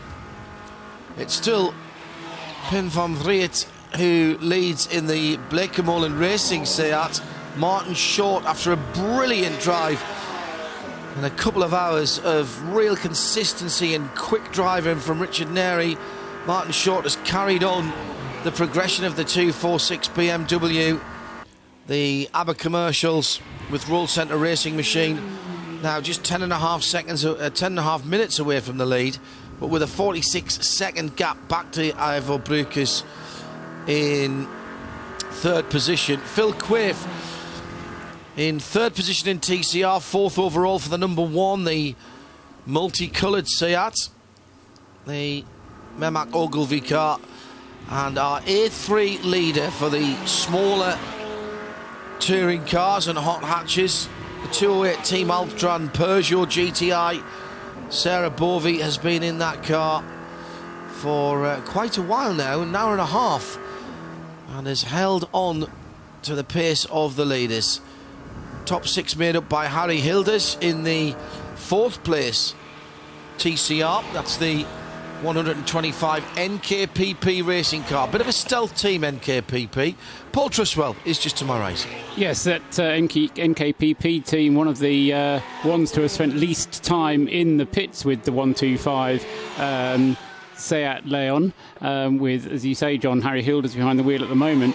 One thing I am impressed by, I have to say, with over half of the race gone, is that the TCR cars still occupying the chunky end of the top positions. They've got three of them in the top four places, four of them in the top six places, and only a couple of the TCR cars have had sufficiently bad problems that have dropped them right down the order. There were quite a few people, and I confess myself amongst them, that suggested that some of the TCR cars wouldn't quite be robust enough to handle a 24-hour race run in these kind of conditions. But 2/3 of the race, Paul, run in wet conditions, which means slower lap speeds, which probably means less stress on drivetrains, clutches, and all of the mechanical components. More stress on the driver, and certainly in terms of mental capacity, it's all being used up. There's a lot of people who've got out there who aren't perhaps as hot and sweaty as they would be if it was dry and warm, but you can see in their eyes the glazed look of someone who has been concentrating very hard indeed. Yeah, several of the drivers have got out of the car saying, physically, I'm fine. Mentally, I'm drained. Yeah, shot. I just need to go and sit down. I don't need any physio or anything like that. I just need to have a sit down and close my eyes for a few minutes and just get over the adrenaline factor. Yeah. One of the real skills of doing endurance racing is how you come down from getting out of the car to get yourself into a position where you can go and get some meaningful rest very quickly. And whether you get proper sleep or just a bit of downtime, very much up to the individual. There are plenty of studies that say that your body doesn't need sleep. It's your mind that needs sleep. Your body needs rest. And they're two different things. It's psychological versus physiological. And the drivers who understand that and can manage getting down off that adrenaline high. Danny Sullivan, of course, the man that said adrenaline, the drug that you can't buy, many years ago in his IndyCar days. And it's a skill that the top endurance drivers practice in terms of their breathing, getting their heart rate down and their pulse rates down. I think that there's two distinct phases of the endurance racers' talent, if you will. One is the first time they ever do it, and they do the whole thing on adrenaline, and but the buzz carries them through. A little bit that happens to the second time, but it gets less and less. As that gets less and less, what you build is experience as to what works for you and how you can make it work to the best for you, for the team, and for everybody else. BMW into the pit lane with the curly exhausts. And this is the Stephen Licorice car. the 102. Again, that was a car that was at the sharp end of the field for quite a long time. It's gone into the garage. Joe Bradley is overlooking that. That looked like Martin Lanting getting out, Joe. Correct. Yes, very much so. And it's Ulrich who will get into the car. Now, I'm not sure whether Ulrich, isn't it? Christopher Ulrich. Christoph. Yeah, that's right. I'm not sure whether the car has a problem or whether they've just. What happened was they've driven the car in to the garage nose first. When I said driven it in, you've got to have the engine and everything switched off. It's got to be pushed in across the line. So by the time he's kind of turned in, the car's off, and the team then helped the car in. But usually, the cars are serviced out on the pit apron. Apart from the Synchro Honda team, who we've seen since the start of this race, even before it was raining, would push the car backwards into the garage for it to be serviced in just a scheduled type of stop. Now, the 102 BMW has got the bonnet up, and I'm going to sort of circumnavigate round using the neighbouring garage so they don't get in the way of anyone. Nothing worse when you're trying to sort out an issue. There are torches down in the engine bay, things being inspected on the right-hand side of the engine. Not sure what is housed down there, but they're now looking across to what is the left-hand side, which would be the driver's left, that is. Second place in class, by the way. I should have mentioned that for this car. Seventh overall. So a good run. It has been from the very off. Been running very, very well indeed, this car. All drivers putting in good effort. Now then, call me a detective, but it's full of grass on the rear. Now he may have had an off, so the inspection might be. Let's have a word with Martin Lanting now. Martin Lanting, that is. He's just briefing Chris Ulrich, who's going to be taking over the car. Gesticulation there from the drivers there. Just you can see by his body language how he's using his hands, and he's just explaining what the car's doing there, trying to explain to Chris Ulrich. As the number 1 car comes into the pit lane behind me, we'll just try and get a word with Martin and see if he can shed some light as to what the problem is there. But what's he trying to say there with his hands, I wonder? The international language of racing driving is what Martin's putting across. Martin, bonnet up on the car, bits of grass on the rear, eventful stint then. Yeah, I had one place going through the grass, and then from experience I know I have just to keep the steering wheel straight and get back to the black, which I managed. Was there much difference on the grass to the tarmac? It's a lot of difference, yes, in all ways, but keep it straight. So what's the problem with the car? I can see a lot of attention on the front end of the car, under the engine bay, that is. Yeah, we got a message that our brake lights are not working, so they are working on it. Right. And I suppose they're taking the opportunity while they work on that electrical problem to service the engine as well, give it a bit more oil. Yeah, that's what they do, eh? They know what they are doing. Yeah, I hope so. Great stuff. You're still smiling, I see. Yeah, well, it was difficult. At some stage, I even had the impression that they would stop the race, but because some fog was coming in, and it was really, really, really very bad. But it came clearer afterwards. So it's on the edge. Yeah. Thanks, Martin. And the sun will be up in about an hour and a bit, I think. So light out quite literally at the end of the tunnel. I think you're being a little optimistic there, Joe. It's not too much further away than that. Full Quaife then into the pit lane after a stint length of what, Paul Truswell? 1 hour and 57 minutes. Well, so that's on the nosy, isn't it? Cutting it as fine as you want, really. But that car has moved itself up into 4th place as a result of Phil Quaife's efforts. What I'm interested to know now is whether Ramsey Moutran is going to get back into it, or whether they're going to get either Sammy or Nabil back into that car, but we'll have to wait and see until it comes out, or Joe Bradley tells us. The car making its way into the refuelling area at the moment. Meanwhile, the number 102 car is still being worked on, as we heard. This is the longest pit stop that it's had thus far, but it has had more pit stops than anybody else. So it had a stop of some 4 minutes, but all the other stops it have been kind of around about the 3-2 minute mark, so they've been perfectly reasonable. But he just seemed to have had more pit stops, which suggests that they have had some little niggle going on. Or they've just been trying to be tactical and trying to be clever.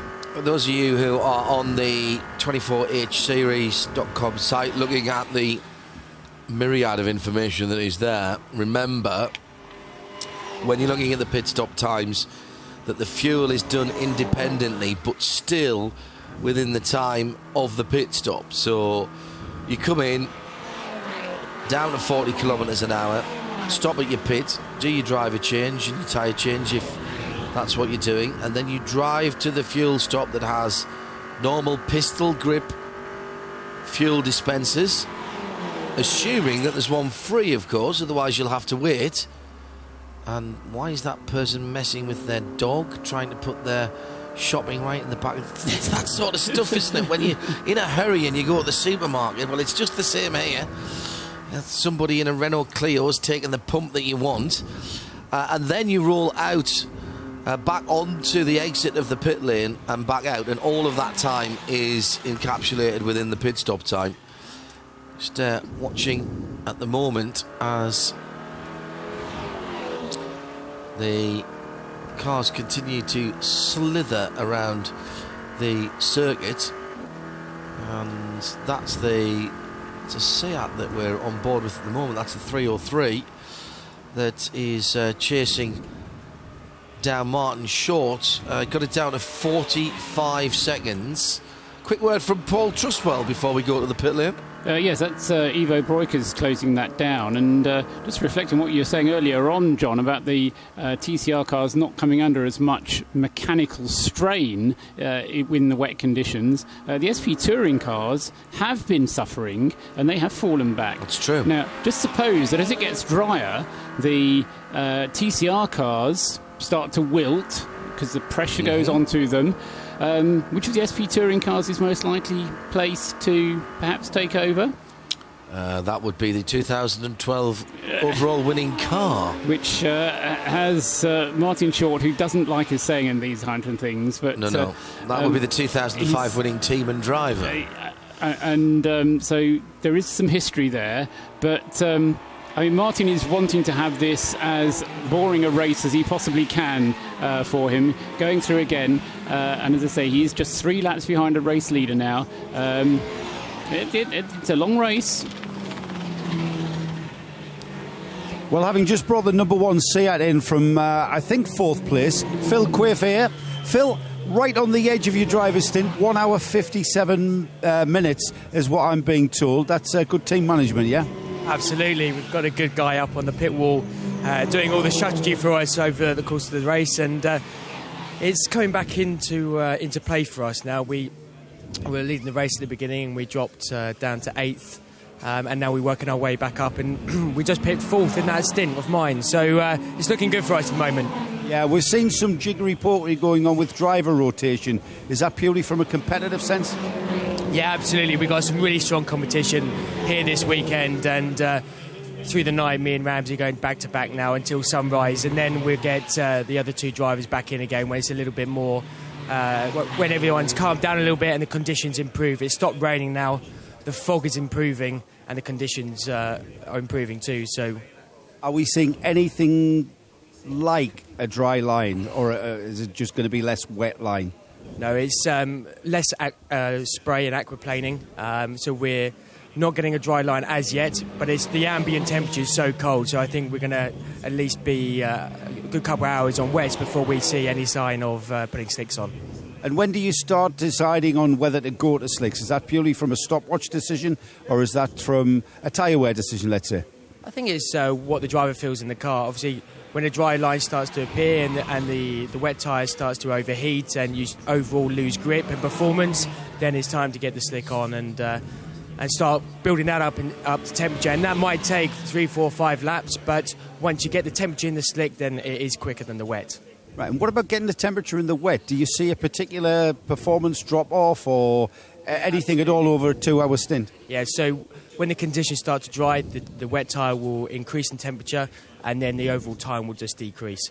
And that's the time to put the slick on. Right, and what about now, Phil? When you were coming to the edge of that almost 2 hours, is there any difference between when you started on that tyre to when you finish on that tyre? To be honest, the Hankook tyre is performing really well this weekend, and it was very consistent throughout the stint. But the track is starting to improve. Like I say, less spray, less water lying on the circuit. So it's definitely going in the right direction. And when the sun comes up tomorrow, we're really hoping that there's going to be a dry line appearing for us. Great stuff. Thanks, Phil. Great insight on that one. Cheers. Thanks for talking to us. Yeah, the Hankook tyres performing very well in wet or dry. Hankook has been the tyre partner to the series organisers for a couple of 3 years now, and on or off mic, I've got to say the drivers have been universally impressed by the amount of work that the guys at Hankook have done. Oh, and an off for the 303. Just got off onto the wet grass, now in the gravel. Got to keep your foot in, but can you get enough lock to avoid the outside wall that is coming out of Luffield and towards Woodcote? Just trying to take a little bit too much speed through the exit of the second part of Luffield there, and then left-hand Hankook on the grass, and the car immediately spearing towards the wall over the gravel bed, and Ivo Brukus there is very lucky indeed, Paul, to get that A, keep it out of the gravel, and B, not hit the outside wall. And not losing many more than 10 seconds in the process. The lap time at the end, 2:57, compared to the race leader on the same lap, 2 minutes 44. So, Ivo, a close shave, I think that one goes down as. And, I've got the heart work going, won't it? But I sent this to Johnny before you came on. One of the skills a racing driver has to have is to have an extremely short memory. You go on, you have an accident, or not an accident, you have a close shave like that, and as soon as you've had it, you've got to say, right, that's happened, let's concentrate on, I've got to concentrate on the next corner, I've got to concentrate on the next car I've got to get past, I've got to concentrate on my next braking point, my next apex. And what happened 15, 20 seconds ago might as well have happened 2 years ago. It doesn't matter, it doesn't count for anything. Except that he's got to have a selective short memory, because what he's got to remember is that he can't take that line again, or if he does, he's got to put the power on a little later, or he's got to brake a little bit earlier. And, you know, it's not just not having the what-if gene, it's being able to select the right bits of experience. But you're absolutely right. He can't go off like a bull in a china shop and trying to make that time up in the next couple of corners, and he can't let that live with him. But that car is frisky at the moment under Ivo Brukus, who is in third position in the race at the moment. Pit caller for 163, Patrick Mortel, has brought the Rogue Motorsport Toyota GT86 in out of 7th in class, and there's just over 11 hours still to go in the 24 hours of Silverstone powered by Hankook.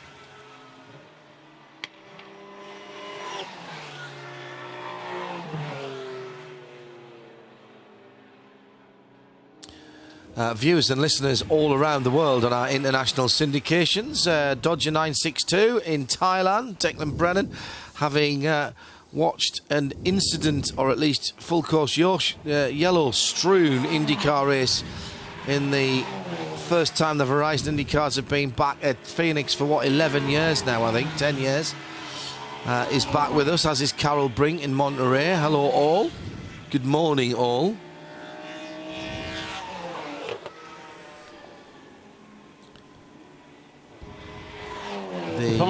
Sorry, go ahead. Yeah, Paul. apart from that slightly slower lap from Ivo on the last lap there as a result of his gravelly moment at Luffield, nothing really to choose at all between any of the top three at the moment. Pim van Riet, he's on his 25th lap of his stint. Martin Short on his 38th lap of his stint, coming towards the end of that now. And Ivo just on his 17th lap of his stint. But the three of them, in terms of what they've been doing on average across the stint, pretty much identical. The lines tracing their positions relative to one another, pretty much horizontal. No sign of either of them closing up on each other. Although, in overall scheme of things, there isn't that much between Martin Short and Ivo Breukers, and that's the position that changes all the time, every time there's a pit stop. Yeah, that's a very interesting one, as work is going on the... Sorry, I think that's more than one car in the pits at the moment. That's the 168 car, which is the... It's a Honda, isn't it? Yes, that it is. Car. Yep. And that car's progress halted for the moment, at least. I was about to contradict myself and say I misidentified that, but the Toyotas are further back down the pit lane. I think both of the Rogue Motorsport cars are in there at the moment, as the 212 presents Clio in A2 class lead in elegant isolation for its driver Ole Kitgaard. First time I've seen his name against the car.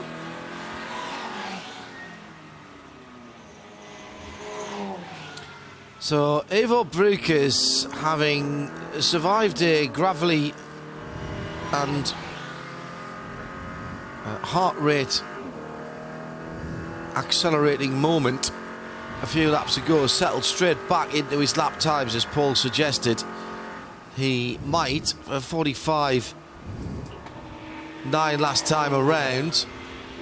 Martin Short, Paul, the next man to have to come to the pit lane on stint length. Well, yes, on time length and also on stint length in terms of number of laps. He's on his 39th lap. Richard Neary did 41. So I think Martin not quite as quick as Richard has been, partly due to the conditions, I think. But within the next 8 minutes, he's going to have to come into the pits for fear of going over his 2 hours. Quite how close he'll get to that remains to be seen. But it's been a good, solid stint from the Roll Centre team ABBA BMW. And I'm guessing with conditions still fairly horrible, Richard will be taking over the car once again, John. Thank you, Paul. Time to just review what's been happening in the last few hours as we go under 11 hours.